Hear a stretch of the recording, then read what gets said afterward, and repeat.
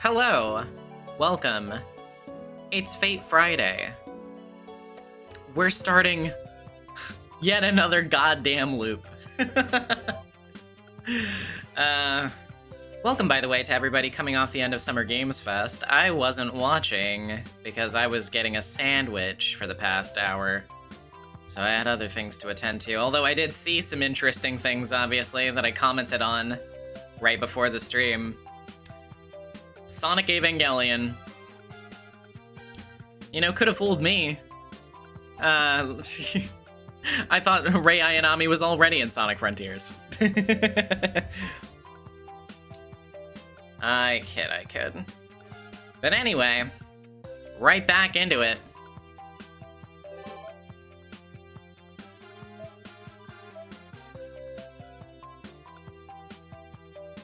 Now I've been told that it is probably good and safe to start doing a couple of exclamation points here and there instead of exclusively new. So we're probably gonna be doing that. Kuroi asked if I would be interested in playing Disco Elysium at some point. Definitely, yeah, I do want to go through it. I don't know if it'd be on a stream, though. Let's play TEW with the $10 VOD tax. Thank you. Just 2 to 3 until the new Avenger stuff, then completely new for a while. Okay, I gotcha. Well, let's go to the Haunted Mansion, then. I hear some rumor at the street corner. Okay. Alright, hold on just a second. Thank you for making yourself so obvious and obnoxious so that I can get rid of you very quickly.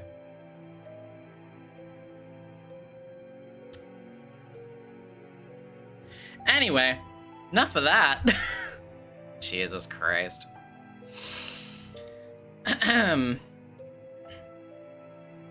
Shinto suburbs. That there is a mansion, that no one knows who built it, in the deep forest past the church. The rumor spreads quickly, and apparently there were some who were actually trying to find the mansion. There really are some curious people, like whoever started the rumor and the ones who actually went to go find the mansion. And there's another curious person here. Jeez, there's other things to do.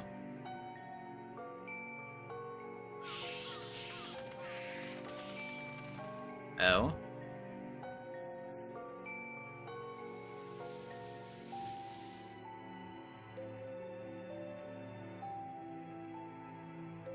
Hold on. I think the resolution is a little fucked. Sorry if you're seeing the flashing there.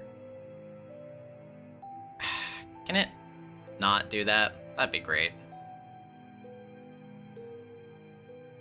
No, I'm making it worse.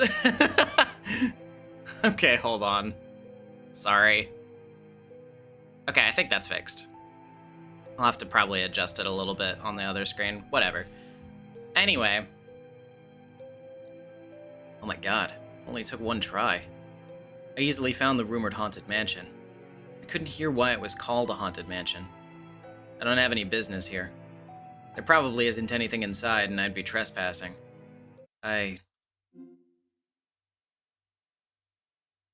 I'll go after all. Well, I might as well, since I found it. Stop. There isn't anything there. Don't do anything unnecessary. Don't look at anything unnecessary. No, it's close, but if I'm going to investigate, then in a slightly different place.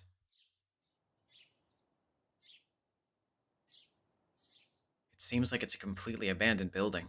I should be able to get away with peeking inside a bit. I open the unlocked door. I walk through the hallway that hasn't been used for years. I go up the long staircase. I'm such an idiot. I couldn't kill my curiosity even after saying this much. And I'm paying for this by... Oh, hey! Whoa. It's a totally normal house. Coming back to me like great pains, but all in vain. It's in good condition, even though it's been abandoned. I wonder if there's a manager that comes to clean sometimes. I investigate the dust on the floor. By how much it's piled up, it seems like it's been about half a year since people stopped using the building. No way. This place has... There's no evidence on site. The traces of existence, where did they go? Have been erased completely. There's not a single suspicious thing here. The unknown servant and master haven't existed from the start. That's why I said there's no use in investigating here. I feel dizzy. For a moment, an image that isn't mine flashes before my eyes and disperses right away. What am I thinking? It's not like I was looking for anything. My flash of inspiration disappears in a flash. It was like I was seeing an incoherent daydream. The writing in this part is really weird. I feel like the translation is a little off here for some reason. I don't know if that's just me or not. As long as there's a building manager, what I'm doing right now is trespassing without a doubt. I need to go outside as soon as possible. There's nothing in this mansion, so I'll go somewhere else.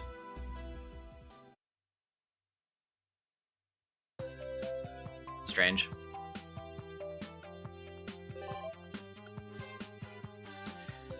Well, okay. What's going on at the temple? Hi, Caster. That's unusual. Caster's just standing there, seemingly lost in thought. Good timing. There's no one else around, so I'll ask her about the restarted Holy Grail War. Caster's settled down for now, but she did cast a bounded field on the entire town before. I should make sure she isn't up to no good again, even if it's unlikely. Caster, do you mind if we talk a bit?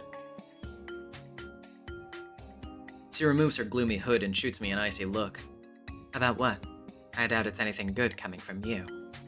I feel like she's on her guard. She was so sociable when I ran into her in town, but now it's like she's back to half a year ago. Well, that depends on you. I'll get straight to the point. You aren't up to anything lately, are you? I hope cloistered temple life hasn't been so stressful for you that you've fallen back on old habits. You seem to have gotten off on the wrong foot, so I try to phrase it delicately without offending Caster. What an interesting question, boy. Did you come all this way to ask me that so I could murder and bury you without anyone ever finding out? My mistake? Have you noticed anything strange going on in town recently? Sorry, ma'am, you scared me straight. The most cunning strategist of the servants flashes me a devilish smile, showing me she hasn't lost her edge after 6 months of domestic life after all. Lesson learned. Start with that next time. And no, I'm not feeling any particular stress. Stellar Spectra with the $20. Been a while since I caught a stream live. Loving Hollow Ataraxia so far. I'll be busy frantically packing since I'm moving out tomorrow. Hope you're doing well, Nezumi. I'm doing alright. I hope you're doing well as well. Good luck with your packing. I can definitely relate. Oh, this is the scene we missed before we got the last chunk of Bizet Avenger scenes? Oh, okay, cool. It's like hearing a drunk person insist that they're not drunk. I sure hope things are okay at Ryudo Temple. Oh, well, some exercise might be good for you. You could run a marathon, fix the temple stairs, even put on a light show in the Einsburn Forest. The mountain woods would be more than sufficient proving ground for Caster to blow off some steam. Plus, Berserker might even be willing to play along for a mock battle. Why, thank you for thinking of me. But I don't need to go all the way to the forest, you know. I could start with a warm-up right here. Though I wouldn't be the one doing the running. Ugh. Uh-oh. We really are getting off on the wrong foot. At this rate, the war really will just repeat itself. I should stick to business. Maybe another time. So, about what's going on? I haven't the slightest clue. I have noticed that something feels strange about the city, but its cause is unknown to me. Nor am I interested. I see. I guess you wouldn't know right away, though. If I asked Caster, it might not take her much effort to figure out exactly what's happening. The Holy Grail War is restarted. All of the servants are present, and I have this odd sense of deja vu. Setting that aside, can I take that to mean you have nothing to do with it? Yes, you can choose to believe me or not. I believe you. You like to scheme, but you don't lie. Actually, Castor never lies. I wonder if it's her idea of virtue or fairness. So, this situation doesn't matter to you. You won't try and fight any of the other servants then? Of course not. No mage would expend magical energy with nothing to gain for it. That goes for you as... No, I suppose that wouldn't be important to you. Castor chuckles. I can tell she's making fun of me, but not in a mean-spirited way. She sounds bright and cheerful. Anyway, it's clear she has no intention of helping me figure this out. She might even prefer things to stay as they are. Alright, I get it. So, you won't pull any funny business? No, sorry to disappoint you, but I won't lift a finger. If you want to find whoever restarted the Holy Grail War, you'll have to do it on your own. Sounds about right. Oh, you're taking this quite well. I thought you'd try harder to convince me. Even I know better than to ask the impossible. You don't want to help, right? Then I'll do it myself. I might come by again if I run out of options, but I can cross that bridge when I come to it. Then I'll just have to do whatever it takes to persuade her, as she had just alluded to. Was she looking forward to turning me down? Castor looks disappointed. Are you feeling alright? Did someone hit you with a curse of debilitation when you weren't paying attention? This isn't like you. Where did your usual stubbornness go? Ugh. Gotta hand it to a world-renowned witch. When it comes to being a worrywart, she's on a different level than Tosuka. Actually, if she wanted to make me give up, I wish she'd use some of her broad magical repertoire to neutralize or hypnotize me. Feels like a waste to weaken me with verbal discouragement. Anyway. Nobody cursed me. You're the only one who would. Besides, I bet I'm a pest from your point of view. I'd say what I think without any ill intent behind it. Once again, Castor looks taken aback.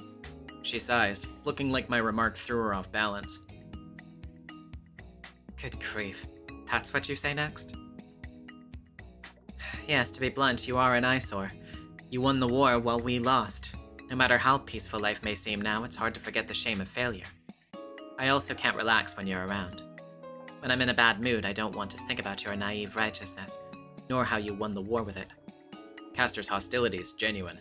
I really do annoy her. Still though, she doesn't dislike me for her own sake. I can see that she's wary of me for another reason. I've gotten a good look at what that is already, so I just nod. No need to get hung up on it. Do be careful, boy. When I see you all alone like this, I'm liable to want to squish you like a bug. Though I can't if Saber is with you. Liar. You wouldn't pull your punches just because of Saber. You're staying out of a fight because you have more important things to worry about. Like her peaceful life at Ryudo Temple, for example. Think whatever you wish. Believe me, if you were even slightly unscrupulous, I would have already paid you back for what you did to me.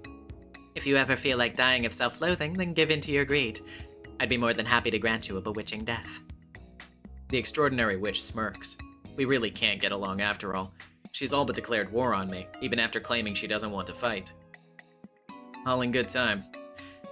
Would you tell me something, though? The way things are now isn't exactly harmful, is it? Will it get worse? That's right. It isn't harmful and it won't worsen. I guarantee it. Yes, this is like a fleeting dream. In the end, nothing of consequence will happen, and all will return to as it was. Good. I'll continue my investigation the old-fashioned way. It's enough to know that Castor isn't involved and has no plans to do so. Bye then. I'll come calling the next time you're in a better mood. You do that. I'd like to avoid making enemies of Saber and Ryder as well. Allow me to give you a warning before you go. Don't go near the church at night. You can't handle who you'll find there. She puts on her hood and leaves. Oh, did she take it off during our conversation just to be nice? Okay, interesting. It's past 9 p.m. after dinner! Let's spend some time at the house. Hey, Ryder, what's happening? As for my business with Ryder, About the Holy Grail War. I arrive at Ryder's bedroom. I'm reluctant to be here, but I need to hear Ryder's thoughts. I don't feel quite comfortable asking her during daytime, but it's easier to bring this up a little later at night. Hey, Ryder, I'd like to talk. I call her name and open the sliding door. I'll lead with small talk and see how she reacts before getting down to business. I see. To be honest, I think it's fine as long as Sakura isn't in any danger. Even if the Holy Grail War intensifies and the town is on the verge of total ruin, it's no concern of mine. So, Ryder coolly tells me how she really feels. Maybe Sakura's absence is working to my benefit. I take that back. It's anything but a benefit. She says it with such intensity that it makes me feel a chill up my spine. I see. I know it's extremely unlikely, but if Sakura does end up wanting to fight, would you join the war? If Sakura desires victory, then yes. I would do everything in my power to help her win the Holy Grail War this time. I'm prepared to deploy a blood fort of a scale beyond anything casters crafted, just as I did over the school. If you intend to stop me, Shido, I won't hold back. Not even against you. That's tough. It pains me to say that if some tragedy, hypothetically, just hypothetically, really, drove Sakura to such lengths, I'm not sure I wouldn't try to stop her. If she steps off the path, then I need to correct her. Ryder knows that, so she isn't asking me to take Sakura's side. Okay, let's set aside the what-ifs. I'm surprised, Ryder. I thought you were a more passive person. I didn't expect her to say that she'd be willing to sacrifice every person in Fuyuki. My impression of Ryder for the last 6 months has been that of a woman of many interests, yet generally inactive. I believe your deduction's correct, Shido. I'm not used to acting on my own volition. But that's irrelevant if conflict is thrust upon me. I'll do everything I can to win a battle. I'll kill when it's time to kill, cruelly and mercilessly. I'll make sure our enemy can never get up again or attempt to challenge us. Ryder. I feel a chill coming on, and I don't mean that figuratively. The mystic eyes behind her glasses have paralyzed my limbs, even though they're being held back. But that's only if someone picks a fight. No. Even if Sakura wants... Oh no, wait, that's Shido. That's only if someone picks a fight. No, even if Sakura wants to fight, she won't let you use methods like that. Am I wrong? Most likely. But my approach fundamentally differs from hers. I believe Saber also mentioned how ruthless I can be. I won't deny it. I don't possess a pure, noble soul like she does. My personality morphs in battle. I'd probably kill anyone as I please. I'm getting a bad sense of deja vu. Ryder's self-deprecating words conjure sinister images in my mind. Ah ha ha ha! You're wrong. That won't happen, Ryder. We've lived under the same roof for half a year. I can tell what kind of person you are, whether I want to or not. You aren't a... I won't let you say that you haven't changed. My dizziness must be affecting me. I feel like a fool. I'm getting way too emotional. Shido. This is a good time to give you a warning. I'm a monster, a being of terror, just as your legends describe. My hands are stained with blood. In the past, many heroes challenged my temple, and I devoured them all without exception. Just because I've taken on a human form does not mean my past can be denied. I know the legend of Medusa, but they forced that on you. You were always getting attacked. It wasn't Ryder's fault that they vilified her as a monster, nor that humans kept coming after her. The monster known as Medusa was a victim from start to finish. The fact that you aren't attacking people right now proves it. You cherish Sakura. You're considerate to the rest of us, too. You're a proper human. That's only because I'm here as Medusa, the heroic spirit. Servants, no. Heroic spirits are summoned as heroes in the prime of their lives. The version of me that's here is called Medusa, but it's only a representation of me when I still looked like a human. However, the fact that I am Medusa means that there is an aspect of me that will change into a monster. I'm not the person you imagine me to be. Medusa is a literal monster, a hideous creature who grew endlessly and became known to humanity as an absolute evil. I've thought about this before. the differences between the monsters from Greek mythology and the writer I know. I had a vague notion that the legends were wrong, but wishful thinking's no comfort before this very real curse. I killed, and I changed each time I took a life. The greater my reputation became, the more humans came to challenge me. Humans, monsters, and heroes will always be at odds with each other. Humans cannot defeat monsters. No matter how many thousands of soldiers they send, they will never overcome monsters as long as they remain human. That law protected me and allowed my monstrous tendencies to grow. Humans, demons, and heroes are deadlocked. Humans can't beat monsters, monsters are defeated by heroes, and heroes are regulated by humans. Protected by that law, Medusa became a monster who matured as she slaughtered human after human, until she was eventually offered up as a sacrifice to a hero. That's my true identity, Shido. You have no idea what my original body was like. You don't know how long I was trapped in that temple.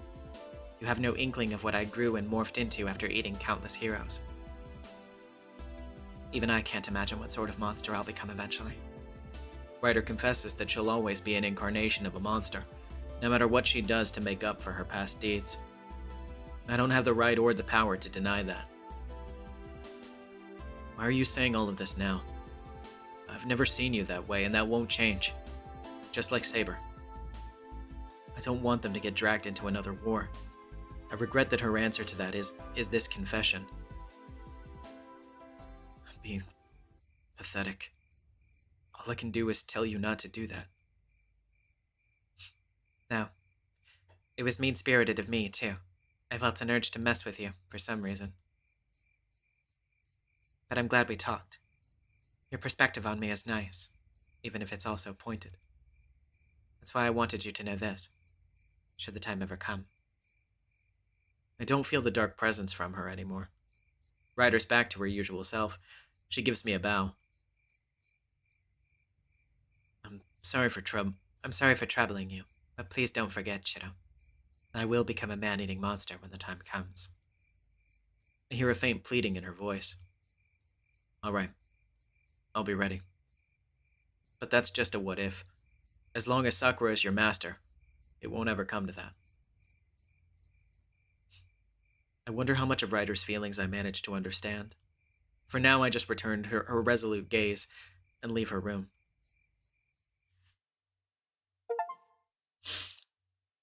Yeah, that was a good scene.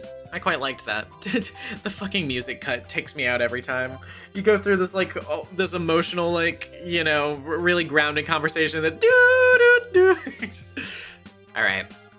So yeah, Philip said that should be probably enough exclamation point scenes for now, so let's get back to the news. Oh my god. The fucking crop. Sorry, I just realized that it's slightly below the goddamn frame. That's gonna bother me if I don't fix that. Fucking window resizing bullshit.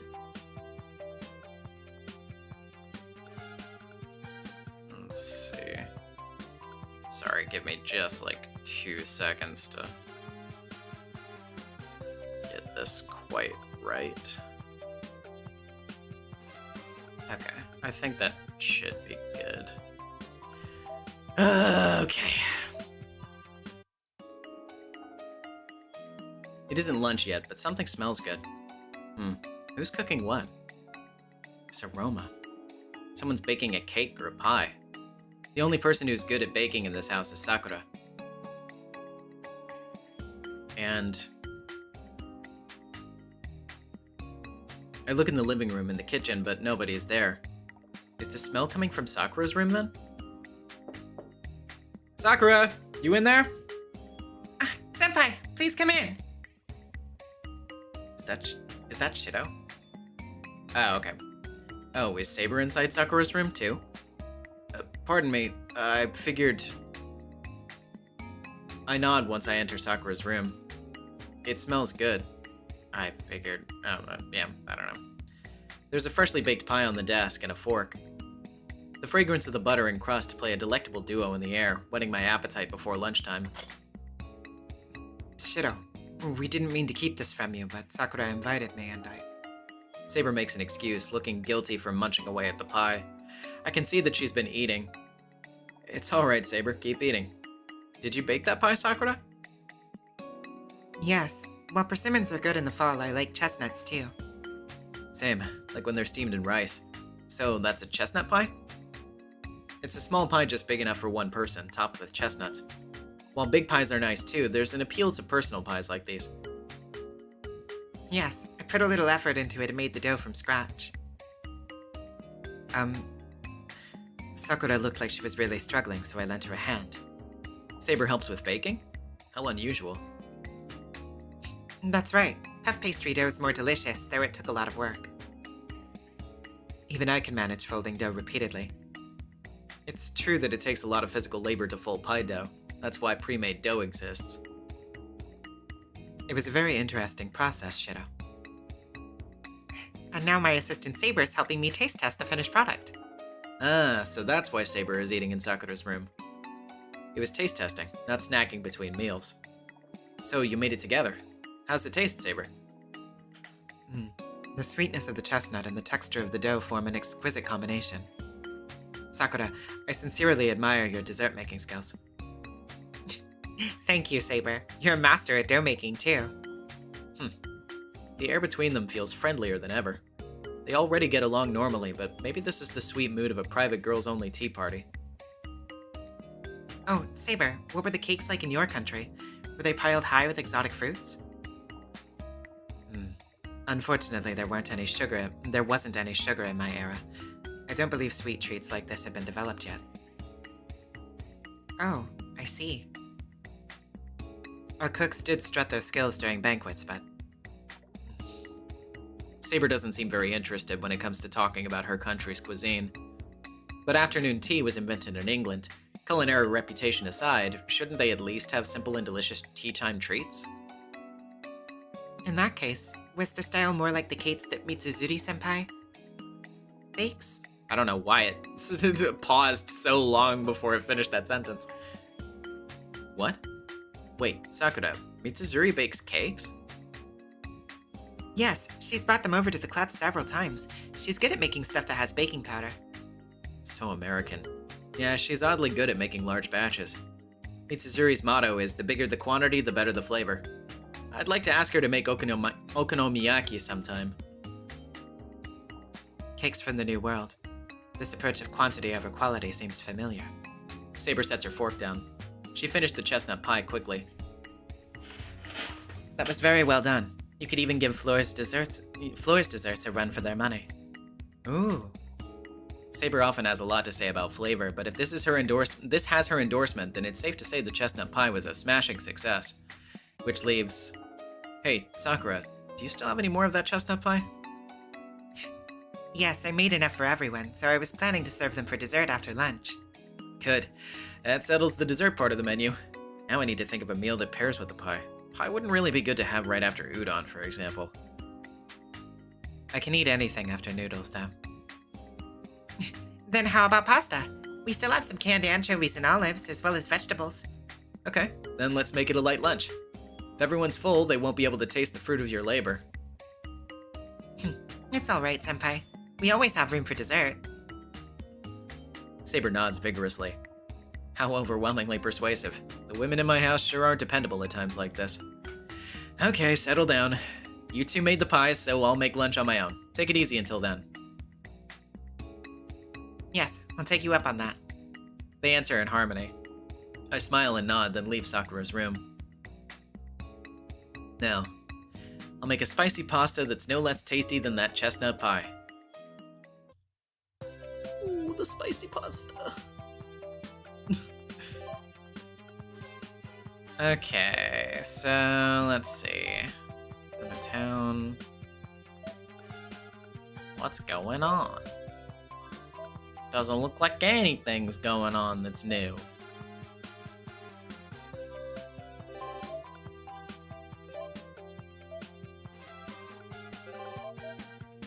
Huh. Well, I guess we'll just go tonight then.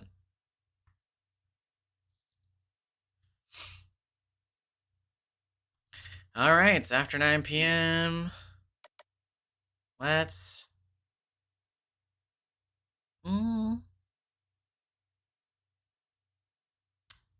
Let's go ahead and get an investigation done with Saber.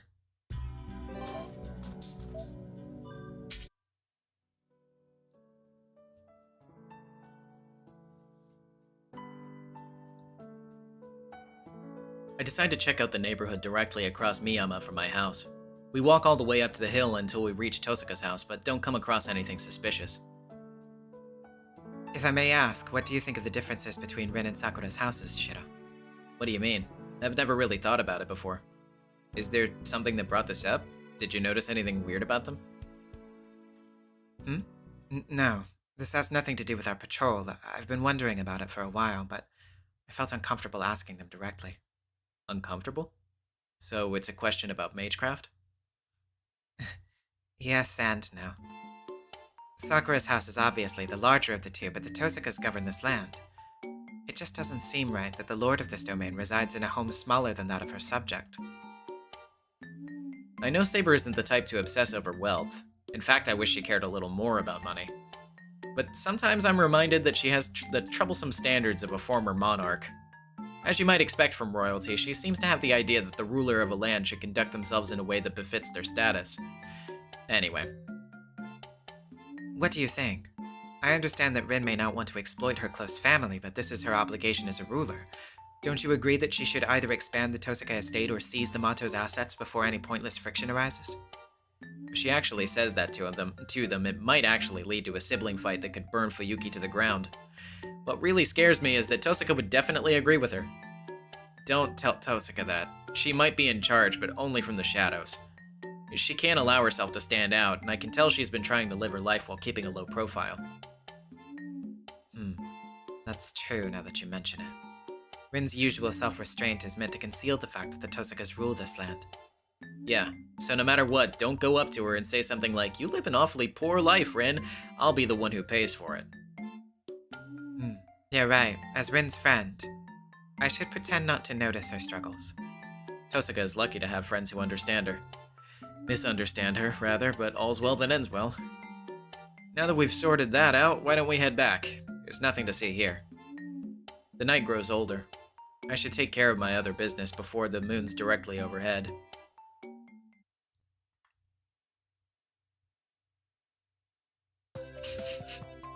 Jeez. Funny. Alright, so Saber is in her room. Okay. Yeah, that's the residence. Anything on this side of town? There is Ilya at the train station. Oh, I don't know why I clicked on that. I guess I clicked on it in like thinking, like, you know, I was still in the mode of like, oh yeah, you click on the house and it's like an area, so I'll click on this and it'll be no, it was just a location. Whatever, I guess we're doing Ilya then. Whoa! As soon as she exclaims happily, Ilya runs inside the store. Ilya, it's dangerous to run. My warning doesn't reach her. Now I'm going to be left behind by myself at the storefront. The stares of those around me pierce into me. As expected from being in a fancy goods shop that doesn't allow boys, my level of discomfort is tremendous. I have the sudden urge to run away, but I can't leave Ilya behind. Shiro, you're still here? You're slow! Ilya comes back and pulls my hand. Just from that, I feel like the stares around me have softened up somewhat. First of all, to explain why I'm here with Ilya, it's just because Ilya begged me to. During Ilya's surprise attack, she found Saber's usual stuffed lion. And after Ilya teased Saber for some time... I want one too! Thus, I came to shop for a stuffed toy with Ilya. Saber's lion's one of a kind, or rather, since Fujine got it from an arcade, I can't get the same one. So instead, I'm buying Ilya the stuffed toy that she wants. Huh, interesting that she got it from a crane instead of just from here like she did in Fate Route, I guess. Which one should I get? Well, putting the situation aside, watching her check out the stuffed toys one after another is endearing. Hey, Shiro, I wonder what kind of relationship it looks like we have. What kind? Siblings is a stretch. The color of our hair and eyes are completely different, so we definitely don't look like that. Our ages aren't that far apart, so the most reasonable line of thinking would be, we're like a cute girl and a big brother that's looking after her, aren't we? Cute? Really? Yeah, I think you're cute, Ilya. Flattery aside, I just think Ilya looks cute. That is, as long as she's not saying that she'll kill you with Berserker behind her. The fear surpasses that by far. Then you have it hard too since you're escorting such a cute girl. With what? What is it again? Won't you be mistaken as one of those men who... Oh my god, okay, yeah. I was hoping we weren't gonna lean into this, but okay. It's a scene with Ilya, I guess, so we're just gonna do that. I heard about it from Rin before, but I forgot what they're called. Oh wow. I wonder what on earth Tosaka drilled into Ilya's head. But it isn't strange that I'd be seen like that if I was taking Ilya and walking in a place like this. I wonder what kind of misunderstanding this would cause if I were to run into one of my classmates here. Well, it's only a groundless rumor in the end, so I guess I can keep my head held high. Or Shido, do you really... Oh my god, please stop. Stop it. Stop it. Ilya, not all of your scenes can be like this, right? You can't just keep doing this, right? Or do you really want to be mine? Ilya clings to my arm. I take back what I said. I can't hold my head high. No, I can't. First of all, you treat people like objects. I try to unwrap Ilya's arm from me as gently as possible, hiding my agitation in a roundabout way as roundabout way as I can. Fine. You're gonna regret this. You're gonna wish you became mine when you had the chance. Yeah, I hope so. She must be unsatisfied with my answer as she starts choosing stuffed toys again while pouting. Eventually, she finds a cat-like stuffed toy and looks at me again. Hey, Shido, what about this? She holds up a stuffed toy that could even be called a human cat. It's stretching its limbs and hanging from Ilya's arms. It only looks like a lazy cat. I don't know what makes a good stuffed... Makes a good stuffed toy. Yeah. I don't know what makes a good stuffed toy. Isn't that fine if that's what you like? What are you saying? It's gonna be your new body, so you have to choose seriously. What? What did Ilya say just now? Ilya, hold on. What does that mean? It's a secret. Oh, this one's cute too. I think I'd enjoy bullying you in this form. She happily looks at other stuffed toys. Maybe I should run away. I'm resenting myself for murmuring that I can't leave Ilya earlier. No, it's gotta be a joke. Just in case, maybe I'll splurge on desserts on the way back home and butter Ilya up.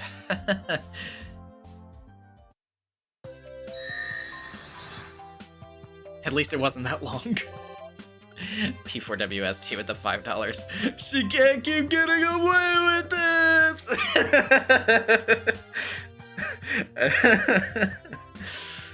Jesus. Somebody just take that frame of Jesse and, like, draw Shido over it. Jeez. Okay, what else is going on? Nothing except at home, I guess. Saber's in the yard. I absently look at the yard and see that there's quite a lot of fallen leaves. I do have some time, so I'll clean up the yard a bit. There's no wind today, so I'll make good time gathering up all the dead leaves. What are you doing, Shido? I turn to face the speaker. Saber's watching me. It looks like she just came from the front door of the house. Oh, Saber. I'm cleaning the yard, as you can see. I show her the broom I'm holding. Saber looks at my pile of leaves, then at the size of the yard and sighs. It must be difficult on your own. Why haven't you asked anyone to help you? No real reason. I just thought I'd do it myself. Shido, 2 sets of hands work faster than 1. It will reduce the burden on you. The rest of us live in this house too, so you should have asked. Exasperated, Saber grabs the broom from my hand. Well, sure, but... Listen, it is not wrong to ask for help. If any of us are idle, then it's completely natural to ask us for help. She pokes the tip of the broom shaft at my nose. Okay, I'll do my best. Very well. Now you know what to do in the future. Saber helps me clean the rest of the yard. She's a hard worker. I was only going to do a light cleaning, but while we're at it, we pull out the cart and load all of the dead leaves into it. By the time we finished one round of the yard, the cart's completely full. Shido, what are you going to do with these leaves? Normally, I'd put them out for collection with the other burnable trash. But we have a lot of them today, so there's something I want to try. You intend to do something different this time?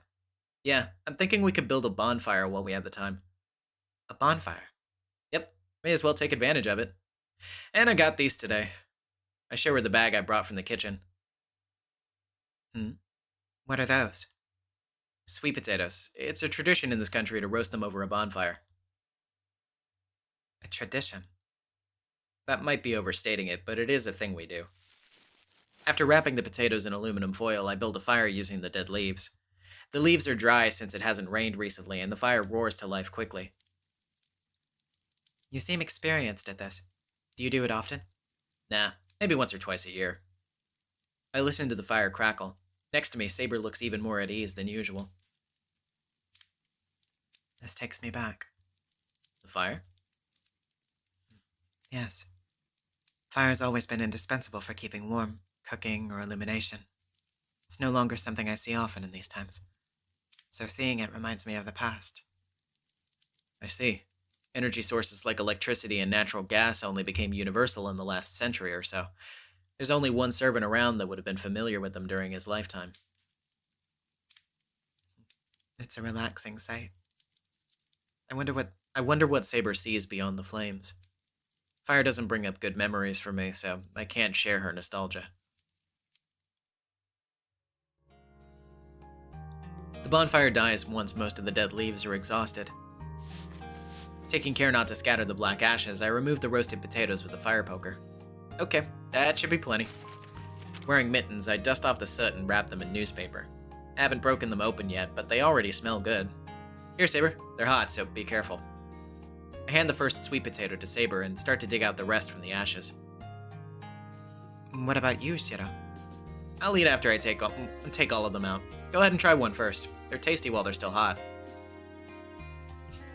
Very well. Saber's face lights up in surprise after taking a bite. She nods in satisfaction. Does it taste good? Yes, very. She looks pleased as pie. I'm glad. She went to the trouble of helping me, so this can be my way of thanking her. By the way, Shiro, how did you prepare these potatoes before cooking them? Prepare?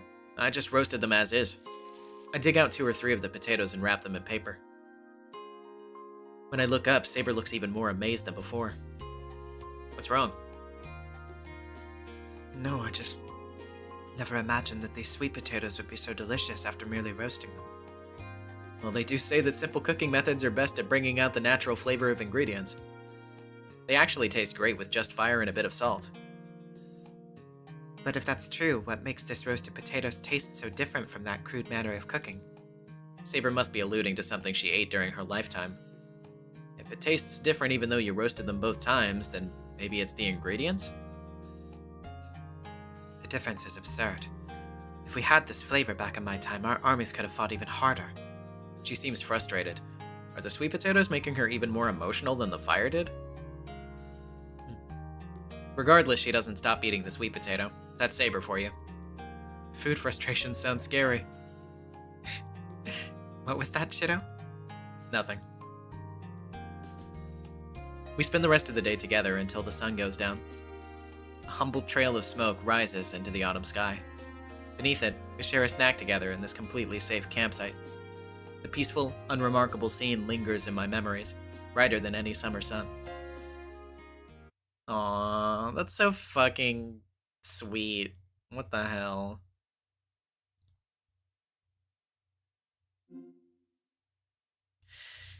Okay. That's an exclamation point now, so let's just spend time at the house. Fujine! What are you doing? What can I do in the living room? I'll rest. Today was tiring. It wasn't so different from other days, but today really took a lot out of me. I took a bath and brushed my teeth. I turned off the gas heater, plus I locked all the doors and windows. Okay, good. Is Fujine back yet? I wouldn't want to lock her outside. Oh, right, she has a house key and she wouldn't be careless enough to leave a door open if she already came home. I could walk her home. She's been riding a moped lately, so I can't do that. Besides, the guys from the group might come pick her up. They're more than capable enough. Okay, time for bed. Good night. Hope tomorrow's another good day.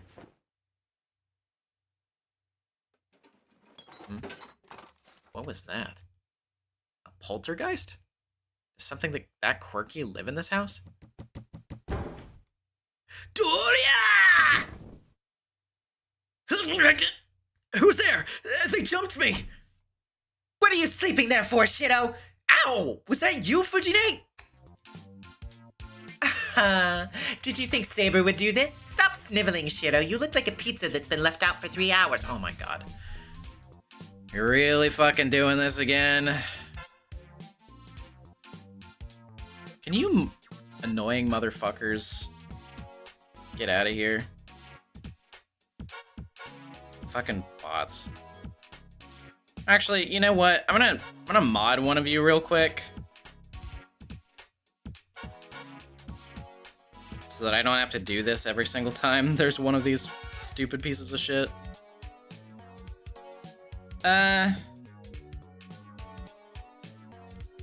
Philip, go my mod beam. Oh, wait. Shit. Actually, I should... Sorry, hold on. I clicked the wrong thing. Let me mod you differently.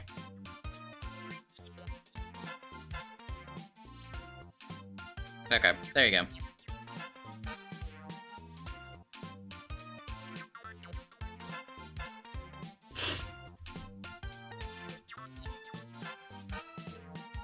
Okay. Hopefully that's all right by you. Figure that, like, you know spoilers for the game and stuff too, so it's just kind of a matter of course of like, if you're gonna be here, then you might as well be modded. I appreciate it. Give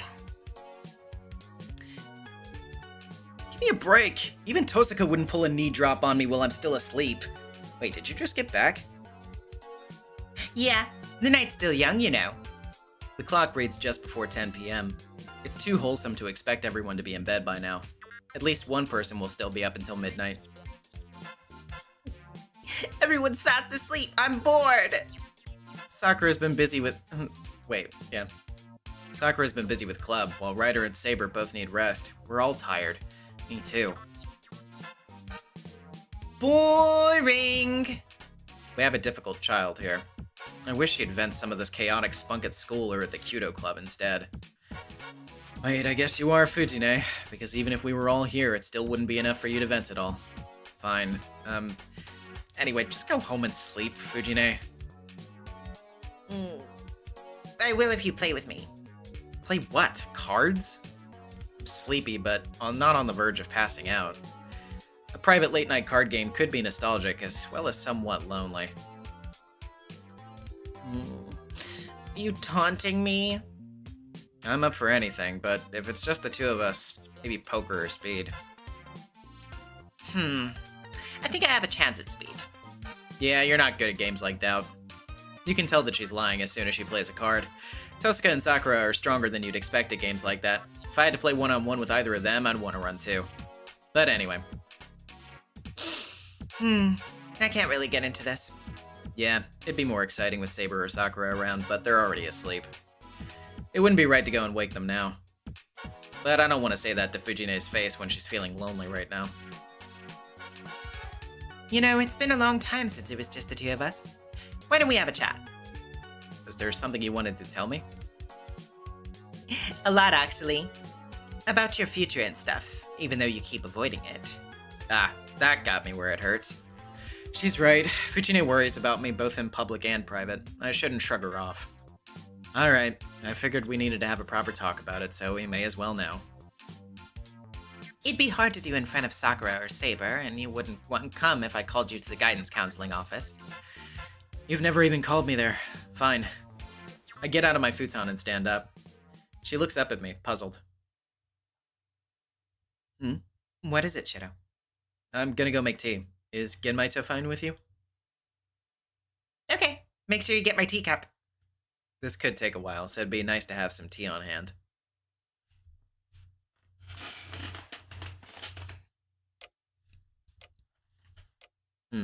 Right. I already drained out the water in the teapot. I need to boil a new pot if I want to make tea. I'll speed it up with the kettle. I wanted to make the tea right away, but it's going to take longer than I thought. I feel bad for making Fujine wait. She was the one who suggested this. She won't blame me for making her wait a little. She also made her entrance tonight with a knee drop. I wish she'd come up with a better way to wake someone up. Maybe that's asking too much. Fujine's always been this way. She always will be. Back then, I would have fought back. Then it turned into a play fight, and I wouldn't forgive her until I got her into a submission hold and she tapped out. Back then, she was bigger than me, but now I don't think it'd be right to retaliate with my full strength. No.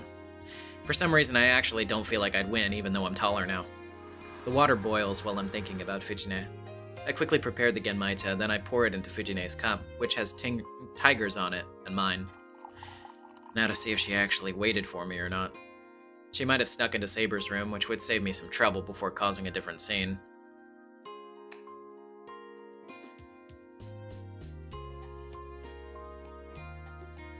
Hey, Fujine, got the tea. I stopped talking halfway. Fujine fell asleep while I was brewing the tea. She's making a face I'd definitely expect from her in this type of situation, while she lies on top of my futon. What a waste of tea. She crashed someone's room, said she wanted to talk, and then fell asleep as soon as I took my eyes off of her. Good grief. My big sister sure is hopeless. I put the covers on her so she doesn't catch a chill. As for the teacups, I'll take them back and have some of this tea, too. Since my bedroom's been annexed, I'll just have to set up another futon somewhere in the living room and sleep there. Shido. She leisurely talks in her sleep. See ya. Good night, Fujine. See you tomorrow. Hope you have some nostalgic dreams tonight. Wah. Philip with the 8. Reading the slice of life scenes is basically ping-ponging between indifference, hard laughter, groaning at the perviness, and smiling and wholesomeness. Yeah, honestly, that's about accurate, really. That was sweet. That was a sweet scene. I like that one. I love Fujine. I love Taiga. My wife. Okay. Go into town. Yeah, doesn't look like anything new's going on, so on to afternoon.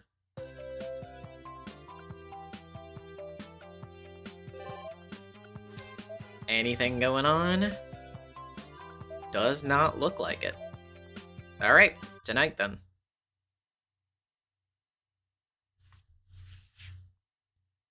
It's past 9 p.m. after dinner. Okay, hold on a second. Yeah, there we go. Let's spend time at the house. There is this scene with Saber, yes. Let's do this. As for my business with Saber, after dinner is... I'll do the prep for tomorrow's breakfast and finish the dishes I've put off. I quickly finish the prep and scrub a greasy frying pan. Meanwhile, everyone's relaxing in the living room after dinner and playing cards. I think an hour's passed with them at it. At first, it was a peaceful time spent teaching Saber and Ryder the rules. But now, from a distance, it doesn't seem to be the case anymore. Ryder reaches for the card to her right. Ryder reaches for the card to her left. Ryder casually takes the left card. What? You saw through me in no time at all? How? Why? Why? It doesn't bear explaining. After some twists and turns, they ended up playing Old Maid, but games that require a poker face aren't for Fujine. Definitely not. You're too good at this, Ryder. You've got to be reading my mind, or you've got someone helping you. For example, that house husband there who washes a frying pan for 30 minutes. Fujine points at the kitchen. Ryder's back is towards me, though. If any cheating could happen, it'd be me reading Ryder's hand and telling Fujine. Yeah, stop being lame and enjoy the game. Then lose all your matches and run home crying to the Fujimura group. The pan makes squeaky sounds as I scrub it. How dare you talk to me like that, little one? I won't lose. I'll keep going until I win. It's just a game of chance. My win-loss record will even out if we play close to 100 rounds. I hear her howling. What kind of game does she think this is, where she needs to play 100 matches to figure out who's better at it? It's a game that depends on both luck and skill, so individual skill won't be clear after 1 or even 10 matches. Some say that skill isn't determined by a single match, but over a long span of time. Fujine is doomed if she's going with that. 100 matches won't average out into a draw. It'll show exactly how strong each player is. Come to think of it, a Meijin-ranked shogi master once said that 3 games would be enough to gauge the opponent, I think. Anyway. Fujine's face is too easy to read, as always, and Sakura looks apologetic next to her as she takes another card. It goes without saying that Fujine finishes last. Ooh, this doesn't make sense. Are you a psychic, Sakura? You're so mean. How long have you been hiding that? Rich coming from someone who'd abuse that to cosmic proportions if she had such powers. Miss Fujimura, why don't we play a different game? Like what? She must be thinking of a game that doesn't require you to hide your emotions. That immediately rules out I Doubt It and President, then. Concentration and wilderness would cause chaos by their very nature, and the complicated rules would be hard to explain to the other two. How about blackjack? Ooh, nice. Let's go with that. Yeah, Cross, we've had a couple of fucking annoying bots popping into chat tonight, so kind of felt like we should have a mod on hand so I don't have to keep flying back and forth between the app to nuke them off the face of the earth, like the fucking cockroaches they are. How do the rules work? Sakura plays with Fujine to explain the rules. There aren't many hands to memorize like poker, and it's a brisk, combative game that can count up players' points quickly. You won't necessarily lose even if people can read what's on your face. Bust after bust. Is this the infamous sunk cost fallacy I've heard about? Still, blackjack isn't for people who don't know when to hit the brakes.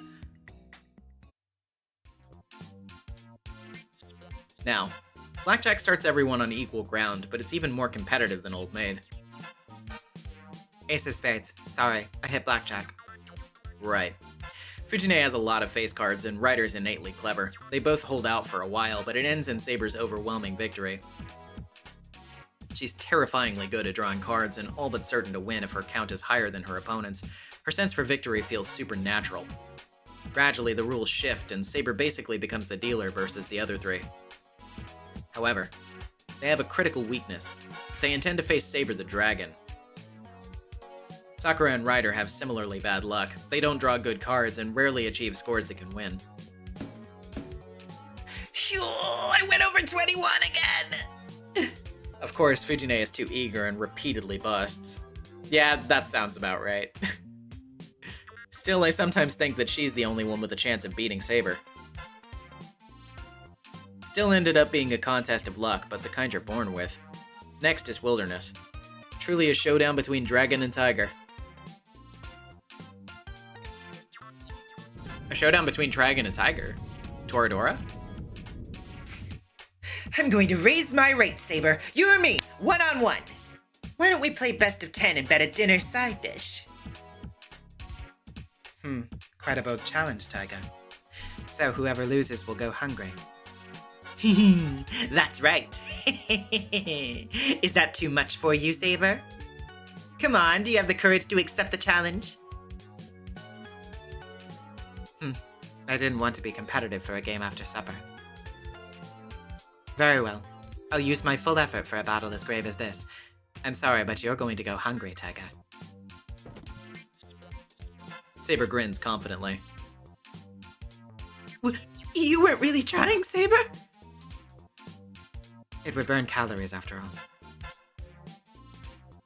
And yet, I can already tell that no matter who wins, I'll be the one to lose. One will dine well while the other goes hungry.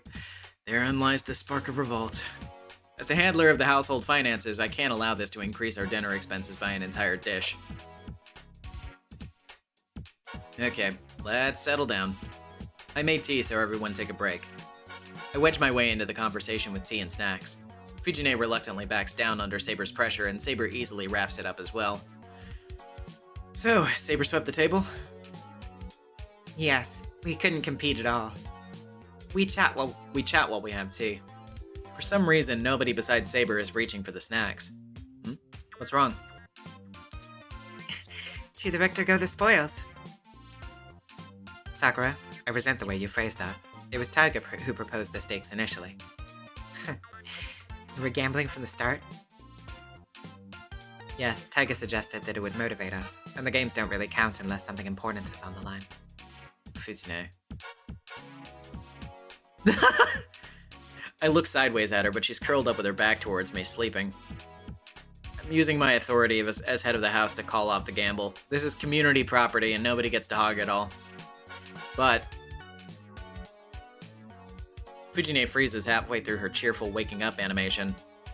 As a lesson to you for saying something stupid, you don't get any snacks, Fujine. What are you talking about, Shiro?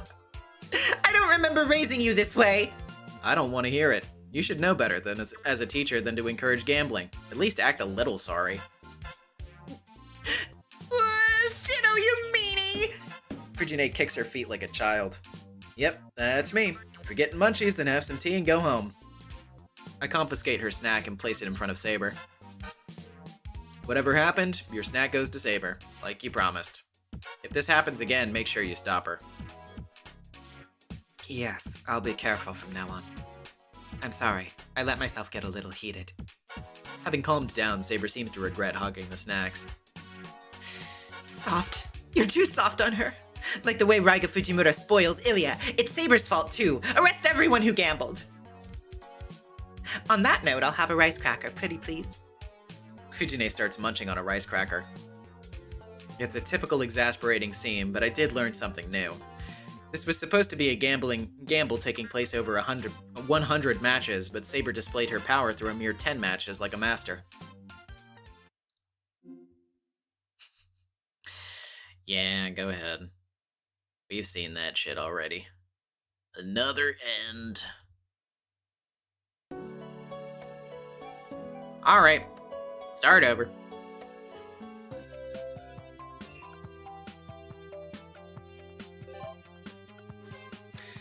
Okay, going to town, anything going on here?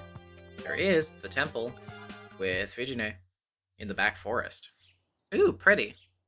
I head around to the hills behind Ryudo Temple.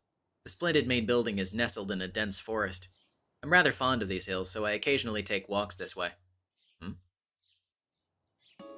I run into Fujine. Out for a hike, Shiro? I came to hang out with Issei.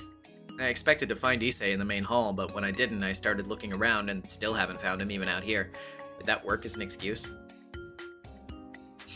Okay, but I wouldn't think the temple is so strict that they'd send him into the forest. I wouldn't really be surprised if his parents or Mr. Kuzuki told him to. There's Castor and Reikon, too. Now that I think about it, Ryudo Temple has got a motley household that rivals my own. What about you, Fuji? I hesitate before finishing my question. The bucket and ladle she's carrying more or less tells me what she's doing out here. I went to visit Kiritsugu. Right. Kiritsugu's buried in the cemetery behind the temple. The Fujimura patriarch and Issei's father really pulled out the stops for the funeral and decided to bury him up here. I never visit. I'll tend to his grave, Shiro. You don't have to worry about it. Fujine smiles and forgives me like she always does. It might not mean much to you yet, but it might make Kiritsugu happy if he came to say hi once in a while. Knowing him, though, he'd probably tell us not to bother him with our troubles in the afterlife. That's just the kind of guy he was. Have you told Saber and Ilya that he's buried here, by the way? I haven't, no. Oh, okay. Well, it'd probably be better coming from you, not me. They have an even stronger connection to Kiritsugu than I. They have an even stronger connection to Kiritsugu than I do. Still, though, I doubt Ilya and Saber would visit his grave. Sorry, did I make you uncomfortable? Nah, I'm fine. Okay, I'm gonna put these back. What about you? If I keep walking the way I'm going, I'll arrive at the cemetery Fujine just came from. But I still don't have anything to tell my old man. I should go back to the temple with her then. I'll go with you. I can take this. Oh, okay, let's go. I take the bucket from Fujine and start walking. I look back at the forest one last time. I can't see his grave from here. Hey. See you later, Pops.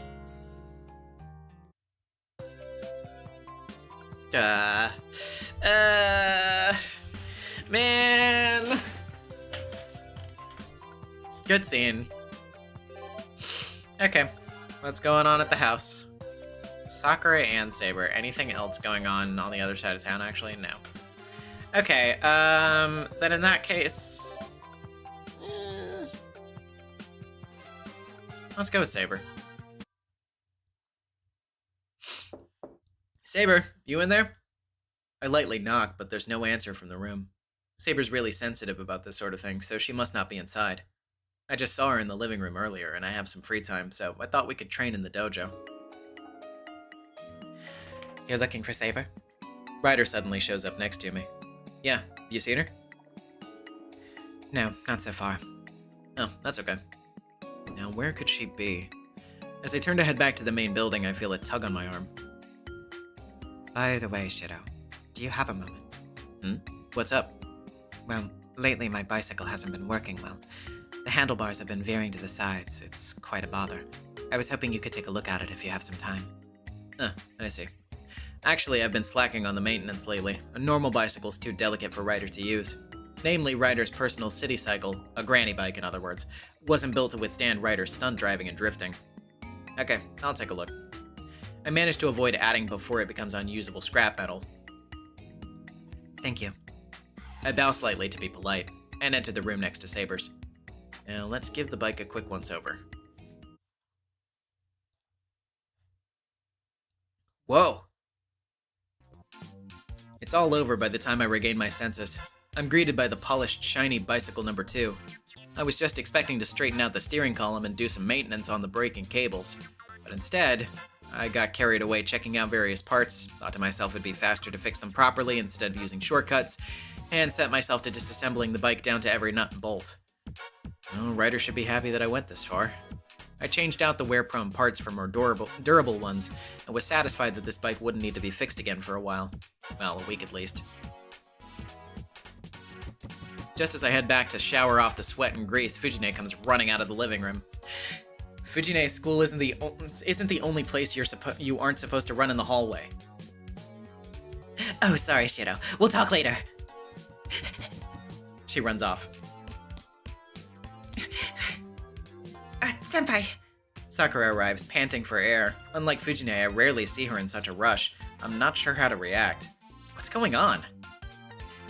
I was about to make some tea since Ilya's visiting, but Miss Fujimura started snacking on the tea snacks.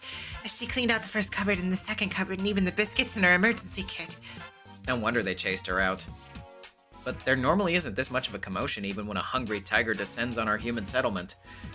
Normally we just lecture Fujine and demand reparations from her wallet before she can escape. About that, she ate Saber's share too, and when Ilya pointed that out, she started sweating and ran off to hide until things calmed down. Catch her as fast as you can. I'll go apologize to Ilya. And then when I started telling Ilya about the virtues of kompeito and the dry biscuits, she got a lot more upset than I expected. Well, those are emergency rations. Oh, who's? Sakura, I found Taiga. She's climbing on the roof. Okay, it's Ilya. I found Taiga. She's climbing on the roof. I hear Ilya's voice from the yard. The roof. Huh? I'm coming. I'll see you later, Senpai. Wait, Ryder, what are you doing with that rope? Sakura throws on some sandals and goes into the backyard. Anyway, I'm afraid of what she's about to do, so I try to avoid looking at Ryder. Still, though, It looks like they're hunting a wild animal. Maybe I'd better help before this gets out of hand.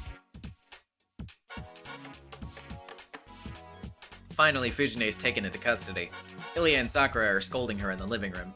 For my part, I'm fixing the damage she caused to the roof. They say we're still due for a typhoon this year. Still, though, I feel a pang of sympathy for Archer. Maybe the reason he got so twisted is from being left up here all by himself. Just kidding. As if. I shouldn't stay here. What's the thing they say about smoke and fools? Anyway, there's still time before dinner, so I'll find a quiet place to take a break. Hi, Crow. I resent that implication. I'm much more than a Danganronpa person. In fact, I like to think of myself not as a Danganronpa person at all. But I appreciate it. Welcome, welcome. Join in on shenanigans with us. I find a wooden-floored space without any clutter around. No one ended up using this place, even after the number of residents in this house increased. Mostly a Sonic person, actually. Well, yeah, I mean, I guess that's not entirely inaccurate. I like to think of myself as a many things kind of person. But, you know, multitudes and all that.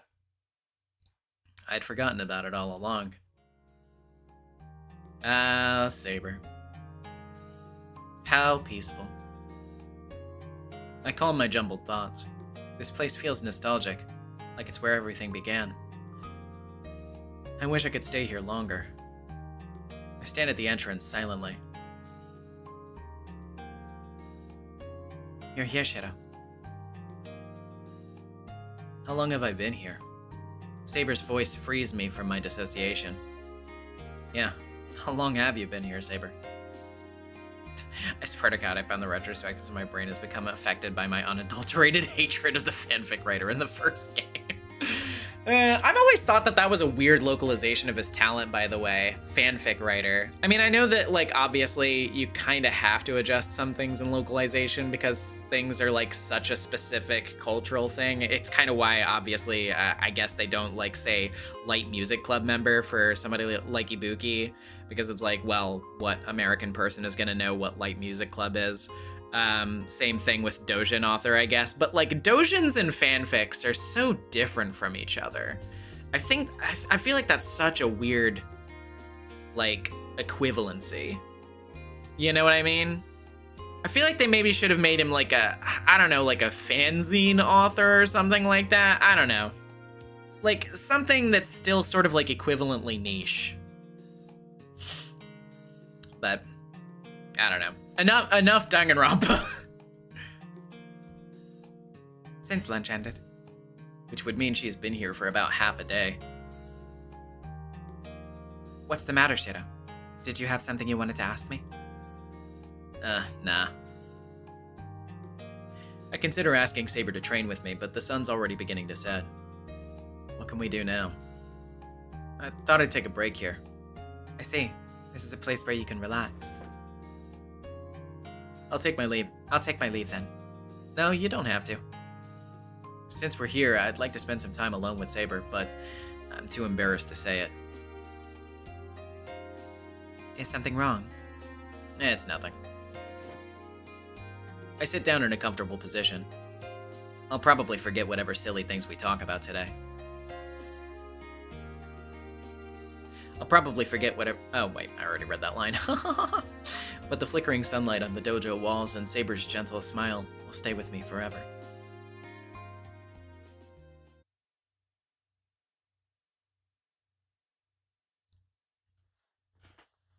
It's past 9 p.m. after dinner.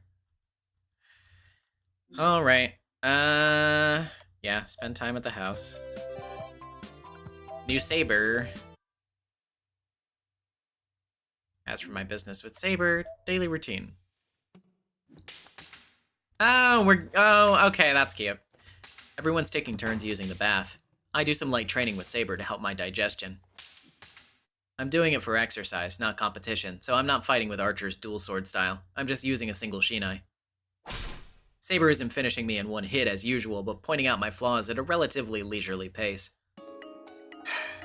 You're still too open when you raise your sword above your head. Try to address that in the future. Relatively being the operative word. She still knocks me to the ground as soon as she points out my mistakes. I'll have to be careful. I'll be careful, rather. I rub the painful spot on my chest, stand up, and take a stance again. Good, but you're becoming more skilled each day. Keep up that pace. Saber looks oddly happy. You look like you're enjoying this, Saber. Yes, Shido. Your growth is apparent, if gradual. Nothing could make me happier as your swordsmanship trainer. I see. Hearing that from my mentor makes me want to try harder as your pupil. Let's keep going a little longer. I've got a hidden technique up my sleeve. I didn't mean to show it to you yet, but I find myself wanting to impress my earnest, thoughtful mentor.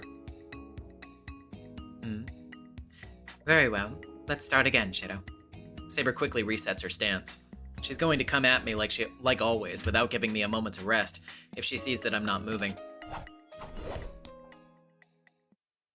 There! Instead of taking the attack head-on, I step to the side to trap my opponent, aiming an attack for her vitals, which she easily avoids. Crud. I'd never managed to pull it off that well, but she still defended against it. My shoulders slump in disappointment. Shido, what was that? Oh, my new Shinai move? I wanted to surprise you, so I asked is it just me or does Saber look really mad? Saber? It would be redundant for me to ask where you learned that. That was Ryder's footwork and approach. When did you... Well, I asked Ryder to train with me when you weren't home. Of course. I don't have Ryder's speed or technique, so it's just an Of course, I don't have Ryder's speed or technique, so it's just an imitation. No, it barely even counts as a reference. I see. So you don't care who you train with, right? Why, I seem to remember you imitating Archer's techniques as well. Saber?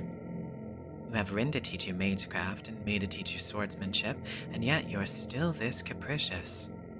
Still, I turned a blind eye to Archer, but now you even go to Ryder. Hold on, Saber. Aren't you getting the wrong idea? She isn't listening. She steps forward powerfully. Saber is not messing around with that Shinai. Very well, Shido. Use 2 swords or chains, or whatever you prefer. Tonight is a good opportunity to show you exactly whose fighting style is superior. I already know you're the strongest. Saber, are you that mad that I trained with Ryder? I wouldn't get upset over something like that. I just want to see the results of your training with someone who isn't me. She chuckles, and I think I hear her mutter that she suspects me of going to lance her an assassin, too. Liar, you're getting ready to throw down for real! Yes, you must train the way you fight, after all. Prepare yourself, Shido.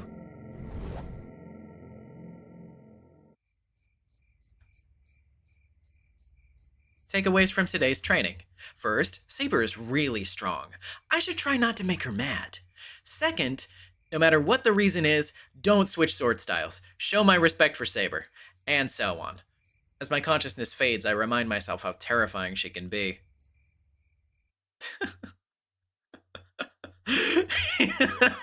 Welcome home, cheater. Beats the fucking dog piss out of you. Oh, God. There's an acronym from another playthrough I watched. Never trust right. Ah, yeah, I get it. I get it. Fucking Jesus Christ.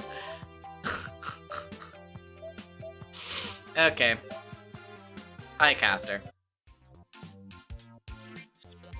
What are you doing, Evia? Cleaning the floor, as you can see. I wring the rag, which releases a stream of dirty water into the bucket. A steam. A steam of water.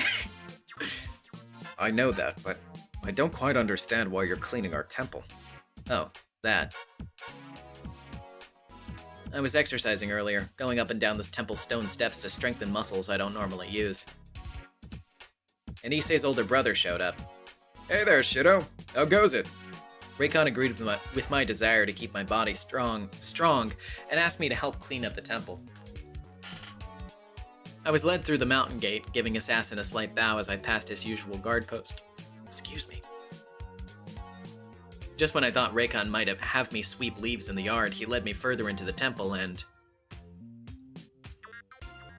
and that's when he asked to clean the temple floor.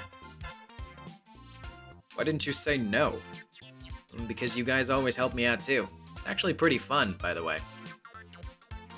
Issei sighs. Is he fed up with me? I'm not sure, actually. I know this doesn't mean much for me, since I'm always asking you to run errands for the student council. It really was just a sigh. But if they ask, you'll even clean your friend's house? That depends. I cleaned Tosuka's place before. When I mentioned that, she gave me a spare key. Issei looks utterly despondent. What's wrong? No, I'm just more dizzy than upset. Finding out that not only did Tosuka push that kind of work onto you, she's actually asked you more than once. I'm Tosuka's magecraft apprentice, though. Cleaning my mentor's house just comes with the territory. Cleaning up your own messes isn't just logical, it's important. Pardon me. Raycon asked to bring Emiya some refreshments, but make sure to wash your hands before you partake. Mr. Kusuke appears holding a tray. I see that there's tea and snacks on it. I do a double take and realize that the snacks are the fancy kind you buy for guests, a cut above what I serve at home. Soichiro, is Raycon back yet? Not yet. He's with the worshipper right now. He said that you and Emiya should eat.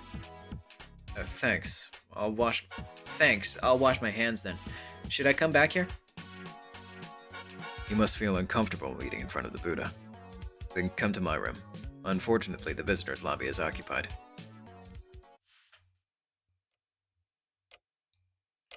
A bizarre scene unfolds before me. We sit around the tray in Mr. Kusuke's room, sipping tea. Perhaps he personally served us tea because the temple put him in charge of entertaining visitors, but I just can't relax around him. I scan the room.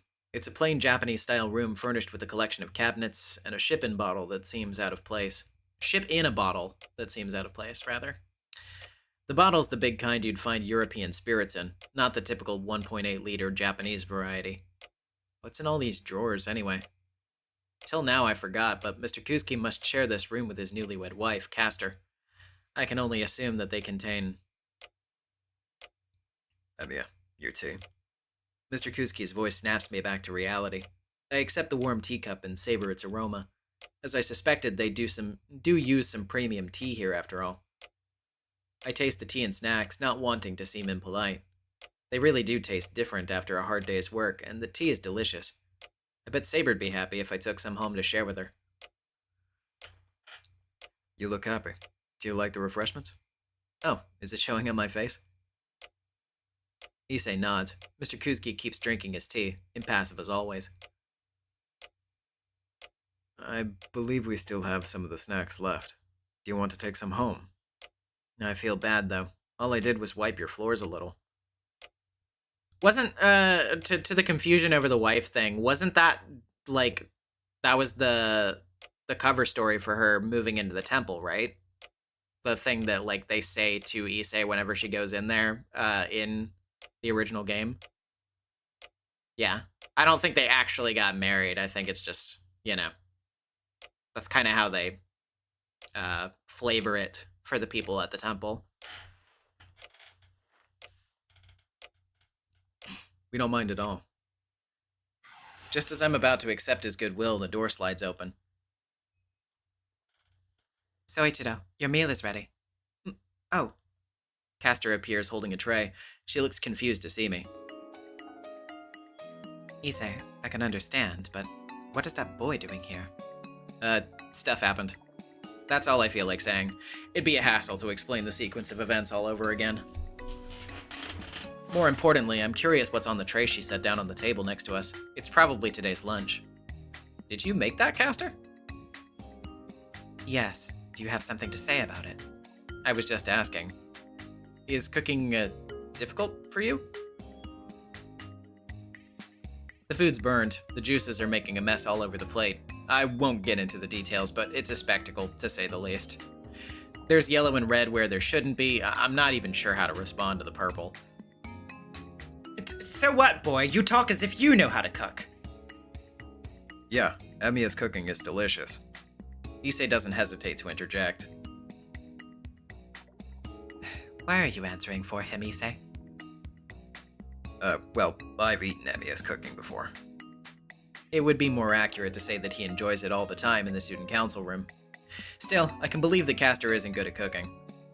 She was originally a princess. As royalty, she would have never cooked for herself, so she must be trying really hard now. What kind of hero is known for their cooking skills, anyway? I guess that red one. The one with the tan skin and white hair. Wow, way to glaze yourself, Shido. He's like, well, the heroic spirit that actually is technically a version of me would probably be good at cooking because I know that I'm the best. Are you a skilled cook, Emiya? I guess you could say that. I've always lived on my own, so I can at least manage the basics. Mr. Kusuke looks unusually contemplative for a moment.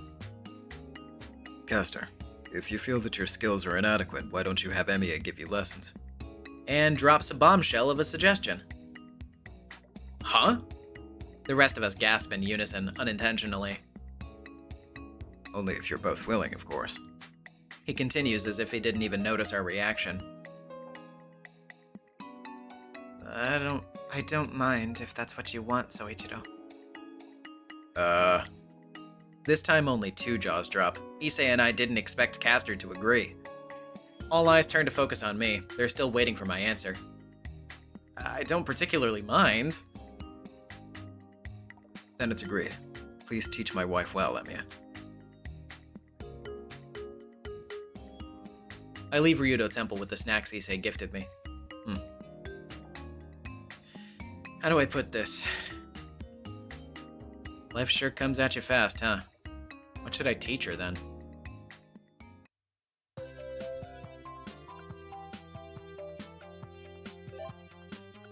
Okay, let's see. There's something at the school. What's that? That would be Issei and Sakura. At the house, there's Saber again. And there's Story with Lancer, but we'll be saving that for now.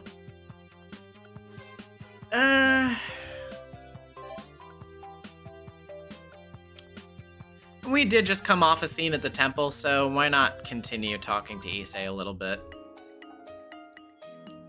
Before we go into winter, I finish inspecting the heater that wasn't working and go back to the student council room. I'd usually be with Issei, but it seems like he has some student council work, so I was going around by myself. Hey, Issei, I mostly finished...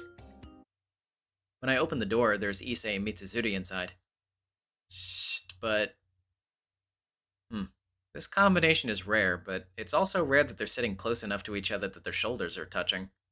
A saving hand reaches out to my frozen mind. She looked like a devil in red clothes, but I don't care at this point.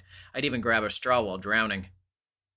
Look, Shido, those who interfere with the romance of others can't die even if they're kicked by a horse. But the pain still remains. That's brutal. It depends on the time and place, but I wish I could be allowed to die if I have a fatal injury. Sorry for interrupting. I obey the revelation and close the door. Phew, that was close. Man, I didn't think Issei and Mitsuzuri were like that. Well, those two wouldn't make any mistakes. I feel my stomach drop and I just want to go straight home. Now hold on, Emiya. Where were you planning on going? Well, I was thinking of going home since I finished what you asked me to do. Emiya! Just come back over here. Huh? But aren't I interrupting? Shut up. No buts. Wait, what? The two of them dragged me back to the student council room. Oh, so it was a misunderstanding. You should have just said so. Before we could, you're the one who went out still misunderstanding. Reflect on it. So it's my fault.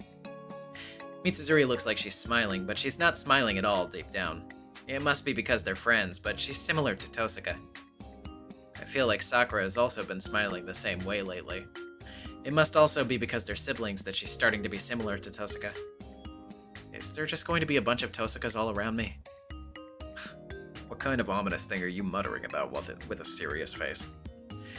Yeah, I also think that would be the end of the world. So, What? Oh, yeah, I also think that would be the end of the world. So, what are you guys doing? Then, when I look closely, there's a large amount of documents laid out on the desk. It looks like they were having some kind of meeting. We were having a meeting for the cultural festival. Oh, I see. But why is Mitsuzuri with you? Is there some problem with the Kudo Club? It's because I'm a cultural festival executive committee member. Oh, really? The two of them sigh at my response. By the way, you probably don't remember at this rate, but you're one of the executive committee members too. My bad, I totally forgot. Well, we haven't started any activities yet, so it's alright. Okay. The cultural festival. Outsiders can participate, so Saber and Ryder can most likely come hang out. I bet it'd be Ilya's first time, so she'll probably make a fuss unless I bring her. Anyway, that's what it's about. I have my own preparation, so I'll ask you to repair the equipment, but I can't keep you company. I'm sorry. It's fine. It's better you attend to your own stuff. So, the condition of the heaters that I saw so far. As I'm reporting about the heaters that I checked on, Mitsuzuri's looking over here. What, Mitsuzuri? Well, you've been spacing out even more than usual lately, so I'm worried you might forget once we start preparing. I can't argue back since I'd forgotten about the cultural festival and about being an executive committee member. I see. Your worries are understandable, Emiya. Your worries are understandable. Emiya, keep me company on the way home. I shall talk to you about what the cultural festival is then. Yeah, that's good. Make sure he doesn't forget it for good. Yes, leave it to me. In other words, are you telling me to go home with you today? Yeah, you don't have to work or anything today, right? I don't. I wouldn't have come here to help out if I did. Mitsuzuri nods, satisfied. Well, it shouldn't be like a lecture or anything, and I haven't gone home with Issei lately, so I don't mind. So, why do you seem so happy, Ryudo? Oh, wait. So why do you seem so happy, Ryudo? Yeah, I wondered that too. That's not true.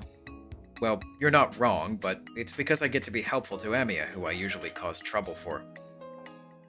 Alright, I got it. So, Emiya, can you continue to repair the equipment? Apparently there's a broken air conditioner that's been left like that in the sports storage. Ryudo and I will continue thinking of our project for the sports clubs. The Kudo Club hasn't decided on a project idea yet. I get kicked out of the student council room. Nothing I can do about it. It's past the point of no return, so I'll focus on repairing equipment until Issei's done with his work. Sorry for making you wait, Emiya. Oh, I just finished too. Don't worry about it. Sorry, it's because freaking Mitsuzuri kept on extending the subject. Jeez, there's no way I can approve of a Kudo Club cake shop. Fighting with Mitsuzuri, huh? What's the Kudo Club gonna do?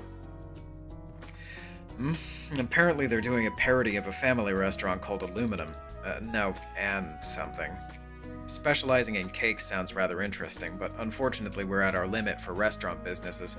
I'm sorry to the Kudo Club, but they have to resubmit by the 11th. So that's what happened. The Kudo Club has it hard, but so does the student council president who has to deal with that. Good job. Being a student council president's an unappreciated role that works outside school hours, huh, Issei? What? I always work overtime on the mountain. This is nothing compared to that. I feel like his demeanor would be fit for some administrative position at some company instead of a temple. What will you do, Emiya? Will you go straight home? Come to think of it, we haven't gone home together recently. When we were first years, it was with either Shinji or Issei. With Shinji, it was to hang out, and with Issei, we had the same way home. Nah, why don't we go to Shinto for the first time in a while, Issei? It's fine if you have to help out at home, though. You also have a lot of mouths to feed. You fine? We worry about those around each other, but we aren't getting anywhere. Issei's looking over here with his usual expression. There's no use in wasting time over a debate like this. Let's go to Shinto. Got it. What should we do?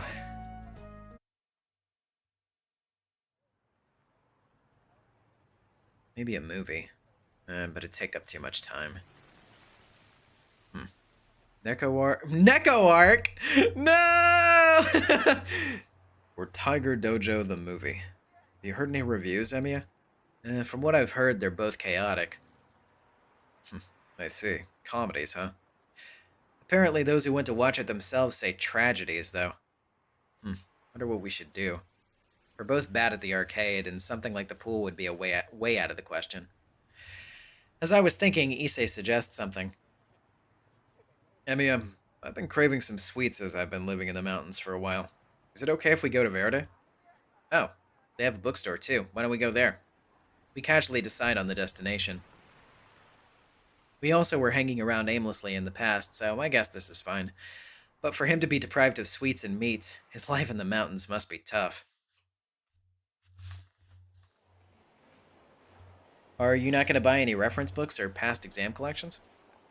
I forgot about those things. We talk while looking at the magazines at the front of the bookstore. Things like reference books or study books are the model student Issei's forte. Do you have any recommendations, Issei? I do, but I think I have recommended most of the reference books to you.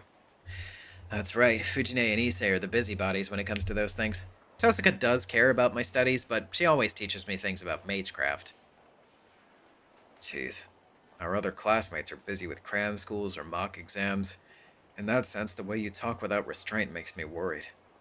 If only I was as smart as you. Oh, right. You're gonna climb the mountain, huh? Yeah, I'd heard about that. That he was going to train at Ryudo Temple after graduation. That's why he's fine with the insane situation of being student council president for 3 years. Yes, it's my intention to wrap myself in a black robe, wishing humbly to protect the peace of sentient beings and live quietly in a hut. What? A hut? Even though the temple is so big.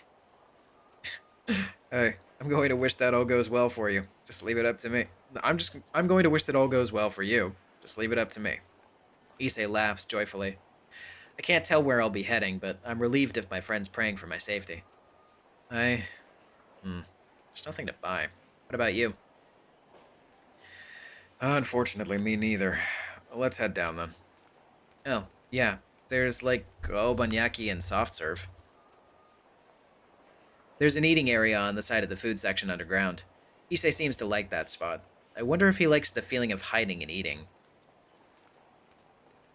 Emiya, which obanyaki do you like?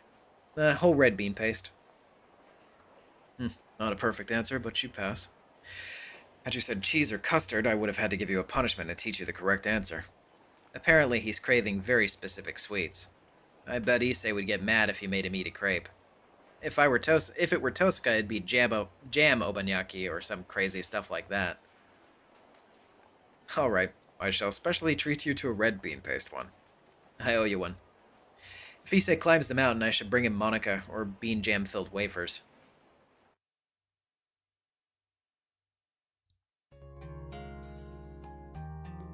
I put the obanyaki in a bag after all and head home while eating.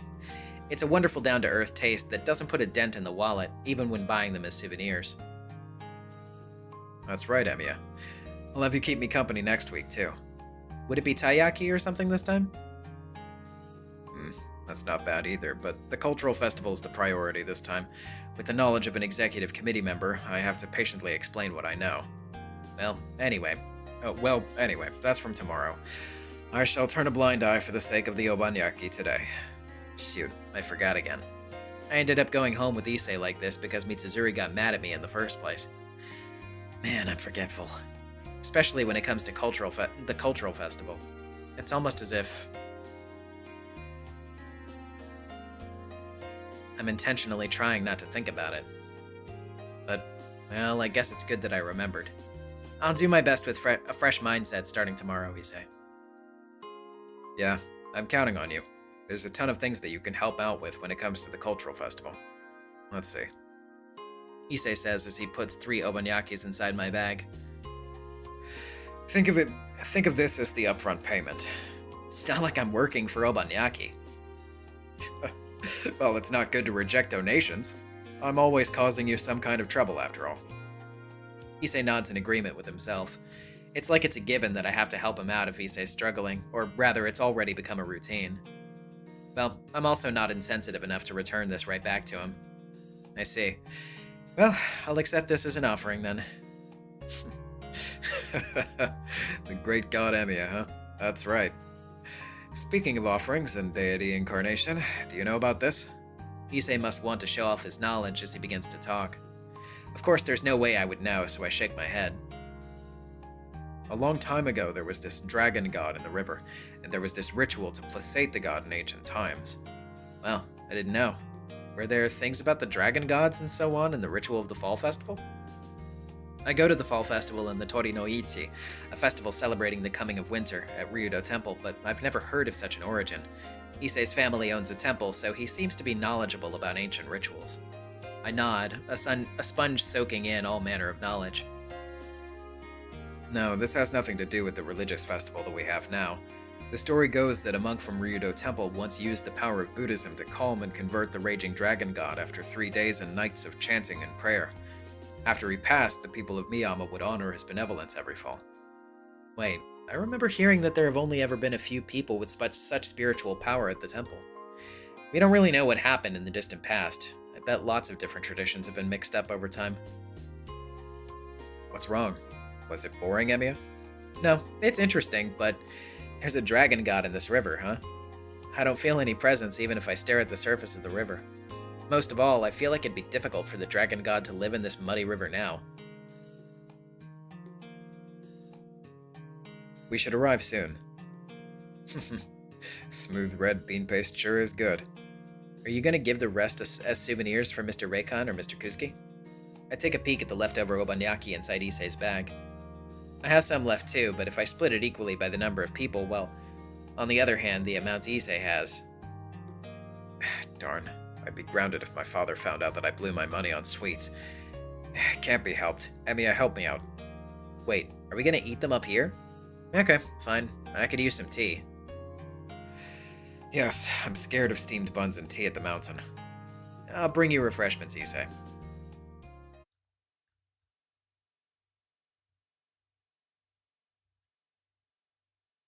It's past 9 p.m. after dinner! The only thing... Well... I actually think you should do the bridge now. Okay. Gotcha. With Saber. Let's go to the bridge.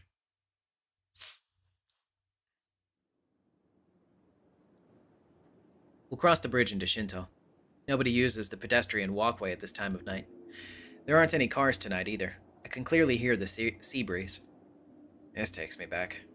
Remember that time we walked to the church together? Yes. You still didn't know what it meant to be a master. I hadn't quite accepted being your servant, and Rin was still our enemy. In hindsight, we made an odd trio indeed. Saber chuckles. Like me, she seems to look back fondly on what happened half a year ago. I still remember it well, and I always will. That night was special. Of course, all the time I spent with Saber during the war was special, but everything began that night. You were pretty grumpy at first. We didn't have much chance to talk that night, but you were completely silent on the way to the church. I had reason to be upset. I can say this now, but I was angry at the way you treated me. Surely there was a better way to disguise me. Oh, she didn't like the yellow raincoat, huh? I see her wearing the raincoat pretty often despite that. Maybe it's her way of getting back at me. Ugh, you look like you have something to say. Oh, you look like you have something to say. Very well. Let us settle the matter here, and I expect your apology for... Shiro.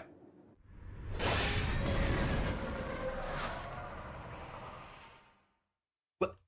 Saber blocks a bolt of light with her sword. The shockwave sends shudders through the bridge supports. Get back! An enemy servant is attacking! A second attack. I can't figure out exactly what's happening. Saber stands in front of me, repelling bolts of light with her sword. An enemy servant! Damn, who? Where? The third attack comes. Saber fends it off again. This is bad. They're clearly getting stronger.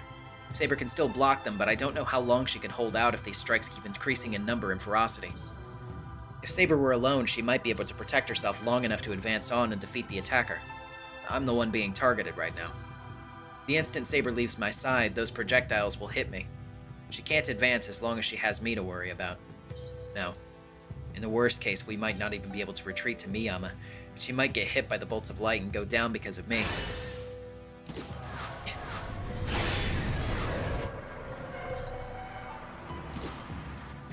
Shido, I'll block the enemy attacks. Please stay where you are. Fourth attack. I can hear the worry in Saber's voice. The enemy attacks are focused on me. They know I'm the weak link. Saber has to force herself on the defensive to cover me. At this rate, Saber will lose. It's clear what I have to do. Basically, I need to protect myself. I concentrate my nerves. I can see the bolts of light, which means I can defend myself against them. In the past, I wouldn't have known what to do. The Shido Emiya who survived the Holy Grail War has the experience and skill to make it possible.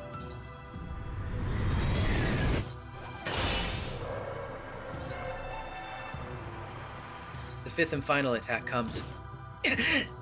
Saber is knocked severely off balance. There's no doubt about it. These long-range attacks are from a Noble Phantasm. Even Saber can't block a Noble Phantasm repeatedly. If she were on her own, she wouldn't need to bother with defense at all. Saber, look out! No, Shido, I can take it. There's no way she can. The sixth attack will defeat Saber. That's the only foreseeable outcome with our current tactics. Don't underestimate me.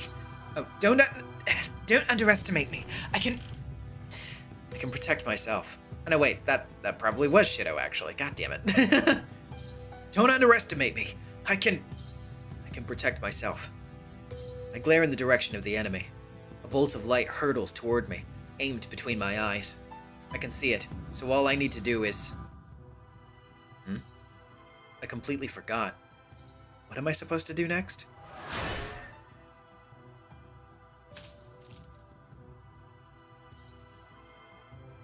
I screwed up. Did I make some mistake? Did I forget, or did I just never know from the start? Did I neglect to bring along a fundamental part of Shido Emiya's abilities? If the knowledge was ever there, it's now oozing out of the hole in my forehead. I can't hear her voice very well. I don't know what I was supposed to do, nor what I forgot. My consciousness drifts away. I've fallen before I could make it to the fourth day. I'm lacking something. Most likely I couldn't use it because I never tried it even once, even though I should have known how all along. Then, where should I have gone to get a better grasp on Shido Emiya's abilities?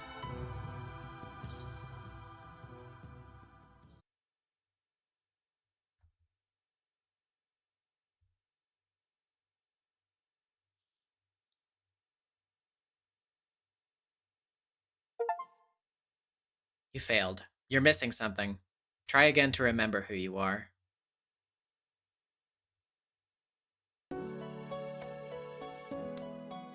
Huh. Okay. Interesting.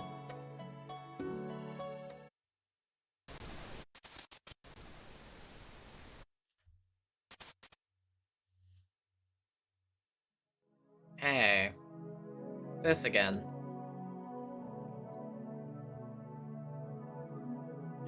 One second.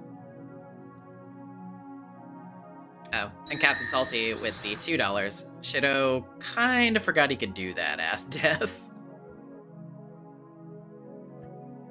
I wonder how many resurrections this makes. I hear voices. It's a grudge directed at me. Me drowning in death repeatedly only to be spit back out.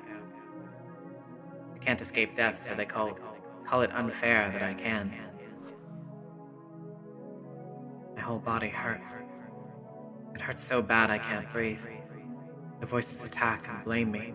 Die. Give up. Serves you right. Can't see. They become stronger each time I hear them. I want to die. I can't take this. Hideous. Disgusting. Can't see anymore. I want to die. I don't want to hear this. I don't want to come back to life. If this is how heavy it feels. I'm used to even that now.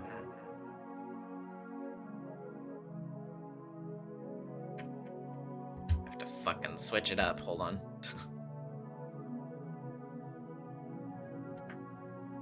Die. Hurry up and kill me. That's the spirit. That's the spirit. Just enjoy what you like.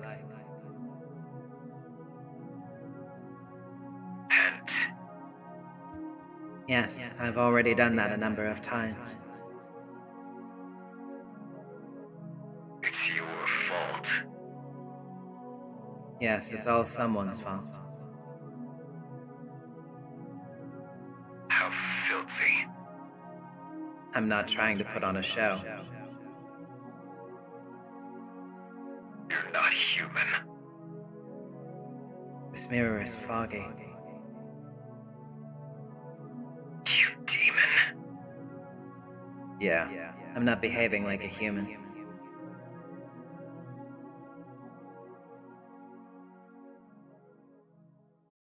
I pass a multitude of voices and begin to breathe again. The next part isn't too painful. It's comforting even. As long as I escape from that prison, the rest of my resurrection is almost joyous. Prison. Yes, that would be an accurate term for it. Slander, abuse, contempt.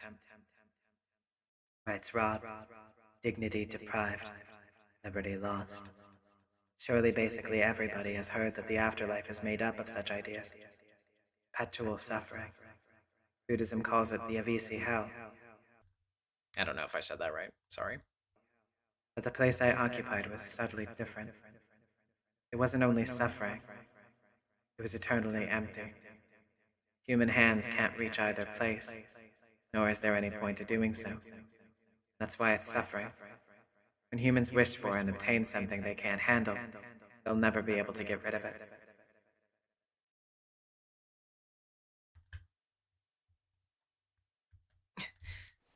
I rise from the sofa. Fighting down the despondency of resurrection that I've experienced several times now, I make sure my left arm still works. Hey, you're awake, Master. My servant gives me his canned greeting. He's seated facing away from me. It looks like he's playing with the puzzle again. It's easy enough to be solved in a matter of minutes, but he seems to have taken a liking to it. That side of him is childish, I think.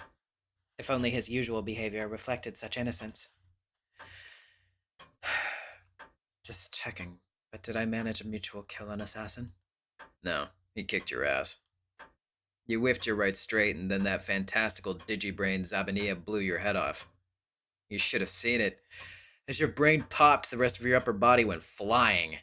What a creative form of murder. Turning brains into gunpowder to blow up the body. Why not just rip out the brain instead? My servant is in high spirits. I feel sick, imagining myself without my upper body. I remember the fight against Assassin. I encountered Assassin's master in the woods behind the school. The master was the only enemy in sight, and we engaged them. The enemy master was an expert puppet user commanding several automata. The lethally designed French dolls were troublesome, but I'm very familiar with how such puppets are made. I was already used to the chaotic battles with the monsters around town, and it was easy enough to close in on the puppeteer. Unfortunately, one of the puppets was wearing a skull mask. Don't tell me it's a servant. By the time I noticed, several poisoned needles had already struck me. Assassin. This class chooses from a select pool of heroic spirits, whose abilities change with each Holy Grail war. Apparently, they belong to the organization from which the very word assassin takes its name, hence the myriad collection of trained killers. Assassin's a group, not an individual. This time, a short person no taller than an adult's hip was chosen. Perhaps that was its actual height in life, or perhaps some aspect of it was emphasized as a servant. Assassin's stature wasn't that of a dwarf from children's bedtime stories, but the lithe form of a gymnast. It was like watching a circus clown. While it may have been diminutive for a heroic spirit, that trait suited its class well. Yep. As Philip noted, this is, so if anyone here has watched Fate Zero, you'll already know this little aspect about the Hassan clan. Yep, I did know about that already. There are multiple assassins. It was a difficult target, not only because of presence concealment, but because there was so little to hit. It had to have been one of the quickest servants, darting in and out of the trees, too quickly for the eye to follow. On top of that, no, this is probably what makes it an assassin at all. The enemy had a noble phantasm that ensures its target's death. By the time I realized the terrain disadvantage, The poison had already paralyzed my legs. I would have been more confident on an open field with no cover, but I didn't have a good way to deal with all the trees. Still, I bet my life on one last gamble. I used my left torso as a bait to draw Assassin out of the woods. Judging that I had no way to counterattack, Assassin bolted toward me from the left. I intercepted with every ounce of my will, throwing a desperate right straight. My timing was flawless. Moving with that momentum, Assassin had no way to dodge, and even if it blocked my blow, it wouldn't be able to cancel it out. That was the flaw of its small stature. But it easily leapt over my counterstrike anyway. Just as my 80km/h right straight, and a counterpunch on top of that, was about to impact the enemy, there was a comical boop sound and it jumped onto my arm. Bollocks. Oh. that was that was not Assassin. I would not say that. It would not fucking say that. Bollocks. I'm a seasoned fighter if I say so myself, but I've never seen anyone jump on my arm and start walking toward me. It reminded me of those dubious tales of duelists jumping onto an opponent's spear. Then, Assassin reached for my face with its left hand, and I blacked out. What a nightmare. I mutter. Fucking Alec. Right, cheerio, mate. Pop goes your head. Oh, blimey.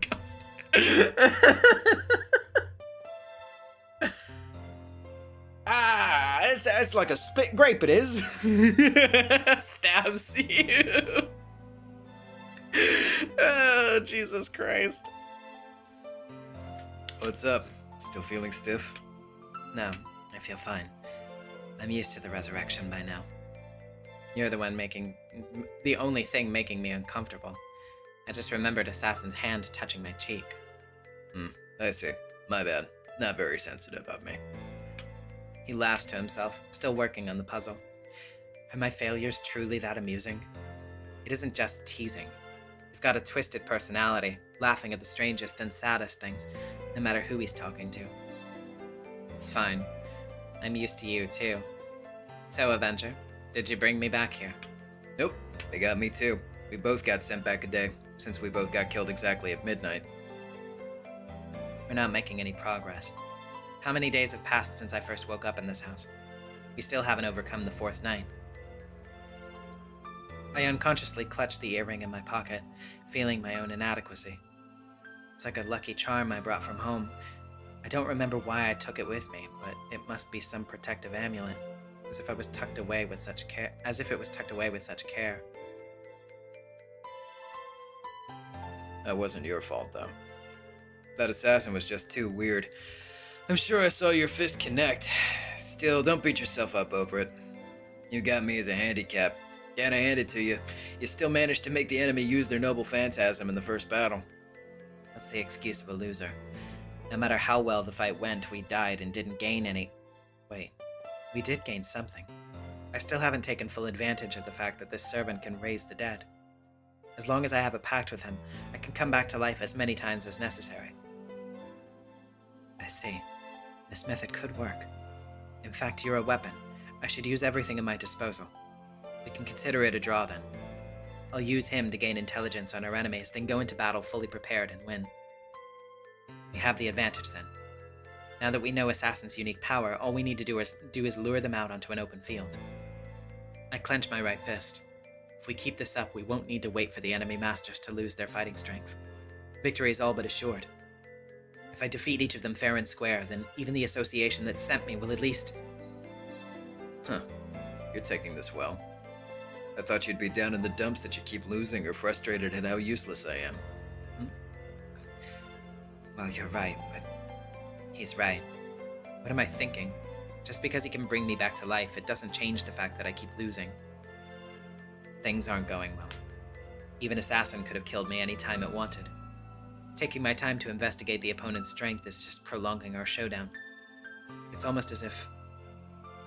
No, it can't be. As a mage representing the association, I can't lose this war. Well, it's not as if the days are exactly moving. Burning all the time we need. The servant stands. He heads for the exit, puzzle unfinished. Let's keep going, Master. There's still places you haven't looked, right? I stand up from the sofa at his urging. I shoulder my pack, grasp the earring in my pocket one more time, and set out to fight the umpteenth day of the Holy Grail War.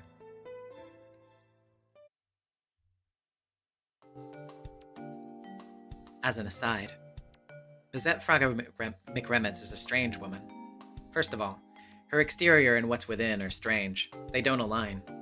Her appearance is... Oh, okay, yeah, that's Avenger. Her appearance is to my taste. A mature, cool woman without any weaknesses. But on the inside, she's an insecure coward who trained her body and mind in order to disguise that. My speculation, no, my personal wish, is that she enjoys tormenting herself. No doubt about it. Yeah, that would explain why she's gone to such extraordinary lengths to strengthen herself.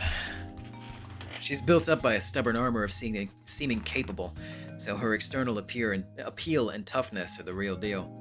But tragically, a suit of armor needs gaps to be able to move, and sometimes you can glimpse the real Bizette through them. I don't need to explain what that looks like. Her insides are as tender as a soft-boiled egg after being protected for such a long time. She's so innocent and naive, I want to take a bite out of her.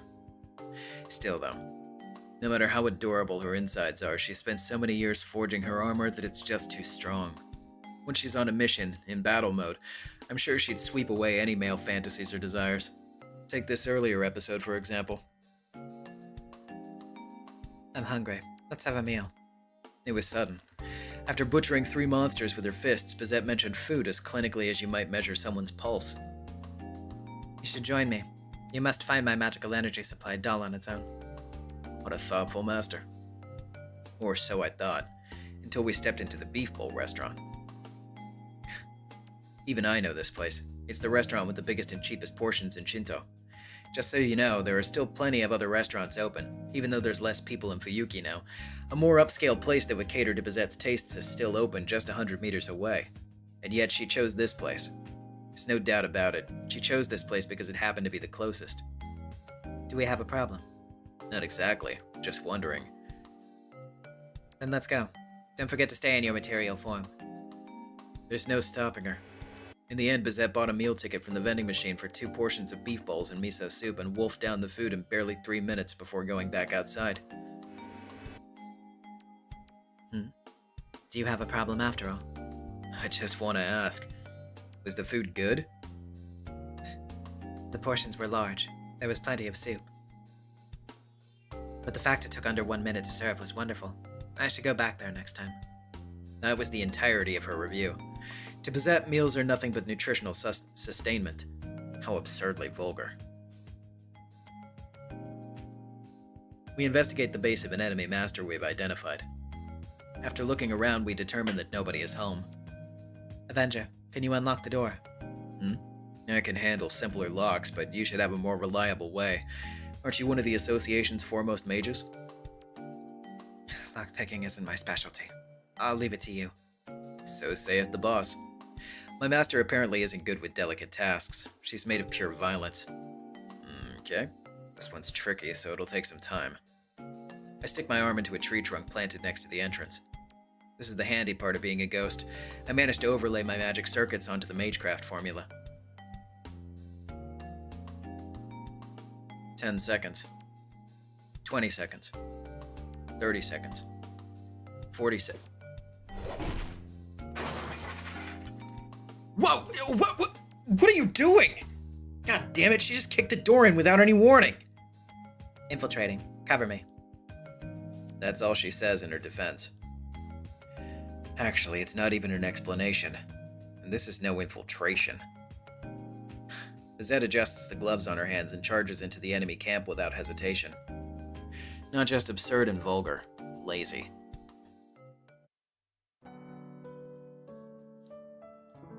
We finally arrive at the park. I'm a little tired physically, but mentally this really sucks. If I turn into spirit form, I can cut out the physical fatigue, but since that isn't possible, I walk in physical form. Water.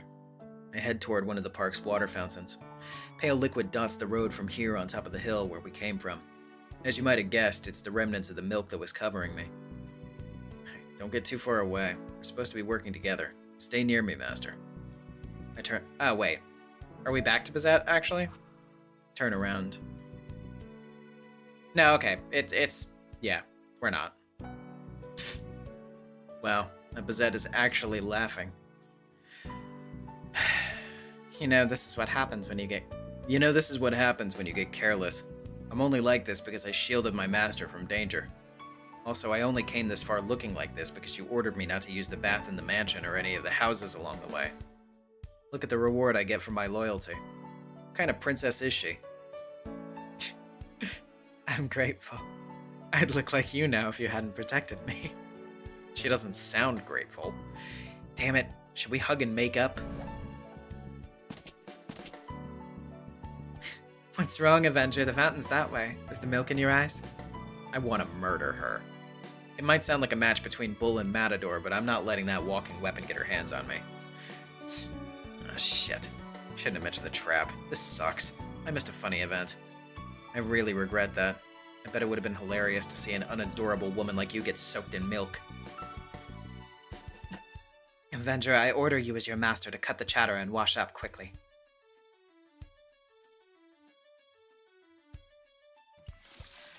Yes, ma'am, I mutter, rinsing the filth off my body. Once I get the excess off, I'll be able to turn back to spirit form. When the milk hit me, I was forced into physical form and unable to turn back into spirit form. Maybe it was an anti-servant trap, or maybe it would have had a more dramatic effect on a live body. Either way, we came up empty-handed in that mansion. Must have been a trap that activates against intruders on the way out. Why cow's milk, though? Do people in this country believe that milk repels demons or something? No way. It's gotta be some mean-spirited prank. I wonder, but it shows that our opponent's merciful. Consider yourself lucky that it happened to be some freshly squeezed milk, Avenger. My master tries to cheer me up, stifling a smile. That isn't the problem here. We continue our patrol.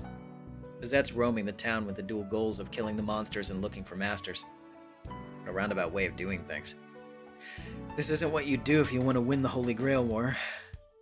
Bizette's searching for neither of those things. And she doesn't even realize it herself. She's probably worried because she can't forget it. She should take a page from a certain idiot who's forgotten his own abilities. Something is off. Bizette goes quiet, staring at the sea as if the harbor dredges up bad memories. Avenger, we've fought many masters. Not to mention the encounters with Saber, Archer, Caster, Rider, Assassin, and yourself. The only enemies we haven't met directly are the Ironsburn Master and Servant. Yeah, just about.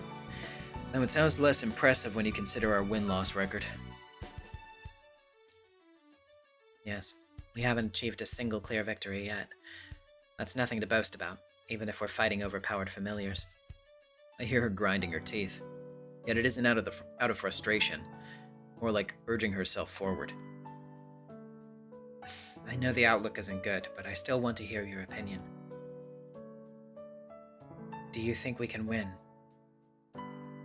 It's true we lack raw power, but if we keep repeating this, eventually... We might be the last pair left standing, is what her gaze tells me. We're losing because we still lack experience. Bizette's been using me to fight to some extent, and if I tell her my true noble phantasm, there's no servant we can't beat. Though there's no need to tell her now, she'll figure out how we can win soon enough, whether she wants to or not. I think that eventually we'll stop losing. But before that, I noticed you started saying we instead of I, Master. I mention it because I think it's funny. Oh, really? I wasn't really conscious of it. And that's even funnier. Means you've unconsciously begun to trust me. You in love? Should I take it as one of those friends to lovers developments? Stop joking around and finish answering the question. What proof do you have that we won't lose anymore? Give me your honest answer and don't hide anything. I ain't got proof, but we'll start to see results in time. You have a trump card that can beat servants, right? In the same sense, I have one that can slow them down a little. Just depends on how we use them both. We just need to work together. Trump card? Do you have multiple noble phantasms? Nope, just the one. The resurrection isn't me, but something tacked on as part of Honor to Mind You. My noble phantasm's a fake version of Avesta, universally transcribed creation. I'll tell you about it once we get home. A Vesta is a support-type noble phantasm that can independently record events which have occurred. It's like an autonomous typewriter, so it's completely worthless in a fight. A Vesta's advantage is that it can transcribe inarticulate emotions and emotions people aren't even aware of into writing.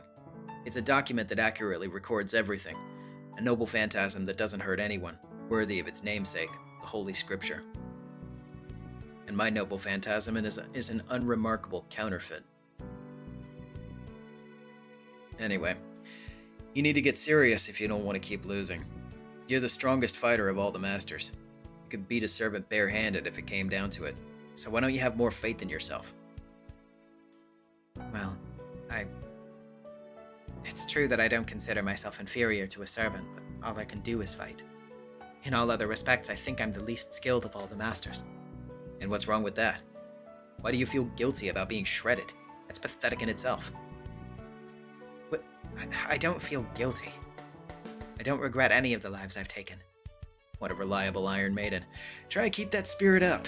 In fact, if you try any harder, I'll start to lose face. Even now, you're still 10 times stronger than I am. Yes, I'm aware of that. I learned a painful lesson on that first day not to expect much from you in combat. Yep. Oh, but I'm still number 1 when it comes to killing people. Everyone's got stuff they're good and bad at. I guess not number 1. Worldwide, I'm in 2nd or 3rd place. There are others better than you at killing people? Sure are. The dog and the spider. Can't keep up with those two, no matter what I do. Quality aside, they're just on a different level in terms of sheer speed. I've never met or competed with them, but I know the hard facts. I know them like a spider spinning its nest as soon as it's born. I learned that unshakable truth as soon as they started calling me on Ramanya. So, as a heroic spirit, you're somehow limited in your speed. Avenger, you mentioned that Anramanyu was the name assigned to you, so it must not be your true name. What was your name when you were alive? I said I don't know. I don't have a name. If Anramanyu is hard to say, you can just call me Andra. That can't be true. You should at least be able to remember your own name. Now, I suppose I'm not one to talk, but everything begins with a name. The name you were given at your birth represents the rest of your life. If you can't remember it, you wouldn't be able to whistle in such a carefree manner. You just don't get it. My name is gone. It was stripped from me once they started treating me as a hero. Curses were the only thing my village excelled at. They magically took my name from me, so I don't know the name I was born with, nor what people called me before then. You can tell me to remember, but that information doesn't exist anywhere in the world anymore. A name represents the rest of your life, huh? That's very poetic, Bazette. I can't let you get the last word in, so I'll tell the story. It's an old tale that happens often. A man had his life saved by a friend. The friend died saving the man. The man started using his dead friend's name and went on to save many more people. He hoped that the credit for his life and achievements would go to his dead friend. There's nothing pretty about that at all. In other words, the man died as soon as he began falsely using his friend's name. Then, your original name is... Gone. But I like what people call me now. They've been using it a lot longer than my birth name. Guess you could say I'm fond of it. Think it's pretty fitting. I see. You lost your birth name, but you've grown attached to the name people called you as a hero. It may only be a title, but it was an accolade given by the people. It makes sense that you'd like it. I'm sorry. You deserve an apology. I was condescending and jumped to conclusions. Well, you don't need to worry about it, and it's not worth an apology. Jumping to conclusions is good, but pity isn't. If you're going to express sympathy, then deal with more love. Please love me, baby.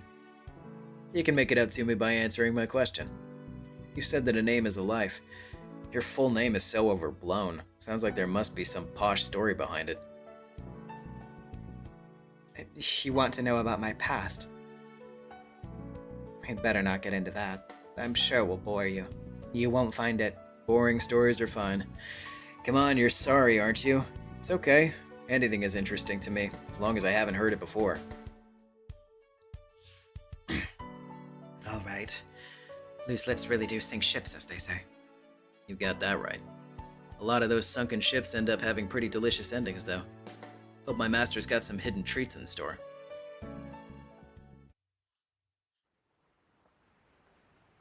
That's all from my personal history. Are you satisfied? Well, I got all that objectively. Bizette's account of her background stuck to the facts. Apparently, her family's an old lineage of mages, dating back to the age of the gods. They were originally notable runecasters who served the gods and were entrusted with some unique secrets that the other families weren't privy to. In other words, they were the elite of the elite. But they were based in an utter backwater, and they weren't big enough to resemble a clan. They were elite, but not prosperous or well-known. They may have possessed the highest form of authority in the magical world, but in real life it meant that they ran a rural school where only one child per generation could inherit the family's secrets. Bizette was the heir of her generation, and worked her entire life to learn the family's secrets. Eventually, she learned to reproduce them as a matter of course, just like her ancestors. She was a god's holder, a carrier of transmissible lore. She possessed a magecraft attribute passed down since the age of gods, something other than magic circuits. It's a wonder they managed to preserve it over the millennia. Though from the way she described it, it sounds more like a pathogen kept alive over generations, rather than a hereditary trait. Once Bizette came of age, she was granted the name Fraga. She doesn't explain her reasons for joining the Mages Association. I can still infer why. Knowing how hard she is on herself, she must have wanted more opportunities to train herself. Against her parents' wishes, she contacted the association, which invited this unexpected yet notable lineage into its ranks. The association welcomed a new comrade who could transmit lost secrets, and Bizette was greeted with much fanfare. However, apparently the warm welcome was only on paper. She didn't have a place in the association. For all their elitism, mages are a fiercely competitive bunch. The Mages Association might have preserved its power for centuries, but internally, it's plagued with political intrigue and power struggles. They want more prestige on the world stage, but someone on the inside who shines too brightly is even less desirable than a talentless minion. To get to the crux of it, it's been centuries since the association has had any room for a new noble family. Still, Bizette tried her best. She tried so hard at the association, which didn't really want her, but her achievements made her an outcast, and they even began to treat her as a particularly conspicuous tumor. Eventually, she was sent to the front lines to get her out of their hair. She became a sealed designation enforcer. Being an enforcer is a job for the Mages Association's vaunted mages who have well and truly lost their marbles, akin to the heretic-hunting executors of the Holy Church. For those mages with particularly rare talents, or who have broken a taboo, a sealed designation means that they're to be restrained and remain in captivity for life under the guise of preserving their knowledge. Bizette was chosen to enforce such orders. For years, she's been single-mindedly traveling the world handling cases for the association, dutifully executing every mission even though the pay isn't worth it. That's the life story of Bizette Fraga McRemitz. There's a lot to unpack, but if I had to remark on one thing, yet still no love life. You spend all your time chasing magecraft? Didn't you at least try to get one boy toy back home? No, there wasn't any need for one. Need? Come on. Everyone's got someone, even if they don't need them. Wasn't it boring? I'm used to solitude. It isn't as lonesome as you think, and even if I don't feel quite complete, I'm doing just fine right now. She's a severe patient, this one. Need? Lonesome? Feeling complete? What a pain this woman is. She's just never had a man in her life. You a virgin? I stare my partner down, like a squirrel nibbling on a walnut, earnestly, diligently, and at times scathingly. My master takes a half step back. I have experience through work, so I don't understand your question. What does that have to do with the Holy Grail War? Oh, she does. That's all well and good, but I wasn't asking her to make fun of her. But her response made me laugh because it actually is slightly relevant to the war. It does have something to do with the war. It's a question of how strong you are as a human being. Listen, Master, don't underestimate passion. It's the strongest motivator there is. Okay, vengeance ranks up there too, but it doesn't leave anything once it's finished. It's explosively powerful yet unproductive, so all in all, it gets a fail. I don't know what you're getting at. All I can see is that you're having a laugh at my expense. Enough of this mischief on the mind. This is totally serious. I'm talking about love here. It's basically the ultimate force.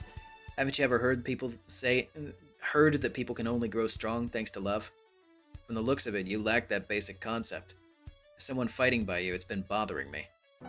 I answer her seriously. She's listening earnestly. I don't believe you. Your idea of love is wicked. Besides, it isn't something to be discussed lightly. She seems to think it cheapened the emotion. That's cute. Why is that? We can talk about it. It's nothing to be ashamed of.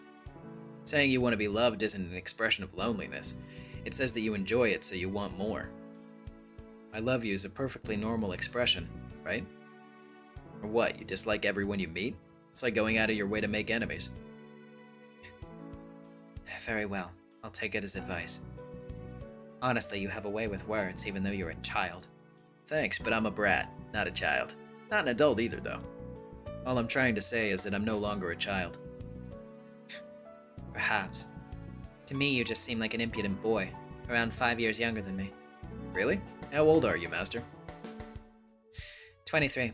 What about it?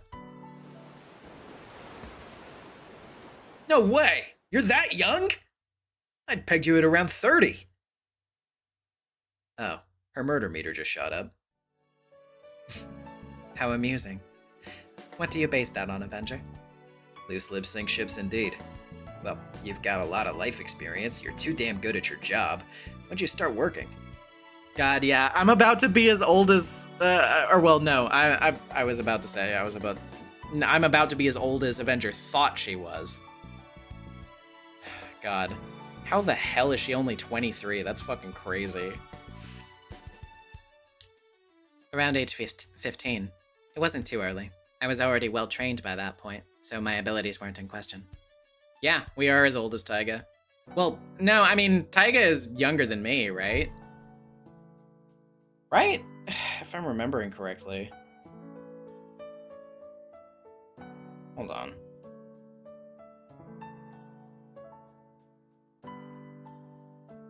No, yeah, Taiga is, she's only like 24 to 25.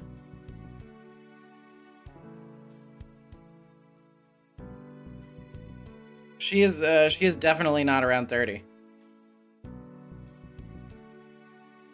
That's so weird. That's so weird to me. What the fuck? They have to let the adult female anime characters be older than 24 to 25, for God's sake. We gotta stop doing this. Let them be 30. It's not the most horrifying thing in the world, I promise, authors. In fact, it's quite moe to me. That's just my opinion. Also, 1 second. I just forgot. I just realized I forgot to fucking put my door sign up that shows that I'm streaming so that I don't get interrupted at any point. So let me do that real quick.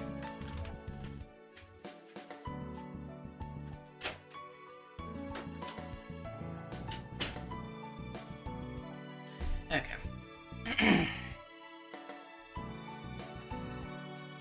Anyway, should be here back. Okay. There we go. Okay.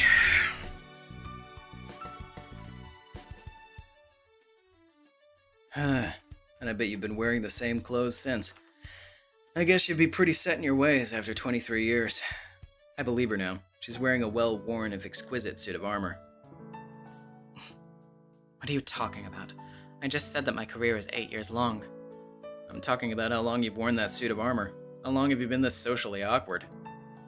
You know, if the average length of childhood is 10 years, that'd already make you 33. You're already a 10-year-old grown up at birth, so that just puts you over the big 30. Saying that you're twice my current age is... Wait, what do you know? My guess was right on the mark after all. I give her a stately nod. Lizette just stands there, speechless. Maybe she's fed up with me. Break time's over. We're heading back out into town. Yeah, I guess we'll just keep dwelling on the past like we always do. Lizette walks out in front of me. You're making a fool out of me. Yeah? Because you are a fool. I think we make a balanced team. On the one hand, a brat who isn't a child anymore. On the other, a fool who threw away her childhood. Hey, Master! Bizette stopped walking. She's standing stock still, like she found something. What is it? Did you spot something, Master? I walk up to her curiously. And then... I know something is wrong with me. I hate to admit it, but you're right, and remind you. I am a fool. I can't deny it when you put it that bluntly. She says it in a normal tone. No one's ever told you that before, then. Yes, I've never had anyone around me who talks to me as directly as you do. This chick has rotten luck. There's no shortage of beta dudes who could tell her that, but she's never gotten involved with a single one. Fucking... Oh, God, he's... The fucking... It doesn't surprise me at all that he says stuff like that, but it just fucking jump scared me. Oh my God. I had no idea. If someone points out your weakness, it also means that he sees you for who you are. A little irritating, I'll admit, but it does make me feel better. Yeah, I can actually relax with you. It isn't fair that I'm the only tense one all the time. Junkie-sama with the $5. Happy Pride! Happy Pride to you, too!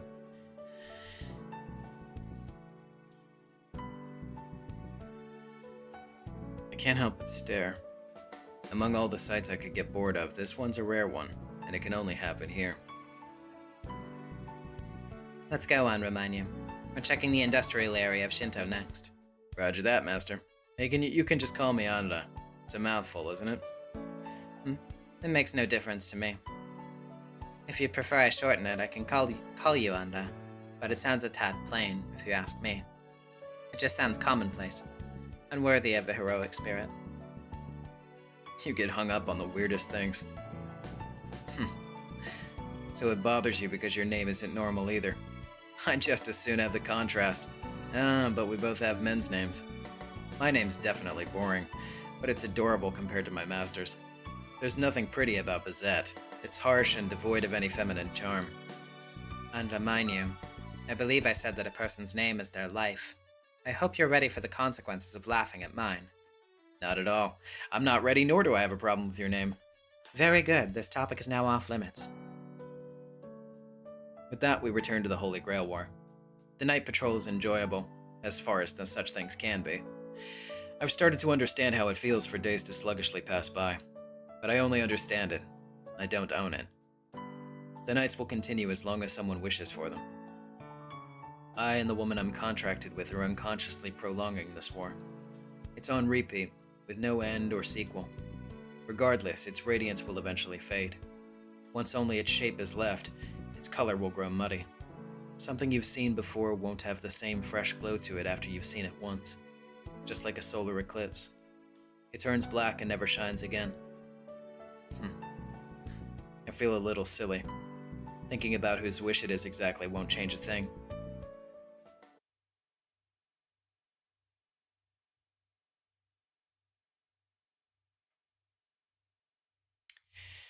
Always interesting talks between these two.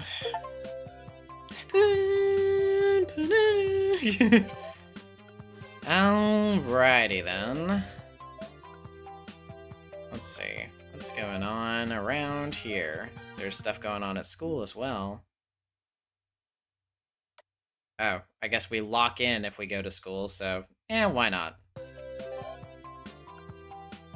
Oh, okay. That's just Sakura. We can do that. That's fine. Oh, well. Oopsie. You didn't get in quick enough. We still have some time until class starts. I'll go take a peek at the Kyudo Club. Sakura, who became the new captain, left first thing in the morning today, too. She has her own family matters, yet she even makes my lunch at times. On top of that, she even completes her duties as club president. Miss Perfect is a fitting name for her, but what is this uneasiness? Either practice ended or there were not many members to begin with. I only see Sakura and Mitsuzuri inside. I take a bow at the entrance, and just as I'm considering stepping out onto the wooden floor, I make out some distant voices and lose my opportunity to retreat. That's what I think. Just say it, but that's your problem, Mato. It's not something that can be solved even if I said something, right? Yeah, you're not wrong. Sakura's problem? Seems to be some rather complicated topic. Even I don't have the nerve to interrupt them right now. I sneak back out before they notice me. Emiya, you were listening, weren't you? When I left the archery range, Mitsuzuri called out to me from behind. Oh, you noticed. Yeah, I bet Mato didn't see you, though. I see. Thanks for that. I was definitely a bit overwhelmed. Mitsuzuri says and folds her arms. About Sakura? No. Weren't we talking about what to do with the sense of unity? About the sense of unity? I'm not sure what she's talking about. Unity? Like the game development program? No. God, what? Fucking nerd. Jesus. What's with the look of incredulity? Get it? Your look rhymes with and matches with unity. Anyway. You've been spending too much time around Fujine. I'm intimately familiar with this kind of bad wordplay. It's not my place to say this, but she's not the type to lead those around her on her own, right? She has a part of her where she always takes a step back and respects everyone's opinion. Is that bad? No, it's not bad at all, but she herself thinks that she doesn't want to be like that. Oh, so she has wants as a leader. That's a good thing. I'm also relieved in that sense. That's her problem if she wants to get out of her comfort zone and aim high. That sense of unity? Yeah. So, for example, if Mato is useless on the level of a Makidera, then they'll be like, let's help the president together, but lately she's been so put together that she doesn't even show those kinds of flaws. If she's too flawless, then the members will be less motivated or something. She nods, a variety of emotions evident. I don't think she's raising the kind of flag where the club would come together that well. Flag, huh? Interesting choice of words there, Mitsuzuri. Reveals something about you, I'd say. But a flag that would bring the club together, huh? As we consider, the bell rings. We should go back to the classroom soon. You gonna make it back on time dressed like that? I'm fine. I don't have a class for first period. I see. Wait, no, hurry up!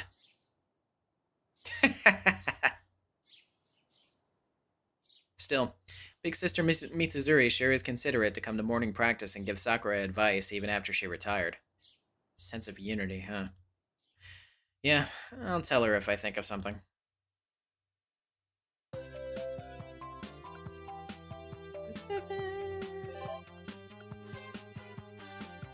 Ah, okay, I see. Yeah, you were talking about the afternoon event, but I actually can't leave the school and if I went to it, so... Well, we'll just catch it on the next loop. I'm sure we can probably loop around in this amount of time. Lunchtime. I suppose I'll go buy something at the cafeteria, and then I'll most likely eat at the student council room or the roof. Hey, did you see that? That was quite something. Man, she's actually real, huh? Even if the girls in our class fused together into one creature, it's debatable whether they could beat her. Such a beauty really exists, huh? Is she a model? A celebrity? Now an alien. There's no beauty like her on this Earth. It doesn't matter whether she's from Earth or Mars, but whichever it is, why would someone like that come to this school? I hear such a conversation going on. Who could it be? Is someone like a model actually here? Wonder how she takes care of her hair. That's not all. She's like a different species. She absolutely outclasses any of us on physique alone. Her limbs are so long, I was embarrassed just passing by her. Her head-to-body ratio is crazy. She's like all legs. This is the appraisal of the girls that I hear. I feel like the more that I head downwards, the more I hear whoever it is being talked about. With this much information gathered, I can only think of one candidate. But why is she at Homurahara? I have a bad feeling about this. That is unfortunate, Shiro. Could I be the cause of this premonition?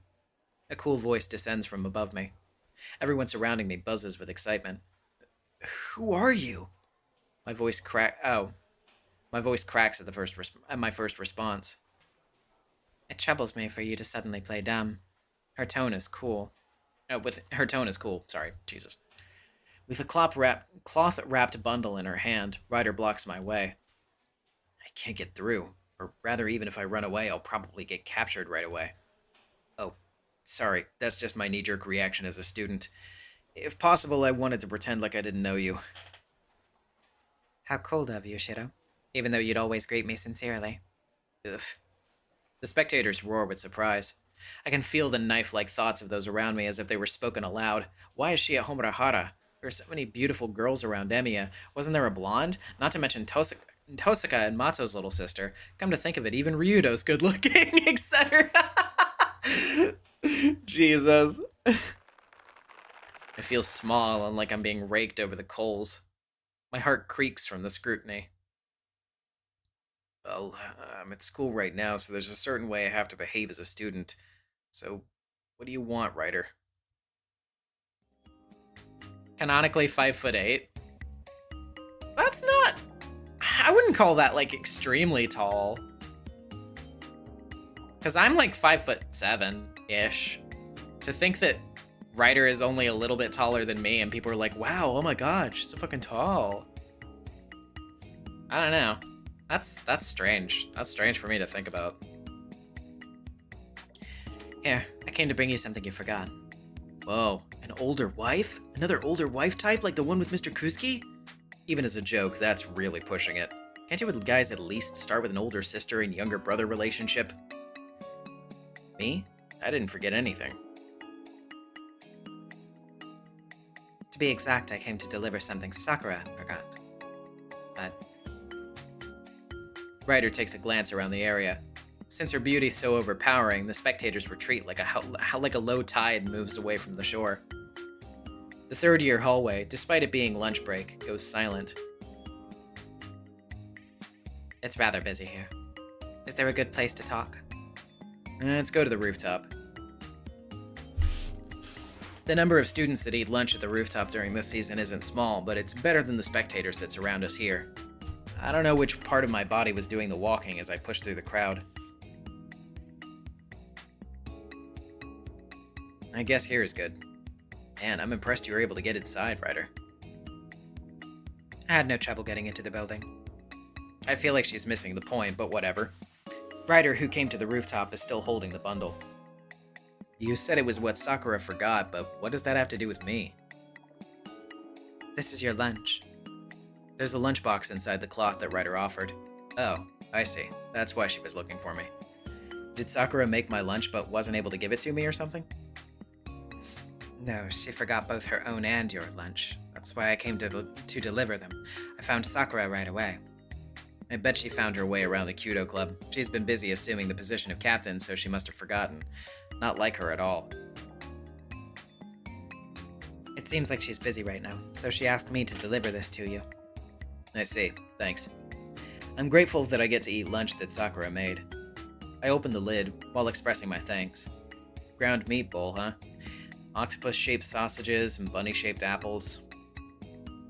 Please thank Sakura, not me. That's true, but you came to deliver it. Before I know it, Ryder is sitting in front of me, too. I thought she would leave like the wind once she delivered the lunch, but today was different. Ryder? I figured I'd wait until you finish eating. I accidentally swallowed the apple that I put in my mouth whole. I figured I would leave after collecting the lunch boxes. I've also conveyed this message to Sakura. I guess it wouldn't become extra luggage for me, but Ryder's right in front of me. And a suffocating atmosphere drifts in with just that. I feel as if I'm being monitored by a teacher not to leave any food that I don't like unfinished. Ryder, Yes, what is it? do you want some? I offer her an octopus sausage held between my chopsticks. No, that's your lunch. You don't need lunch? Please do not worry about my meals. Even if she says that, it doesn't feel right eating by myself. I want to share some with Ryder, but unfortunately there's only one set of chopsticks. Alright, got it. Wait right here. I close my lunchbox and start running. Shido? Stay right there and protect my lunch, Ryder.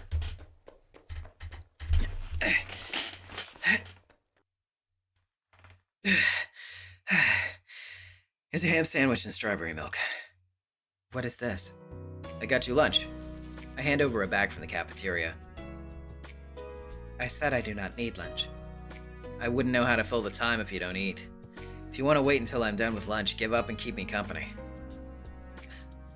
Sure would be uncomfortable if she just sat there staring blankly at me while I ate. With a perplexed expression, Ryder takes the triangular sandwich out of the bag. You say some odd things, Shido.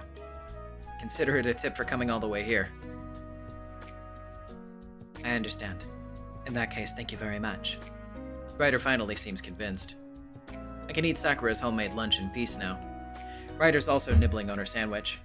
Well, I suppose nibbling isn't quite the right word. It's far more elegant? It's more elegant than that. She finishes her meal in 5 bites, but there's something cool in the way she manages to put it away. I do think she ought to maybe savor the meal a little more, though. Shido, you aren't eating. Oh, yeah.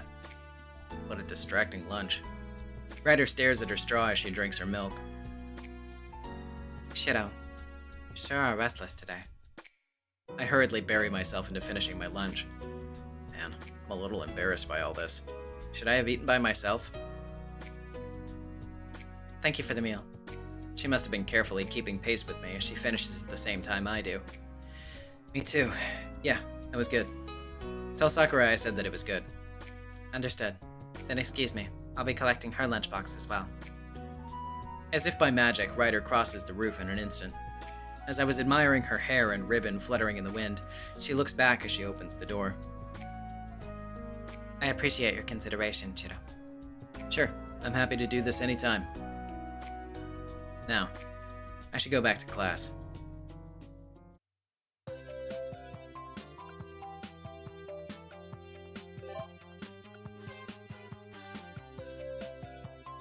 Okay, I guess we'll talk to Ilya. Class ended, and it's almost time to leave. There's time until work, so I'll ask Issei if there's anything to do. Usually there's always something or another that he hasn't gotten around to yet. Oh, Shido! The hell? I can't help but rub my eyes. Has Ilya really snuck in? And not even in the range? Excuse me. Ilya, what are you doing here? I came to hang out with my big brother. Ilya laughs as she clings onto me. When I look around, I find everyone's eyes on me like I'm a criminal. I'm being hugged by a small silver-haired girl with scarlet eyes. Huh? No one's realized. The underclassmen won't even look at me despite my panic, nor at Ilya standing a little below chest height before me. Oh no! I suspected Philip, but fuck, no, god damn it. What's going on? It's easy. I'm just diverting the passing students' field of vision. When you occupy their field of vision and show them something else entirely, a contradiction will occur like this. Ilya turns her face and eyes away and shows me.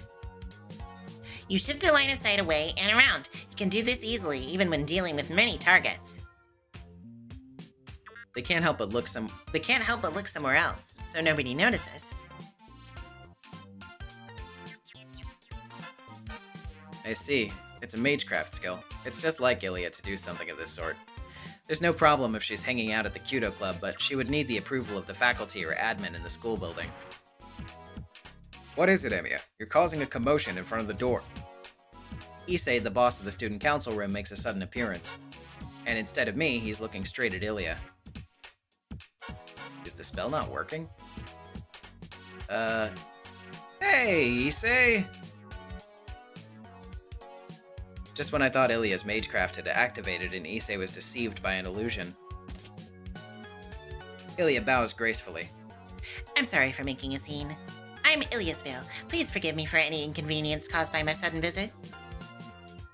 My, what a polite greeting. I'm Issei Ryudo. and I have the honor of being this school's student council president.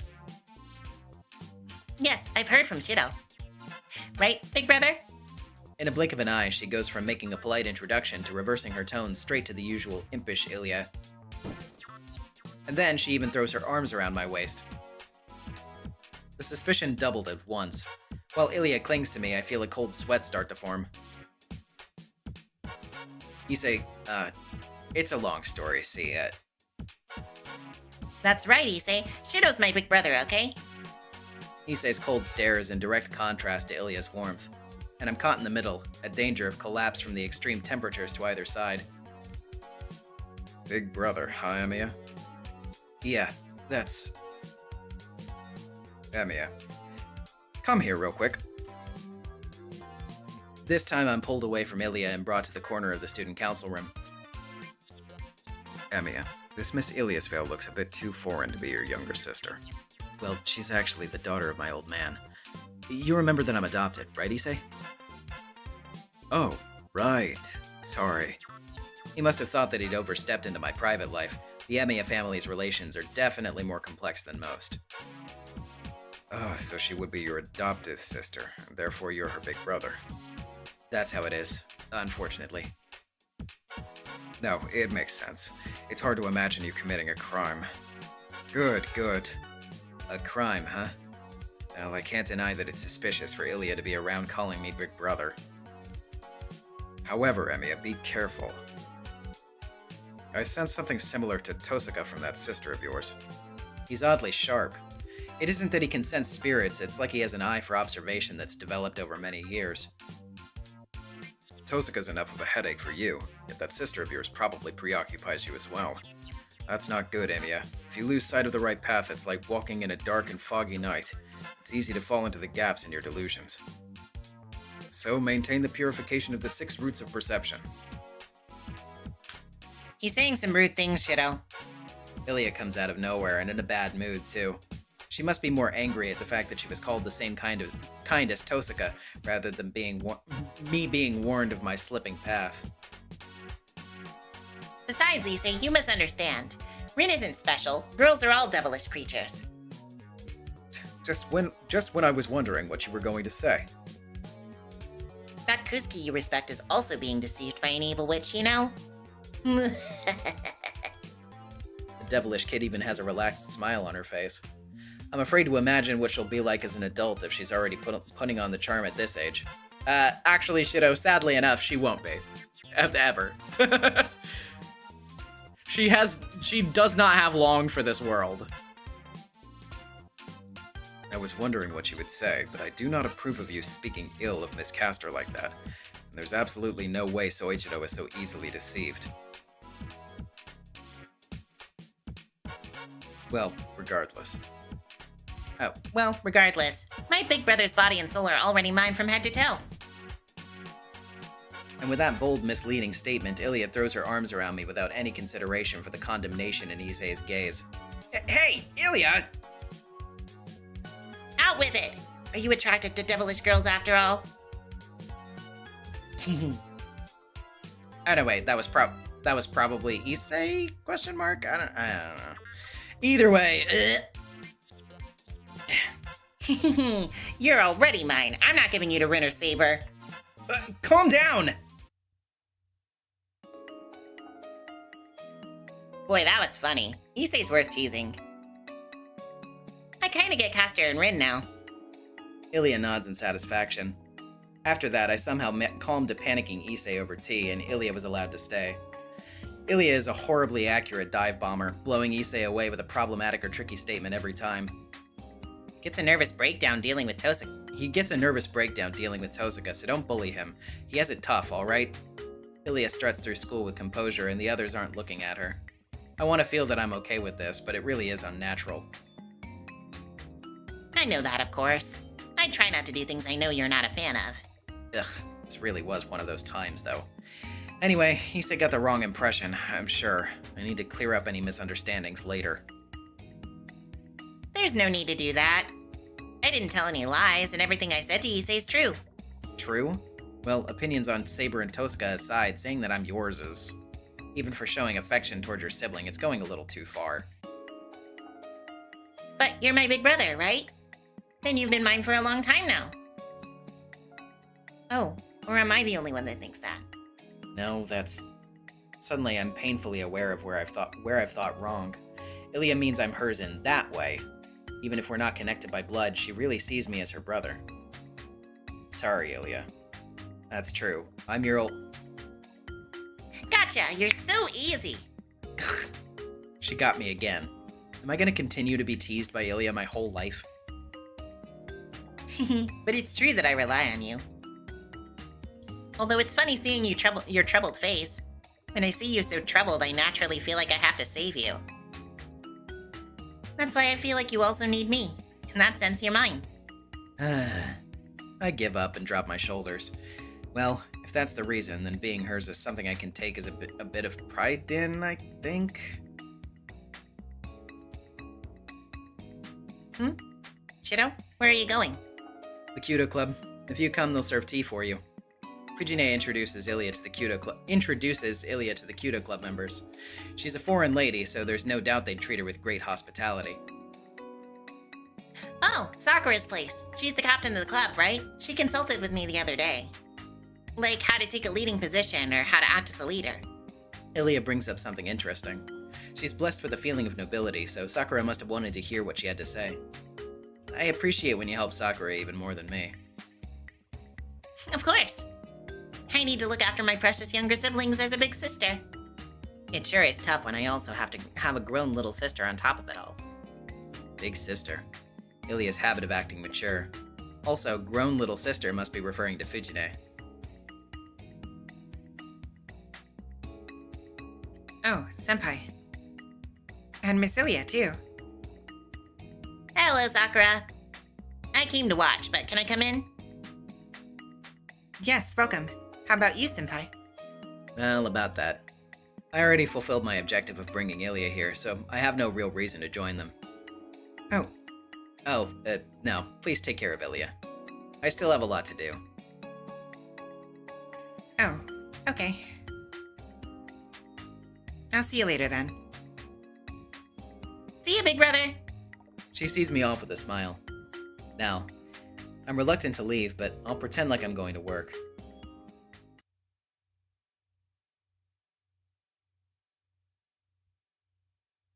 It's past 9 p.m. You see, Ilya calling Taiga her little sister is the sort of thing we're here for, not all of these bad jokes. No, yeah, that actually is a little funny. You know, when you get past the cringy shit with Ilya, like the stuff about her sort of like, how do I put this? Like, the stuff with her trying to like hold on to this sense of childhood whimsy because she was obviously robbed of it her entire actual childhood and put through like absolute fucking torment.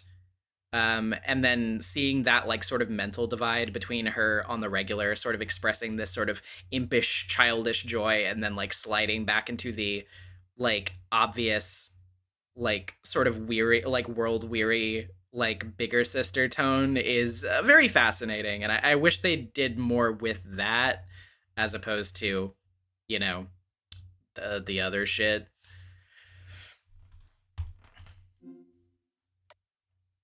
Okay, nothing to do, so go to sleep.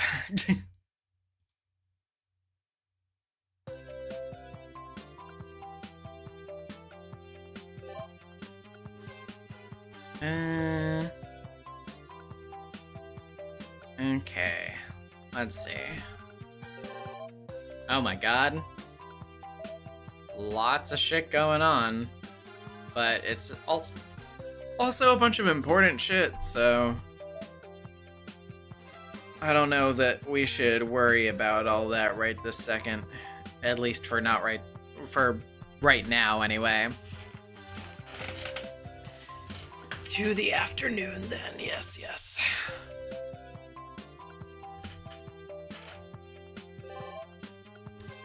There's stuff going on at home. Yeah, let's see what's going on here. Let's go to Saber. Hey, Saber! Huh, is she out? That's weird. I followed Saber here from the living room, so she can't possibly be gone. I listened with my hand at the chin, head cocked to one side. I think I just heard a voice from inside. I hear a quiet laugh through the sliding door. Oh, Oh, you are here. I'm opening the door, Saber. Say something if you don't want me to. I open the door and sure enough, she's there. She's stretching, holding a toy she bought earlier. Her face looks more gentle than usual. Saber's laughing at the stuffed animal. She must not have noticed my entrance yet. Saber?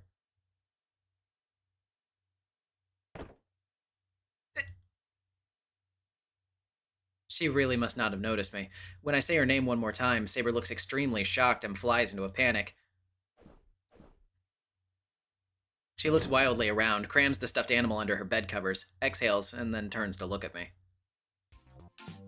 Now she's back to the usual Saber. yes. Do you need something, Shido? Yeah. Actually, what were you doing? Nothing in particular. She answers instantly. She obviously wasn't doing nothing, and she literally hid the toy right in front of me. But what do you want, Shido? Are you saying you just saw something? Saber's eyes have lost their calm and are saying, "You didn't see anything strange at all, did you?" Well, that just makes me want to tease her now. Just a little bit.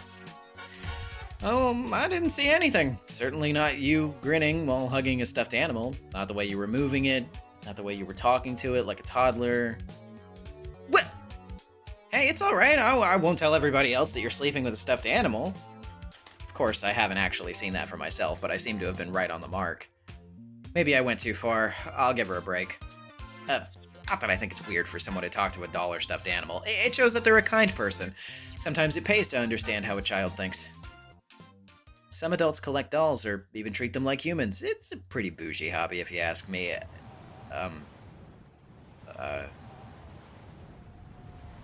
There's a wind blowing in the room for some reason. Is that so, Shido? Saber smiles thinly. The wind seems to be coming from her. Saber?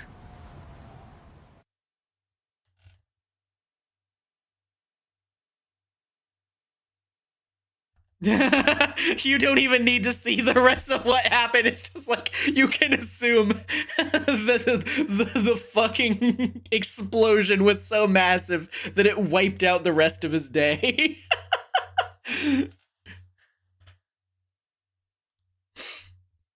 Jesus Christ.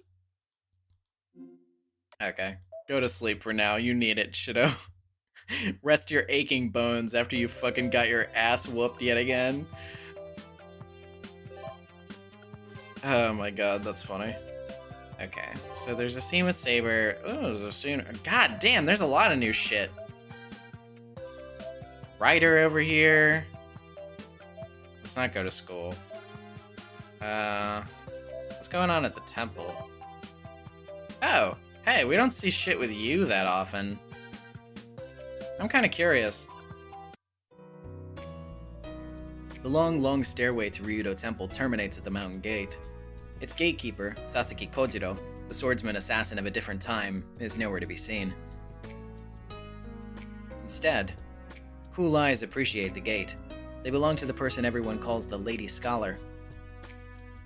I think, honestly, of all of, like, the minor character students that are not really that important overall, she's probably my favorite one. Like, all of her bits so far are very fun. So he really isn't here this time of day. Are you talking about Issei, Himuro? I can't imagine what business she would have with Issei, though. Himuro isn't on the student council. Emiya, if I recall, you're close with the temple boy. More like I can't get rid of him. Do you have some business at the temple? I feel like she was looking at the gate itself. I wonder if she's going to suddenly discern that the pair of own guardian statues were carved by a famous Buddhist sculptor in the Kamakura era. Kamakura? Not spelled the same way. Don't even fucking try it. Yukika said that she saw him. Saw who? When she said he looked like a samurai, Makidera was terrified that he might be a ghost, but I have my suspicions. She's talking about Kojiro. Though I obviously can't tell her the truth, it isn't exactly wrong to call him a ghost. But how can Saigusa see him? Still, a ghost at the temple? I doubt he inhabits the gate itself. If he did, it would demonstrate that the temple lacks virtue. Maybe this temple just doesn't specialize in driving malignant spirits away. Regardless of their sect, if a monk of sufficient virtue is present, then no vengeful or mischievous ghost would dare approach. Maybe you can only see ghosts at night. Quite the opposite, I think. It's possible to mistake other things for ghosts in the darkness. But in broad daylight, you would easily catch such a mistake. And perhaps discover that there's a far more mundane explanation. I nod. That makes sense. Very rational. I hate to break it to you, Himuro, but he really does exist. Himuro scans the gate again. And yet, there's nothing to mistake for a ghost here. What an enigma. Clearly, Himuro is at a loss. She's pondering how to reconcile the eyewitness account with her observations. Maybe he really exists. There could be a legend about a deserter or a fallen soldier here at the temple.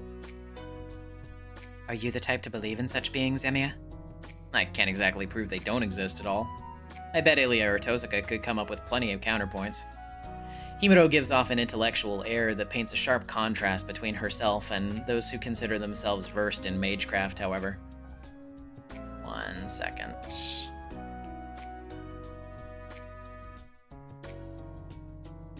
Okay. So, you don't believe he exists. Are you an atheist? Oh, so you don't believe... Wait, materialist? Oh, okay. That was him. So, you don't believe he exists. Are you an atheist? A materialist? That's quite uncharitable of you. I simply want to find the reason for him to exist. Regardless of whether the gods or the Buddha desires it. I consider her words. I nod along as if listening to a chemistry or physics teacher's lecture. She probably doesn't get approached by guys much, considering how she talks. Though I'm pretty interested in what she has to say. Supposing he does exist, it might be possible to deduce his identity from local histories or temple records. Think a corresponding historical figure would be his identity? It'd make me feel slightly better, at least. I see. She's uncomfortable because she can't explain this phenomenon. In the end, I still don't have the answer In the end, I still don't have the answer to Yukika's curiosity. I'm ashamed to admit it. If Saigusa saw a ghost, I doubt she'd just calmly accept it. I can see Makidera making a fuss about it, but what about Himuro? What if you really find the ghost? I haven't thought that far ahead. Is it unreasonable to ask her to imagine a situation where she encounters something she isn't sure exists? Himuro seems to consider the question. I suppose there's no use dwelling on a question I can't answer. I'll just have to consult a specialist. Like Tosuka? What are you talking about? They're right here. Someone we can ask about ghosts right under their noses. Oh, that's where she's going with this. Didn't Issei say that there isn't anyone with actual dharmic power in the Ryudo clan? On the other hand, I remember hearing that there used to be people like that in the Tosuka line. I'm going to take a look around the temple grounds. I'll ask the temple boy to catch the ghost if I see him. I don't think Issei knows anything about ghosts. The solution could be right under our noses, you know. It might not be a bad idea to pray to the mountain for aid while I'm here. What, for good grades? That sounds like something Himuro would do. But then she turns to me. For a relationship. Eh? She utters something I never imagined I'd hear from her. Himuro wants a relationship? With whom? You look surprised again, Emiya. Does the thought of me meeting a good partner offend you? No, but... Back at the park, you looked like you wanted... Back at the park, you looked like you wanted to make a remark when I mentioned romance. Do you have something to say? I was just surprised. It was a bolt out of the blue. That's also true this time, though. I hope you don't get the wrong idea. Just because I'm asking doesn't mean I'm interested in you. It's alright. We're just chatting without any undertones. I get it. Very good. Still, ghosts and romance aren't so different. Such nuanced topics fascinate me. They're so picturesque. Hmm? Don't inquire any further. Even if I prayed for romance, it'd be for the future of the lovers I'll observe. To be clear, I've never given thought to my own romance. Though I can throw in a prayer for your benefit while I'm at it. With that parting remark, Himuro leaves briskly through the temple gate. I gotta say, our school sure has a lot of odd characters.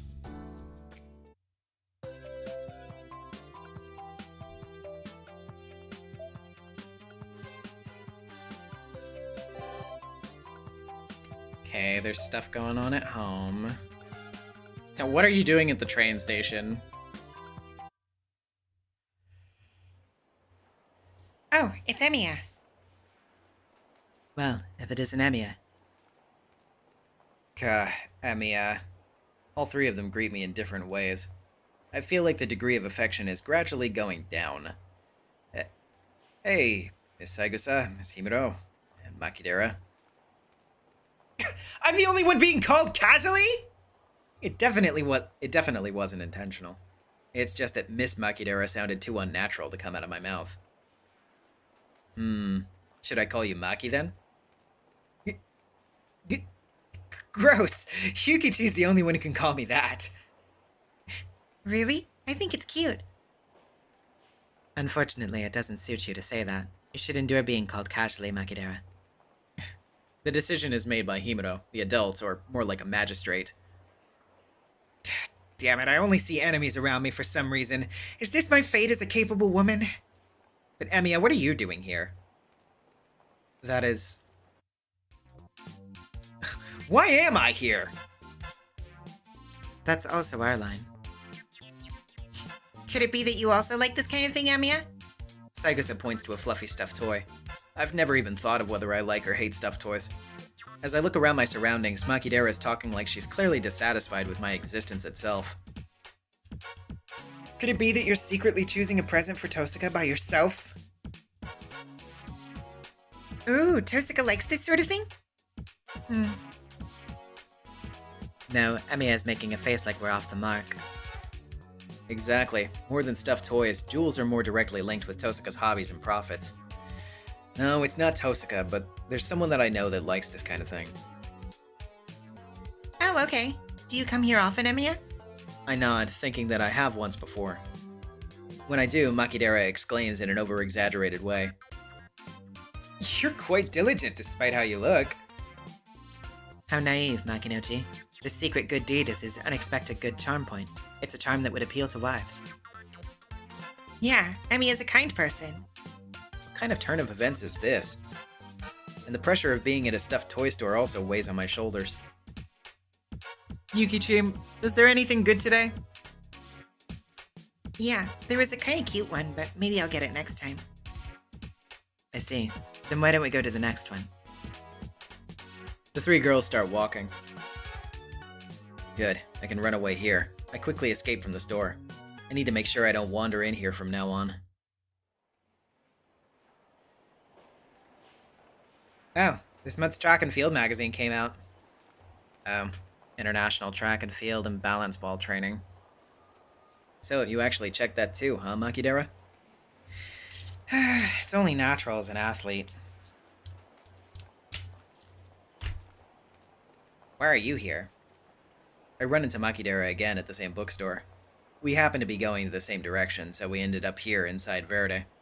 We were miraculously side by side in the same magazine area. Are you with Himuro and Saigusa again? Yukichi's over there. There certainly is Saigusa reading a rather thick comic magazine. She isn't reading thoroughly, but more like skimming through it. Himuro is there. Wonder what she's reading. It's probably some psychology book or something. Himuro, on the other hand, is looking through the area with new books. What'd you come to look for? Oh, a Kyudo book? No, like DIY stuff or cooking magazines. You're awfully domestic after all. Leave me alone. Of course, I used to read specialized magazines like Makidera before, but it didn't reach the point of having a subscription. I mean, go away. You're distracting me. That's mean. Anyway, I didn't mean to interrupt your book search. Coincidences do overlap. To think that Emiya and Makidera would meet again.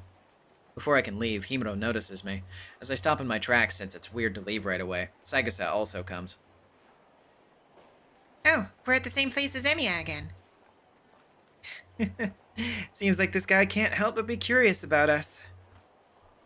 Makino-ji, by that logic, you're the #1 candidate. Himuro makes a sharp remark. What a bizarre joke. What? You like Emiya, Maki? It's the other way around. There's no way there would be such a hilarious situation.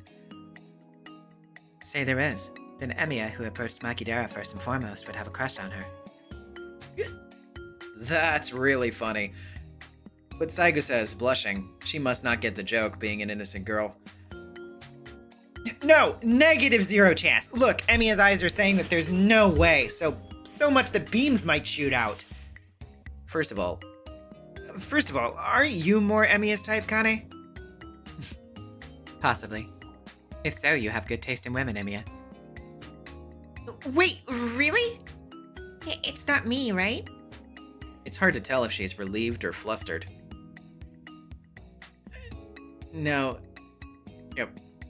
Okay, yeah. Sorry, I didn't mean to click there. No, if you want to shoot the general, you must first shoot the horse. If he follows the proverb, then Emiya's aim might be you, Yukika. Am I the horse? Emiya, if you make Yukika cry, I'll make you regret that you were born with any sensation of pain. The three get heated up while I keep quiet. I see. These three might be a well-balanced party. But this must be a mere coincidence. Look, Emiya. Look, Emiya looks like he's about to cry. Yeah. Ugh, jeez, you scare me to death. That's my line, but silence is golden. Oh, so this frame is mainstream for long distance after all. Wonder if the lenses are laser red. Oh, the sunglasses? I see. A lot of athletes at this level have them, although they're inconvenient for me. The three of them are peering into the track and field magazine that Makidera is holding, and each of them are talking. When I take a peek, I see various kinds of eyewear that the running athletes have on their eyes. Yeah, since you have glasses, Kane. I guess you would have to get prescription sunglasses. Those are expensive. Prescription sunglasses, huh? They must be expensive, especially if they're for sports. I feel like track has technological advancements for tools, but Kyudo's fixed in the past. But it's not something that can be explained in one sentence. Both bows and carbon manufacturing are evolving. As I'm lost in thought, Saigusa says happily, This would look good on you, Maki. Really? What do you think, Himuro? That's hard to say. What about you, Emiya? Wait, me? Sunglasses on Makidera? Try to imagine it, that is. You'd look just like a villainess from an American comic book.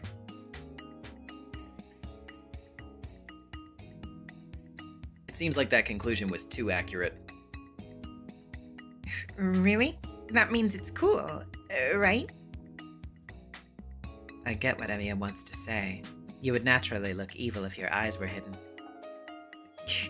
Why can't you just honestly say that I'd look agile, yet flexible and cool like a Black Panther? So Makidera wanted to be complimented. Oh, I thought she was just rough, but she has some cute moments too. I think. Well, it'd look better on you than me. Obviously. Imagine Emiya wearing these. If I'm a villainess, then this guy's a small-time crook. What if you two were matching? Probably a girl boss and her subordinate from a criminal organization. An underling? Wait, this thing is my boss? What? Oops, I made them both cry. Oh wait, no, that wasn't a scream, that was like an actual like Oops, I made them both cry. I don't want a boss like this! I don't want a subordinate like this! I guess colleagues was better. I don't want that either!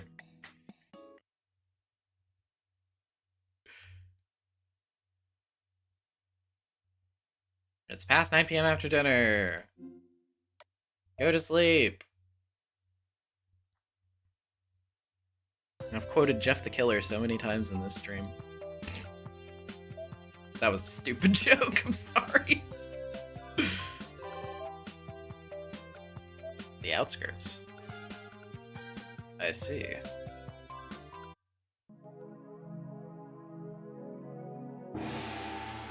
Hello! Good to see you. I fall over from the shock. Who's there? Not sure how to answer that. I have no name, you see. That's a real puzzler of a question, actually. Yeah, I know that I'm me, but I don't know who I am. What a dilemma. Does that make me an unidentified entity? Oh no. I think I've just warped into some ominous dimension. Enough beating around the bush! I'm the mercenary sergeant here on orders to help you conquer Ilia's castle, that den of evil in this forest. And you're, Runner 46, Shido Emiya from Fuyuki City, and Runner 99, Saber from faraway Britannia. Yes, let us bring down that wicked castle today. Saber? When did you get here? Ren, why would you say that, Shido? I heard from Ilias Vale. Good evening. How's everyone doing? Are you all getting along with Shido while I'm gone? Wait, you are? Good, good. You're dead meat. Anyway, I just finished building my new castle, so come and play, okay? Try to destroy it if you can. She sent us such a polite invitation, don't you think? When I saw you headed to the forest, I realized it was finally time, and hastened to join the march. I never heard about any invitation. For that matter, doesn't this person strike you as weird, Saber? Now that you mention it, her coloring is rather sweet. But Shido, it isn't right to judge people based on appearances. That's not the problem here. It's her acting that's the problem, not her coloring. Shut up! Cut the chatter, recruits! It's way too late for you to talk back to a supporting character, you bargain bin protagonist. See, Shido, she's upset because you're making idle conversation before a battle. A superior officer's orders are absolute on the battlefield. Your commander is God. She is truth. Bury any thoughts of unfairness and discontent. A soldier's duty is to be a member of a fighting force. You still fail to comprehend this. Well said, Saber. That is the run. With an uncontrollable weapon of mass destruction like Saber on our side, Ilias Castle is as good as paper mache. Am I right, Saber? You're eager to see blood tonight. Smashing! This week, victory shall be ours! Okay, is everyone ready? Shido, are you ready to assume control of Saber? I have no idea if I should say yes or no, but give us the rundown. Well met, my elite soldiers. You must now brave numerous trials and breach that redoubt of evil Ilia's castle. There you will defeat Lord... I'm not gonna say that. Jim Shorts and take the castle for ourselves. I think it's high time I get to rule as a princess. Thunder roars. She's ignoring everything I say, but I get what she wants us to do. So, basically we can't get to the Einsburn Castle until we beat a bunch of minigames? Precisely. Beyond this point lies a demonic realm governed by the absurd. But I know you've got what it takes to pull through. As you wish. 'Tis time to dispense with the mercy. I will strike down all rivals ahead of me with this sacred sword. I expect you have no objections to that, Shido? Saber's ready to make heads roll. Her biggest flaw is that she refuses to finish in anything but first place in a competition. That's right. Consider every other team your enemy. This course consists of 3 stages. Shido and Saber form a team and overcome all challenges. Alright, let's get started! This is a holy war to conquer the evil fort in the woods. A lovey-dovey game between you and me. I call it...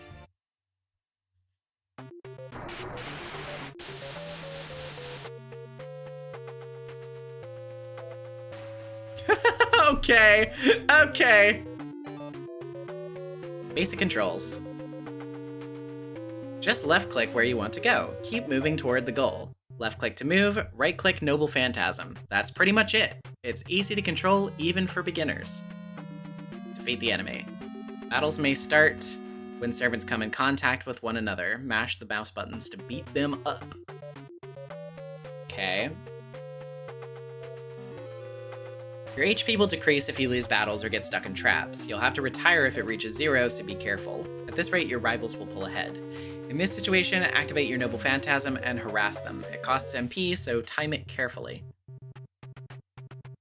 Okay. It's important to stay in second place and to not be targeted by Noble Phantasms.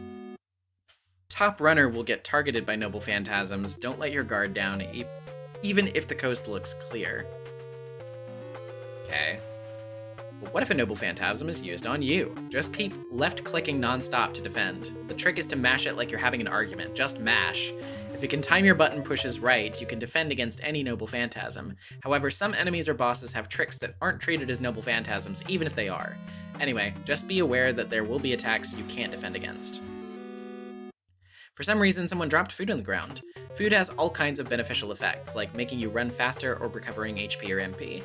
There generally aren't any downsides to food, so you should pick up as many as you can before your rivals get to them. The box is the Doki Doki Waku Waku box. You might find something good inside, but there is a high chance that it's a trap. Sometimes there's a rare item inside the treasure chest. When using certain characters, some rare items appear only when you defeat a rival. Don't just stick to your favorite masters or servants, and try all sorts of characters. It's a long road to collecting everything, but if you catch them all, greater rewards might await. That's all. All you need to do is run towards the goal. I wish you the best of luck. Alrighty.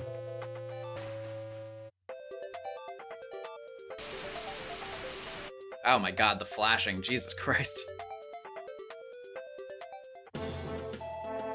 Well met, my champions! We are about to assault the Winter Castle, but watch your step! Many trials await you, but I'm confident you'll overcome them. Just stare at photos of your loved ones as you go. Remember to avoid sinister foreshadowing, like saying your tour of duty ends in 3 days. I want you masters and servants to become one! Become legends! And would you believe this? That devilish disciple of mine has raised a cheeky flag of rebellion against her master. She thinks she can just take the heroine status for herself. Simply put, y'all are in a pinch too. These peaceful days are about to go down the drain. That's right, you lot aren't taking this seriously at all. Now I know how that little runt of the Holy Grail feels. Everyone's got moments when even words threaten your position, right? Yeah, that's what it's like right now. But for now, I am Taiga. That means no mercy. Tough love from bow to stern. Let that sink into your soul as you mash those buttons. Fight well, troops, and show 'em what you got, One-Shot Rider. Oh, and don't forget to read the tutorial. You'll die if you just rely on luck. But your final chances are up to luck too, so throw yourself into it.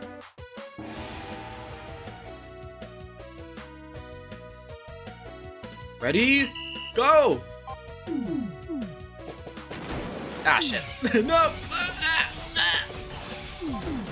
Oh, wait, shit. I didn't mean to click on it again, goddammit. Okay. Jump. Jump. Yeah, jump for that one. Oh, what's this? Might be a trap. Yeah, it's a trap. Fuck. Alright, jump. Jump. Jump for that one. Jump. Ah! Oh, shit. Damn it, I didn't mean to. Fuck. Oh my god, this is so chaotic. Oh no! No, Ryder, no! Oh, okay, you're attacking her. That's fine. That's fine by me. I don't care. Oh god. Okay, gotta wait for the shadow to disappear. Jump. Fuck.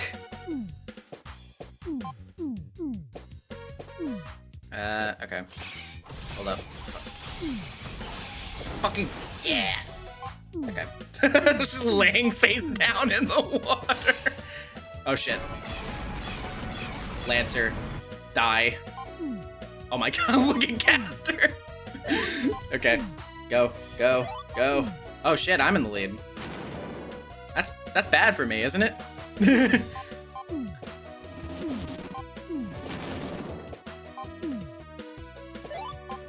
Okay, be careful. I can do it. Yeah. Let's fucking go.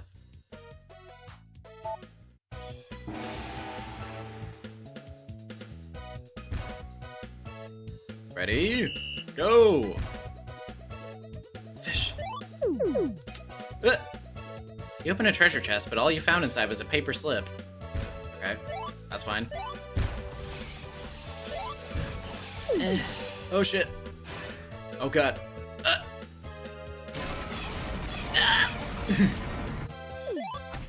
Oh my god.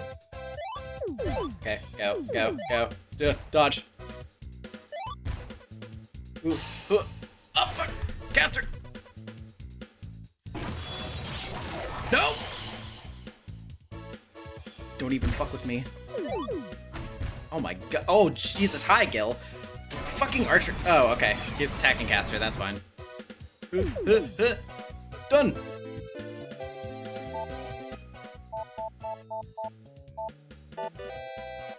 God, you guys got fucking bodied back there. Ty Lorelei. The fucking... the Berserker Mobile. Okay. Yeah!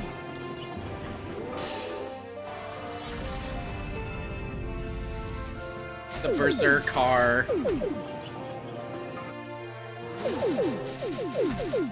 Ow. Ah! Ah!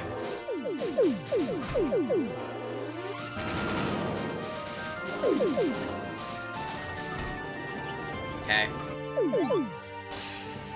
Oh shit. She's using her special. Avoid it. Avoid it.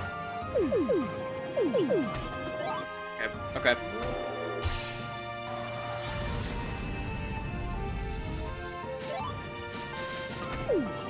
The fucking like JoJo meme of them like kicking the shit out of the guy. Okay. It's going all right. It's going all right right now. Maid outfit. Okay, sure. Why not? Ugh. Oh my god. No! Get up! No! Yes.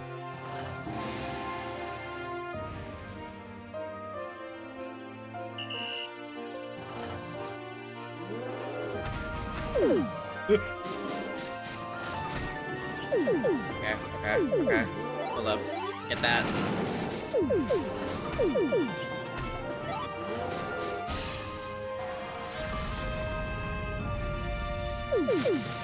Damn. You'd think that the Noble Phantasm would do a little bit more, but...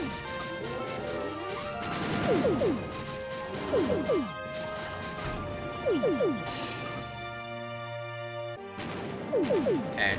I gotta be a little bit more proactive about trying to fucking look after my health. There we go. Ah! Get that. Ah, shit. Ow. Fuck.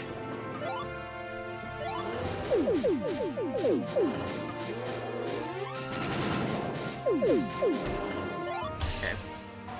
Excalibur. Kill this man. Oh, hi, Ryder.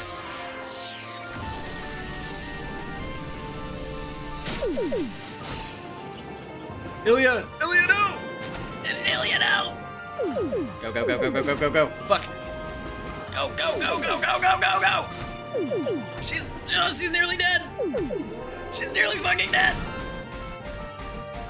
Oh god, she's fucking exploding. I did it!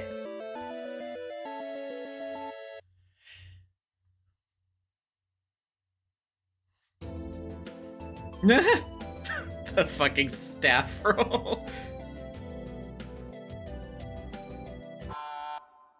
Huh?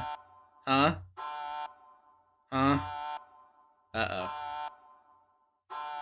Is she gonna fucking Dr. Wily this? Is she gonna explode the place?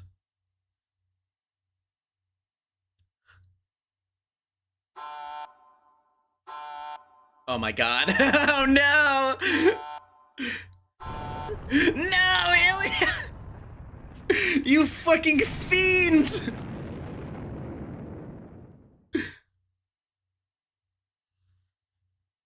No, Ilya, not the nukes!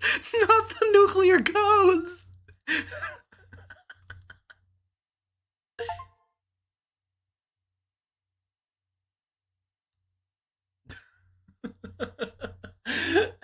Oh my god. I've arrived at the castle. I feel like a lot has happened, but I won't sweat the details right now. It's past noon. Now that I'm here, I'll spend my afternoon. Oh my god.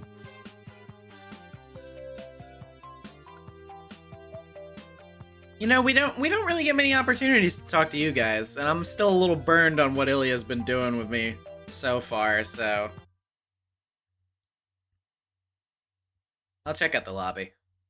Liz, sorry, Jesus, I always fucking forget. And Celeste should be there right now. Lespred, have you finished organizing the wine cellar? Wine cellar?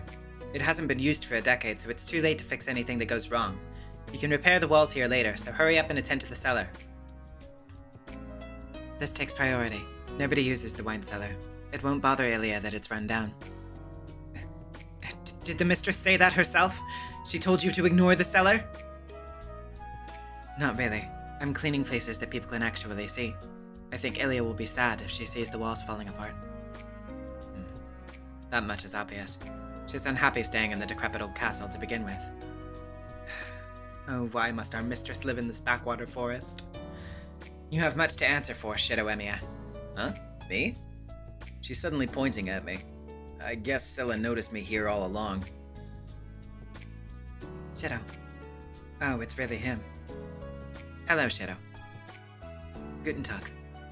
Hello, Liz. Guten Tag. We exchanged a leisurely greeting. It's a secret greeting between me and Liz. But Scylla does not look pleased. Her name is Lisrid to you, Master Emiya.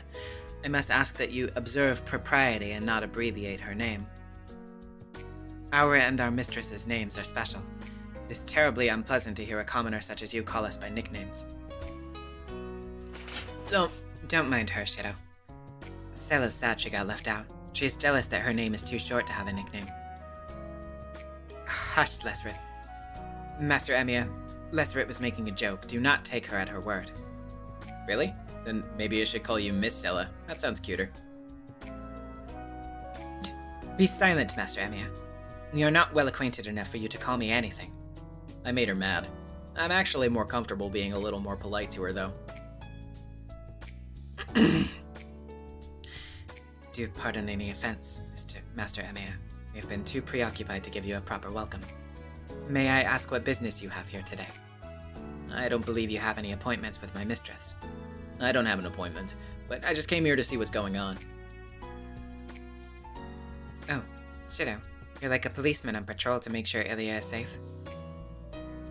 You could say that, but you already have Berserker here. I know she's way safer here than in the city. I'm more here to hang out than patrol the area. See, Lisrit? This is all humans amount to. They care about no one but each other. We can hardly expect one to show genuine concern for our mistress. I think Shido is shy. You're too mean to humans, Scylla. That is my job. Our duty is to protect the mistress, is it not? I defend her pride while you guard her from physical threats. How can you expect me to let down my guard around humans, much less exchange courtesies with the son of Kiritsugu Emiya? I thought you despised that villain. I do. I hate Kiritsugu. Sorry, Shido, but Kiritsugu was horrible. I don't pick up any hatred from her faltering words. Liz only dislikes Kiritsugu Emiya because he made Ilya cry. I can't defend him for that. It makes me upset too. It's okay, Liz. You're right to hold it against my old man, and it makes sense that you'd blame his son too. Perhaps you aren't as graceless as you look. I'm glad you're aware of that at least. Yeah, I'm my father's son. I have to carry on his responsibilities. So, I'll accept your dislike for him too. But if you feel that way about all humans who have nothing to do with this... If I feel that way about humans, then what? You won't allow it? No, I guess I'd ask you to reconsider your opinion. It isn't like you. How insincere. How is it not like me? It just isn't. It's like saying you all hate all fruits because you don't like apples. It's so extreme. Extreme, you say? Yeah, Scylla, you're extreme. We both nod. I see. It does go against my sense of aesthetics, I suppose. I'll be more precise and merited in my dislikes in the future.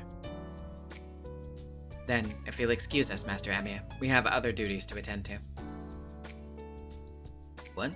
But this was our last. Oh. But this was our last job. You're lying, Sela. We need to serve Shido tea. Listen to yourself. Have you already forgotten that I just asked you to clean up the wine cellar? Sela, you're mixing private and professional matters. If you want to clean up the cellar so badly, you can do it yourself. I am doing what I can, but brute manual labor is your responsibility. My thin arms couldn't possibly move the heavy wine barrels around. You're lying again, Sela. You don't go underground because you don't want to go to the wine cellar. I know you actually... Hold your tongue, Lesbert. We're in front of a guest. Don't say anything that... Hey, Shido, did you know? Sela acts tough, but she's afraid of No, that's not true at all. Forget you heard that, Shido Emiya. You never heard any of this. Sela doesn't make a move against me, despite how flustered she is. What a professional. I'm impressed. If this was Tosaka, she'd be carving into my skull caving my skull in by now. Lesbert, give a proper explanation. You're just spewing baseless fantasies. We're going to the wine cellar right now. Okay, I'll go with you. Then you won't be scared, right? I just told you that I'm not scared of ghosts. Fine, I don't need to. Tidy up the wine cellar on my own. It's alright, I'm not scared. I'm one of the few perfected homunculi on this earth. Ghosts are nothing to be afraid of. Sela's shouting in a rare display of emotion. She's trying so hard that I feel a little bad for her. So there are ghosts here? Yeah, they showed up in the forest a while ago. Then Ilya said that she saw a ghost that looked like a demon underground when she was playing at night. No such thing ever happened. Temporary lodging it might be, but this is still a castle of the Einsburns. I can't rule out elementals. Lesser spirits like wraiths shouldn't be able to enter. I'll prove it to you right now. Oh, good girl, Sela. Hardly. I'm only going to check on the wine cellar. The wine cellar's underground? So it's a castle dungeon. That does sound scary. Sela must be pretty brave to go down there by herself. Still, though. What? You look like you have something to say, Master Amiya. I was just thinking that if you're going to look for ghosts, then there's no point in going right now. Ilya saw it at night, didn't she? So they're not going to show up unless you go down there late at night.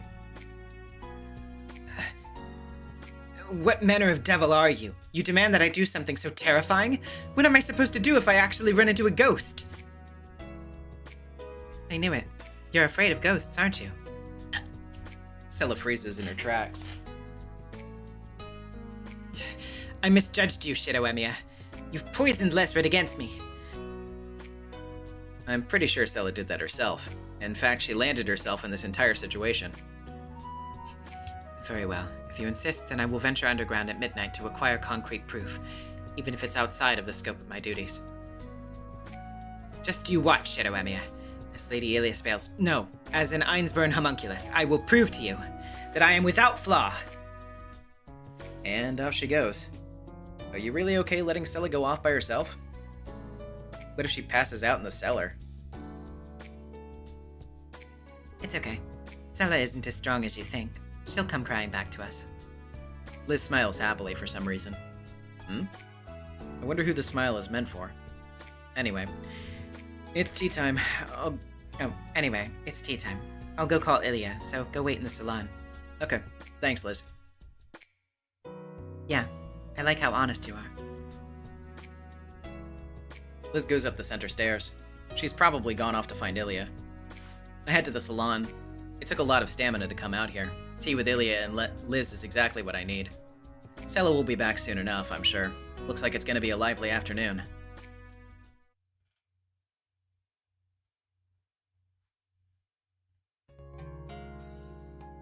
The sun will set soon. It isn't safe to go into the forest after dark, so if I want to go back to the city, I should start making my way back soon. Oh, you're leaving? It's already getting late. You should sleep over tonight, Shido. Ilya stops me. Mistress, consider his circumstances. We shouldn't be unreasonable. Master Emiya is a gentleman. While he arrived here without an appointment, he would never be so brazen as to stay the night. Isn't that right, Master Emiya? No way. You're not leaving yet, are you, Shiro? Won't you sleep over? I'm caught in a crossfire between a gentle gaze and a stone-cold stare. Today's the 4th day. Saber's waiting for me at home. Let's go home for now. I'm happy Ilya's thinking of me, but I should go back to the city. The Holy Grail War's back. I didn't tell anyone I was going to the castle. The others must be worried. Nah, I'm going home today, Ilya. Let's have a sleepover when I come back to play next time. It's such a long way back, though. You're still thinking about Sakura and the others, even at a time like this. Don't be unreasonable, mistress. Go. That's right. Master Emiya is departing. Escort him to the forest. Okay. Too bad. Shiro's leaving. That settles that. It's a bummer, but we'll say goodbye for today.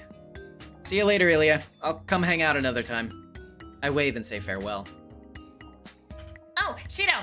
Okay, I'll have you spend the night next time. It's a promise, Shiro. I'm impressed by your decorum, Master Emiya. Liz walks me out of the lobby. It's gonna be nighttime by the time I'm back in the city. Now, how should I spend the last night?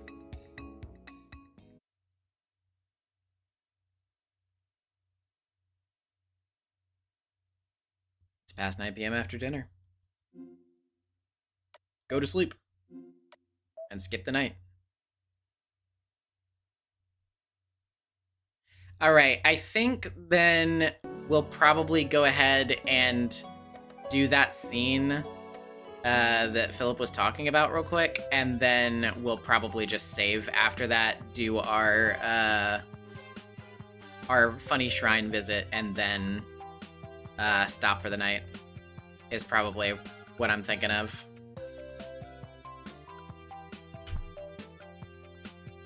It's the afternoon of day 1? Okay, gotcha. Then, in that case, we'll, just do a regular-ass scene, I guess. So we got mysterious figure shed. We've got Saber in the living room. We're not going to school. We've got Futune at the harbor and mysterious figure at the haunted mansion. Any particular suggestions to fill the morning time from anybody?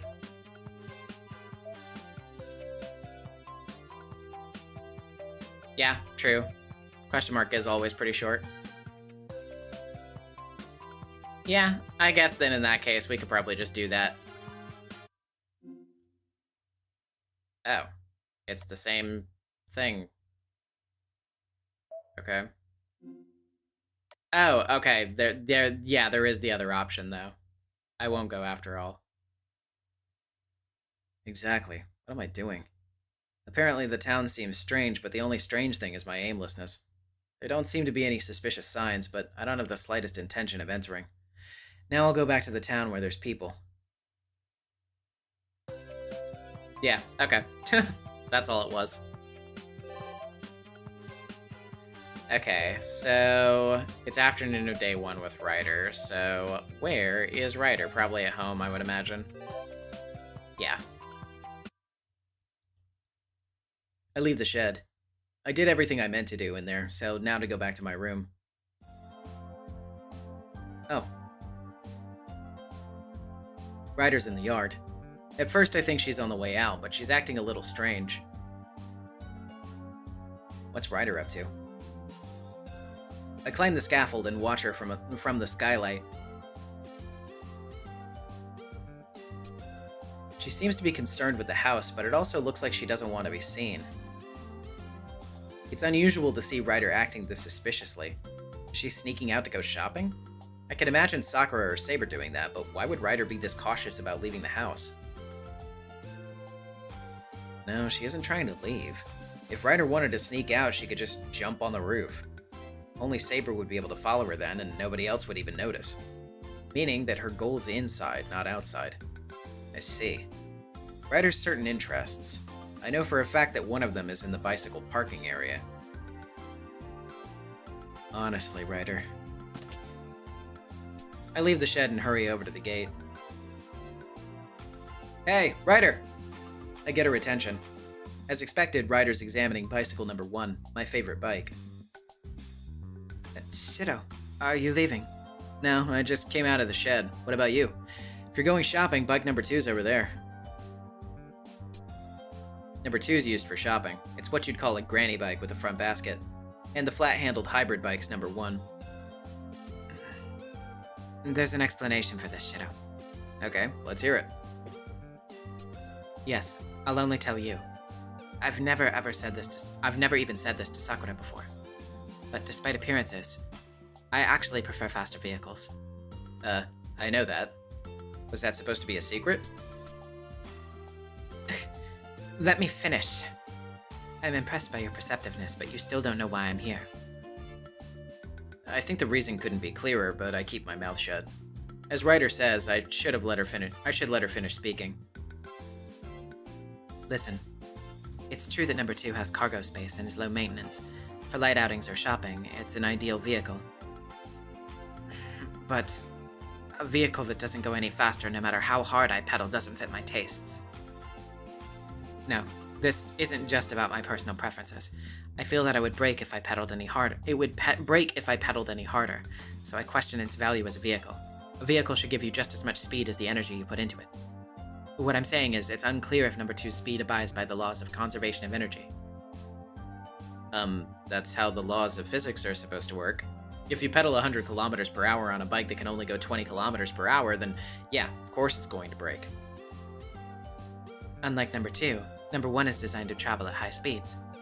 Higher speeds. I think all of my concerns would be addressed if I had such a vehicle. It would improve my energy management. And now I have no idea what she's thinking.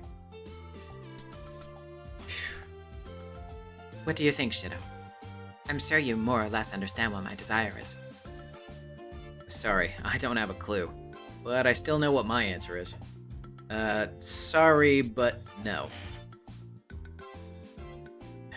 You answered that so quickly. I don't sense any sympathy from you. Of course not. I will not let a neighborhood menace like that come out of our garage.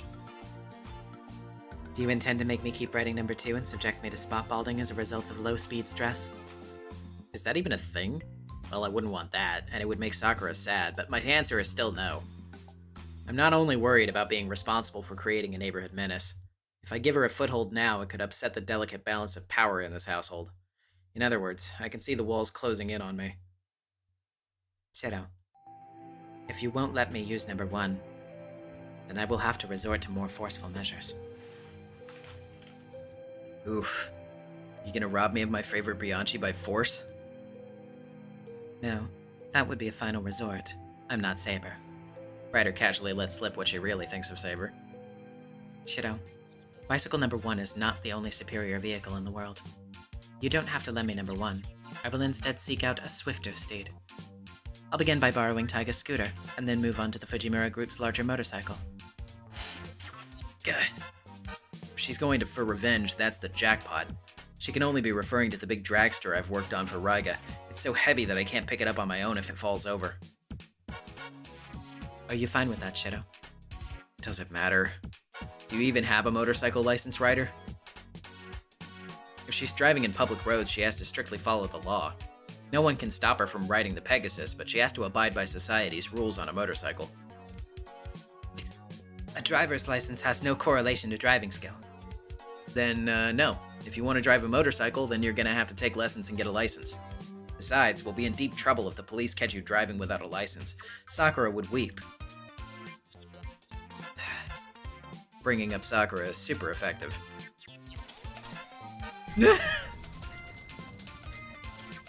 Granted, I can't even imagine the police arresting Ryder.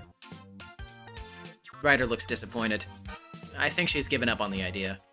Number 1 might be off limits, but I could make some time to build a number 4 for Ryder that's more capable than the granny bike. Shido. She unexpectedly whispers in my ear. Ryder approaches me and places her cool hand on my neck. Then let us do things as you humans do. Equivalent exchange. If you allow me to use number 1, I'll make sure to show my gratitude. Her fingers caress my jaw. Her lips seem about to nip at my earlobe, and her voice is unbelievably sweet. Gratitude! You can do whatever you want. To me. What do you want to do to me, Shiro? And where do you want to do it? Her words echo like a magic spell in my head. What I want from Ryder, I can do anything. Did she just hit me with some kind of magical charm? My body feels boiling hot, but Ryder's body that she's pressing against me feels as cool as an underground spring. I'm so dizzy and everything is in such a haze that I think I'm about to say something absurd. Ryder, you mean... We can do anything. Just you and me. She strokes my cheek. Ryder turns my face towards hers, and her irresistible, captivating eyes bore into me. No! No! God damn it! Huh? That's weird. I think Sakura's watching us. Though... Though, I meant that as a joke, of course. Ryder slips away from me as easily as a snake out of one's hands. Then she quickly assumes a cool expression as if nothing even happened. Ryder! I'll be heading out now. The two of you enjoy yourselves. No, Sakura, nothing happened just now. Senpai, what did you try to do, Senpai?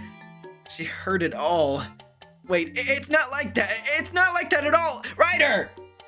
She's so quick to switch gears. Ryder kicks number 2 into motion and speeds off to Miyama. Dang it! It's not like that. I didn't do anything to Ryder that I want to do with you, Sakura. Then what do you want to do with me? I can't believe you, Senpai. It's not like that. No, I mean, maybe. It was nothing, really. Ryder wanted to take number 1. Yes, I see how it is. You already have a number 2. That's a bizarre misunderstanding. Ryder, she'd better explain this to Sakura later.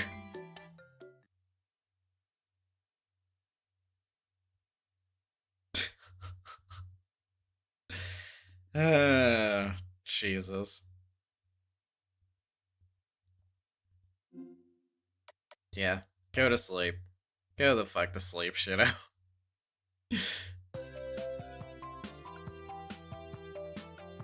What a fucking way to end off that. Okay, let's save and title. But before we do fan art and everything, of course, we have to... Oh, hey! So it's unlocked in here. That's fun to know. Okay, anyway, let's go to the shrine. Alright, we have 2,700 yen, so let's get a charm. Or, well, let's get some charms, I guess. Oh, these are all purchased right now, so I guess let's just get this one, then.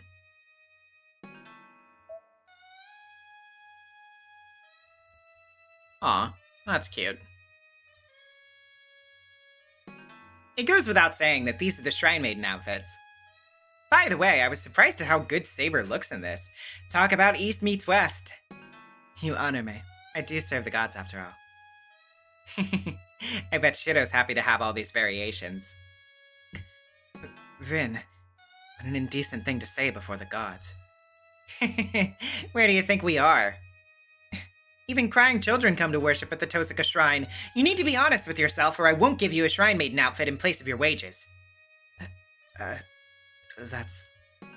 Huh. What about Ryder and Sakura with their cute...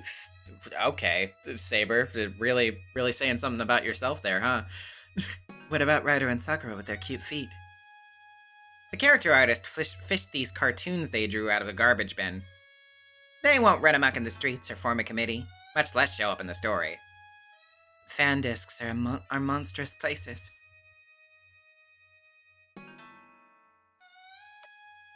Alright, well, that's all the Emmas for now. Let's draw a fortune, I guess.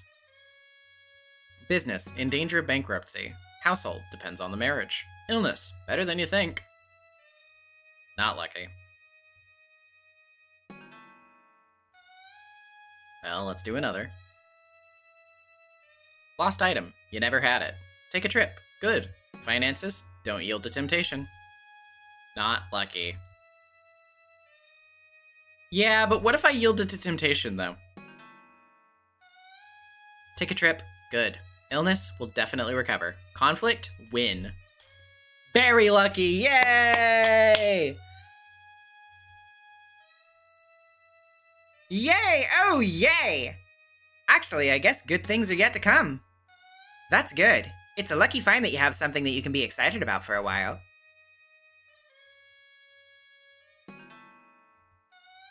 Hell yeah, I got so much fucking money from that. God damn. Yeah, they're not reloading the Emmas though right now. Like, they're not adding more of them right now. Hi, Very Sleepy. Thank you for joining us. I know that it's kind of funny that you join us right as we're basically about to wrap up, but still. Okay. Well, pretty good draw for today. I would call that a success. I spent a little less time on that than I thought I would. So, why don't we fuck around with Ilia's Castle one more time? Just for the fuck of it. Why not? I kind of feel like it. Normal mode.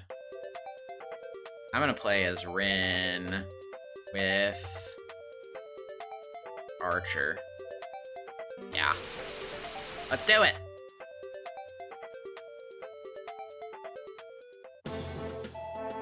Well met, my champions! We're about to assault the Winter Castle, but watch your step. Many trials await you, but I'm confident you'll overcome them. Just stare at photos of your loved ones as you go. Remember to avoid sinister foreshadowing, like saying your tour of duty ends in 3 days. I want you masters and servants to become one! Become legends! And would you believe this? That devilish disciple of mine has raised a cheeky flag of rebellion against her master. She thinks she can just take the heroine status for herself. Simply put, y'all are in a pinch too. These peaceful days are about to go down the drain. That's right, you lot aren't taking this seriously at all. Now I know how that little runt of the Holy Grail feels. Everyone's got moments when even words threaten your position, right? Yeah, that's what it's like right now. But for now, I am Taiga. That means no mercy. Tough love from bow to stern. Let that sink into your soul as you mash those buttons. Fight well, troops, and show 'em what you got, one-shot rider. Oh, and don't forget to read the tutorial. You'll die if you just rely on luck. But your final chances are up to luck too, so throw yourself into it.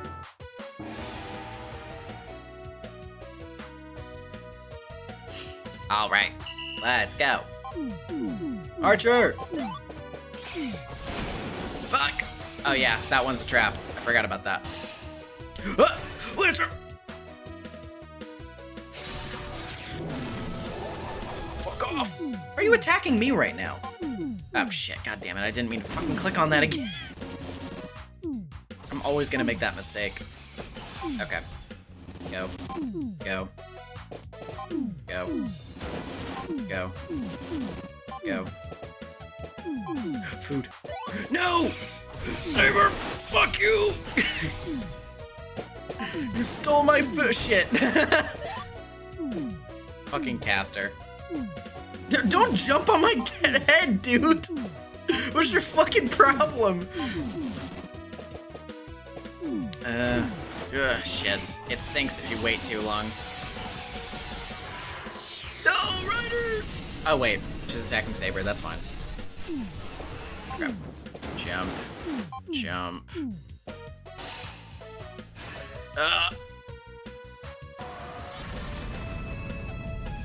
No! Oh, fuck. God, that one's always fucking sinking because as soon as I get over there, somebody's jumped on it recently. It's Caster, you piece of shit. Or, I mean, not Caster, Ryder, jizz. Fuck.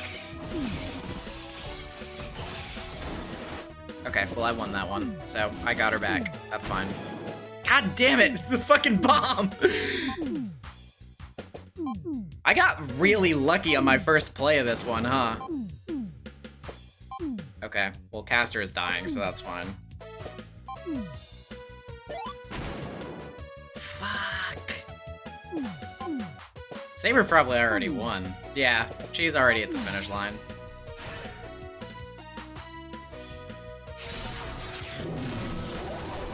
Don't even fucking try me, asshole. No, I'm not going for that. Go for the goal. It's fine. It's fine.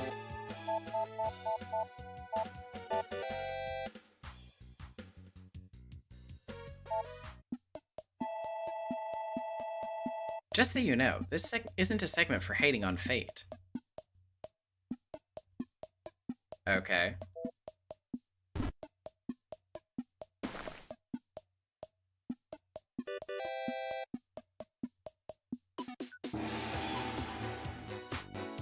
Oh, we got new maps now. Okay, cool. Oh, hi, Nasu. Ah!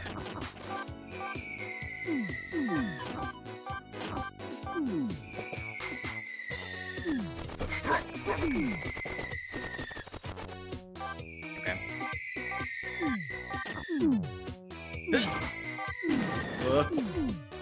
Oh, shit. No! Yeah, try it again. That one, I kind of had to wrap my head around it. Okay. Jump. Oh!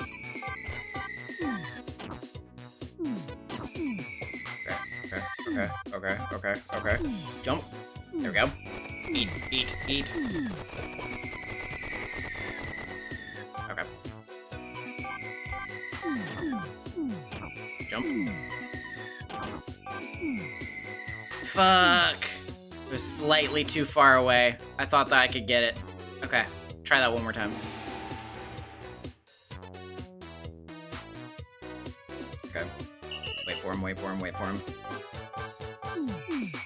Yep.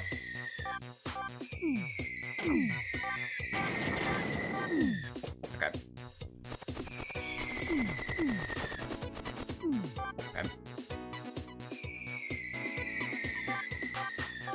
Okay, go.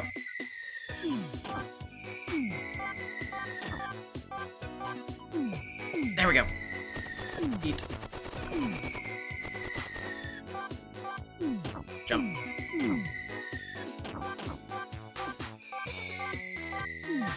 Wait for it. Okay, go.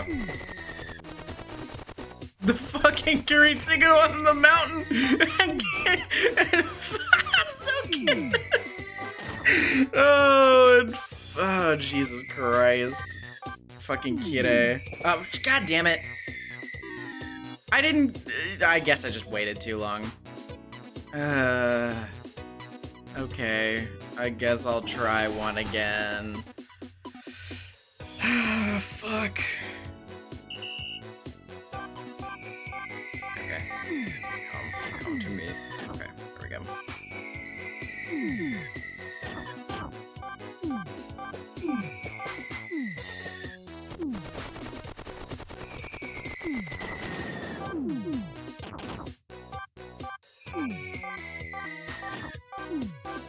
Okay.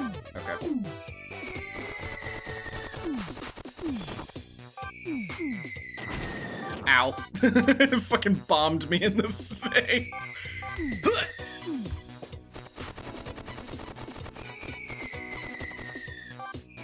Okay. Go. I'm about to fall. Go. Ow. What the fuck?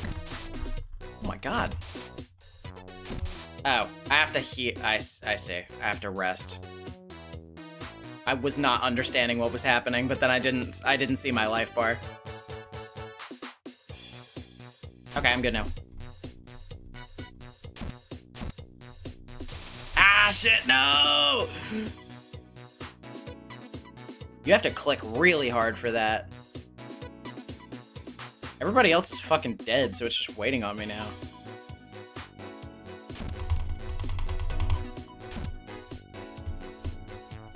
Fuck!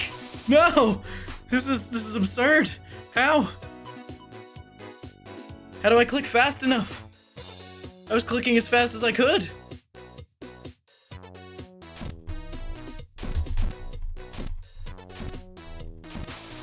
No! There's no way! There's not enough! It's not possible!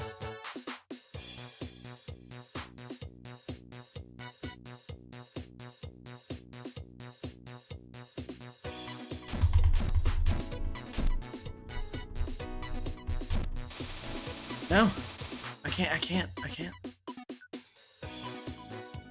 Lancer did it in small steps, so I can assume you can stop partway.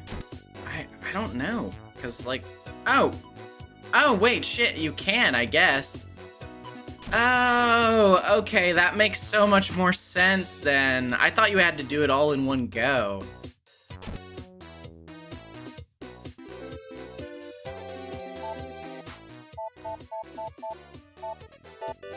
Okay, well, not the worst performance ever, I guess.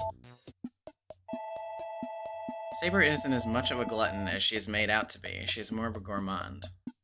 That's... Yeah. Correct. Okay, yeah, this again. Okay. Go. You, Saber, you piece of shit. You stole my food. Ah. Don't even... Oh, okay. You're attacking Saber, that's fine. No! Okay, go. What did I get? Taishan spoon. Okay, sure. No! Don't attack me! Fuck off! Ah. Okay. Ow, shit. God damn. Fucking persistent. No, fuck off, Lancer.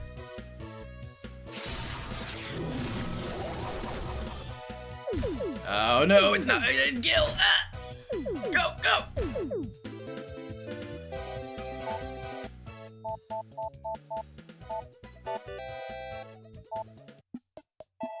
Okay. The name of Gilgamesh's noble phantasm is Lord of Babylon. I don't think that's true. Right? I don't think so. Yeah. True. Or not true. I was correct. That's what I meant. Captain Fuji's radio is Mexican. That was a lie. I lied. Ahem. Good to see you've survived, my champions. That dreaded castle is right before our eyes. Take heart and bring the fight to that silver girl. I also have a heartfelt message for you, brave heroes. Hear ye, hear ye. Be nicer to each other. I've seen the bloody feuding so far. As your teacher, no, your captain. It makes me sad. Why can't you understand each other? Why the one-upsmanship? Is Kinoko that self-indulgent? You should be ashamed of yourselves. How will you win against her at this rate? You all need to work together. So yeah, that's my piece this time. Now combine your strength and shatter her frozen ambitions. You'll see friends fall, tragic struggles for life, and death, surprise endings, and cuts to the commercials at the good parts. Be adventurous. In the end, you'll all chase some flying thing at the shoreline or something. Now into the breach once more, my champions. Don't hold back. Become the light.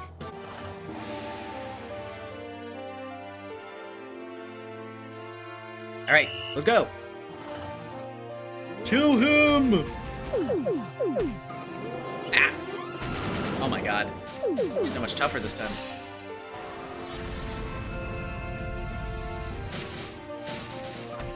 Go! Ah! Ow! Okay. I need healing. I need healing. Give me that food, please. Thank you. Okay, I should use my noble phantasm.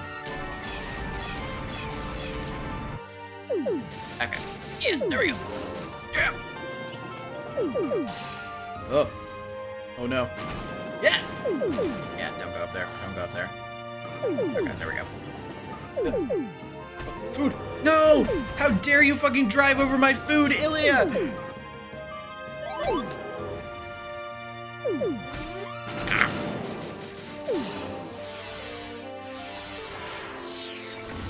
Get him, get his ass, get his ass, get his ass!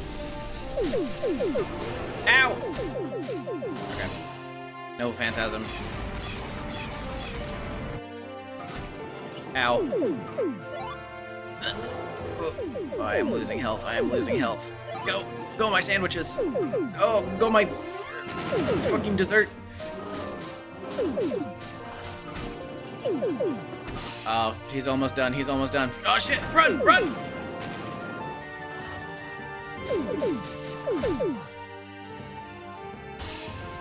End it, end it, end it! Ah! Yeah, run, run. Don't get hit. It's over.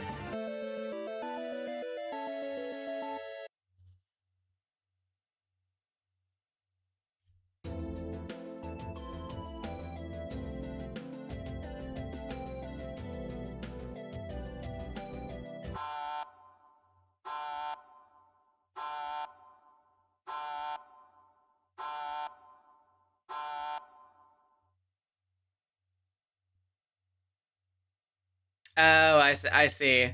So this is supposed to have spoken dialogue, but they don't have subtitles for it. Which is weird because the rest of the dialogue in the minigames do have subtitles. That's weird that they don't do that. Whatever.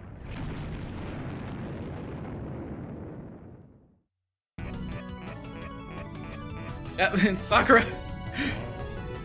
Ah! No!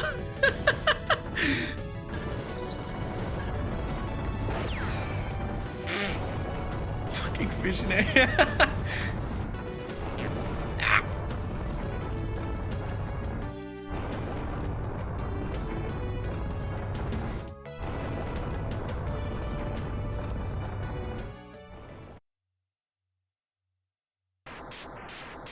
Oh hey, it's like the Castlevania end screen.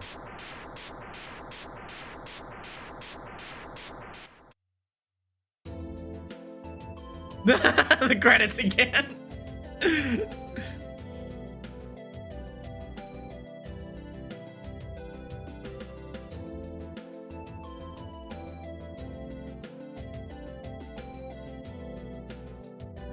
Rin smoking the cigarette always gets me. Like, why do you have that, girl?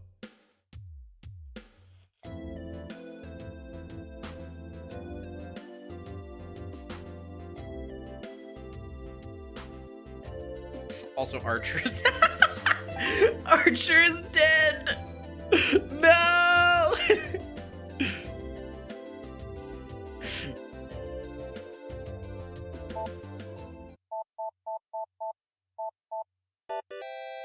Oh, hey, I won. Good. Good. Alright. Alright, well... go to the config screen so it doesn't immediately start playing the song. There we go. That's another Hollow Ataraxia stream in the bag. Had a good time with this one, despite, you know, some of the rockier moments. But before we peel on out of here, we're gonna look to see if there's any art. And then we'll go after that. So give me just a second to get that stuff pulled up.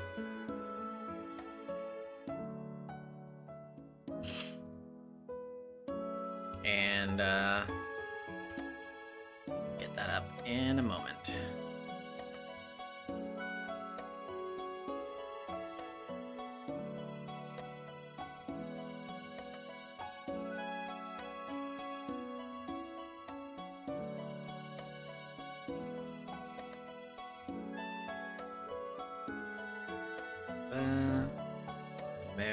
One moment.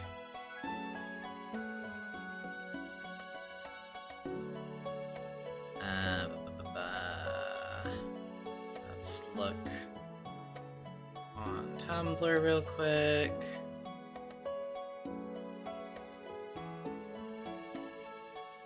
Yeah, we got a decent amount for tonight.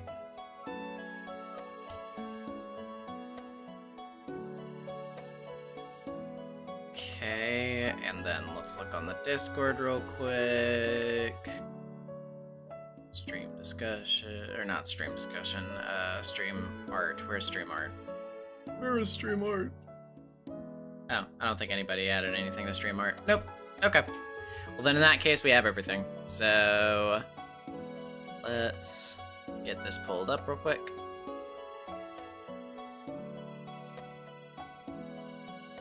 Alrighty, so, starting off with this, submitted by Almighty Rose and Idiot on Blue Sky. I was rewatching Save Data Team's poorly translated Danganronpa streams, and when I heard the incantation for the Shroud of Magdalene, I came up with a very esoteric joke that will only make sense if you watch the streams. Oh Lord, grant me the speed to defeat my enemies, gnarly bimpy Urgatolutolu. That is not her joke!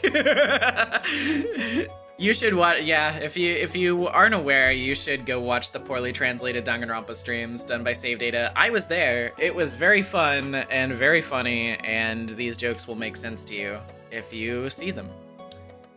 Very, very good. Very good. Next up, we have several things from Karia Hiyori. What happens when my hyperfixations over Fate, Tsukihime, LSD Dream Emulator, and Portal collide? Lots and lots of writing, but also more reading for you. Sorry. I know you wanted an excuse to get me to read for Tsukihime characters, I guess. It's fine, we can do that. Archer, where are we? Tosaka asked, almost completely out of breath. Not sure. Maybe we're in some kind of dream emulator, I replied. What the hell does that mean? An LSD dream emulator! An LSD dream emulator! Tosaka was speechless. I think she liked the punchline. Ow, God, no, Tosaka, I'm sorry! I apologized, albeit to no avail. Holy death sentence, unlimited blade works! Tosaka shouted in German, sending multiple blades through my body. I like the specification, in German. Unlimited blade works is my thing, you goddamn plagiarist! Ow! I screamed, still being impaled. Die the death sentence to death! Great equalizer is the death! Tosaka somehow proclaimed it in red. Wait, why is she quoting Umineko? Okay, let's see. I assume that this is from Shiki's POV, I guess. God, I haven't done a voice for Shiki before. Okay, let's figure that out in 5 seconds. Where the hell did I end up? Not to mention, where is everybody in the first place? Those were the questions that kept crossing my mind. That and who were the 3 women standing right next to me? Only for one of them to immediately speak up. Saber, did you somehow get shorter? A girl with purple hair exclaimed. No, Sakura. Something must have happened to me when we entered this room. This girl, apparently named Saber, responded. Although from the brief glance I got, she did get shorter, assuming she was fairly tall in the first place. I turned around and, oh my god, she really was that short. You say that, but I think you did get shorter, Saber. At least you're finally tiny enough to where I can carry you in my arms. An older, yet way less mature woman swooned. I appreciate your offer of carrying me, but I would rather it be from someone who can't also hug me to near death. Oh, please! I couldn't kill you if I tried, right? The room was silent. Hugging someone to near death? Who was this woman, and just what the hell was she capable of? Yes, you absolutely would, retorted Saber. Something tells me that those two are about to fight. Would not! Yep, there it is. Not to brag, but called it. Saber and the older yet more immature woman spouted off in a battle of yes you would and would not. I wish I could tell you just how long this went on for, considering it felt like it just kept going on and on for hours. Cue the a few hours later card or something. Okay, so the time card didn't work. They're still flinging rather extremely vulgar yet amateur insults at each other. This won't end anytime soon, will it? I mumble to myself, barely able to hear it over the argument happening in front of me. How do I get out of here? I murmur again before I forget her name, but she tapped my shoulder to whisper something. Or I guess talking in her normal voice is quiet enough since the argument could probably drown her out. if I remember correctly, touching the walls should teleport you somewhere else, she says. To be honest, I'd rather be anywhere else. After thanking the girl, I touched the wall and... Whoop. Okay, this just got much weirder. Arcuate and Ciel-senpai are fighting. Hisui is poking Kohaku-san, and who the hell are the other two in the back? Two clones of Senpai? No, Senpai doesn't usually wear hats, and nor does she use a gun or a magical red blade. Just what the hell is going on? Maybe if I touch another wall. There's a weird sun-looking thing in the background, as well as... Sensei? What's she doing here? And what's that thing on her arm? Some kind of cannon? Huh? Shiki, how long has it been? 5, maybe 6 years? Sensei asked. Unfortunately for her, it's been nearly 30, I replied solemnly. Last time we saw each other was, what, 1999? Even before that? You're joking. Nearly 30 years? Sensei exclaimed. I wish I was joking. I could only say with a frown. That aside, what's that on your arm? I asked, especially considering I had no clue what that was. Oh, you mean this? The something quantum something device, but I just call it the portal gun, Sensei answered enthusiastically, despite not remembering the actual name of the, as she called it, portal gun. So, why is it surgically attached to my arm? Well, how much time do you have, Shiki? She knew exactly what I was about to ask. Am I really that predictable?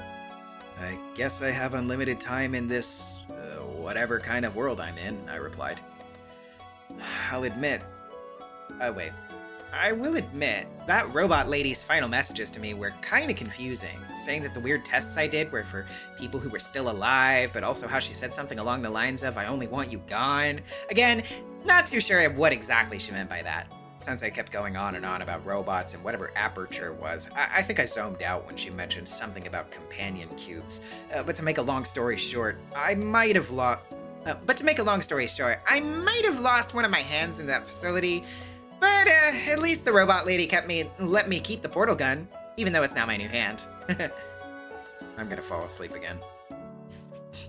Oh, wait, that was all? Well, that was fun.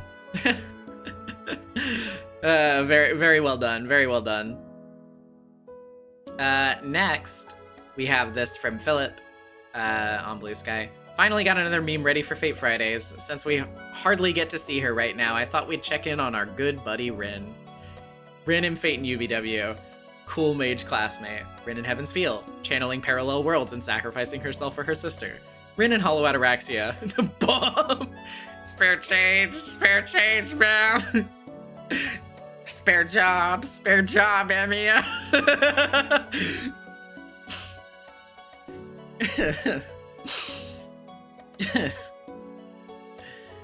Okay. Next up, over on Tumblr, we have this from Violet Strations. The new outfits in Hollow Ataraxia are crazy good. I mean, I guess Lancer's isn't there, but regardless. Fucking besties, by the way. That's super cute.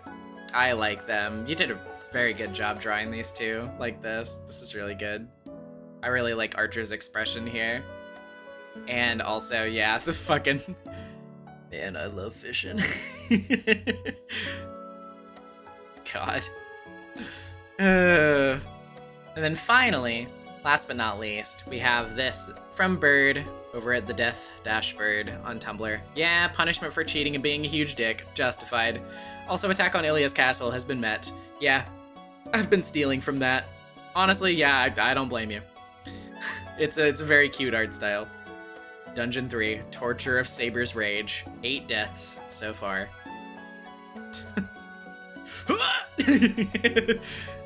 God. Very, very good, very good. Alright, well. Go through everything again real quick, just to show everything off.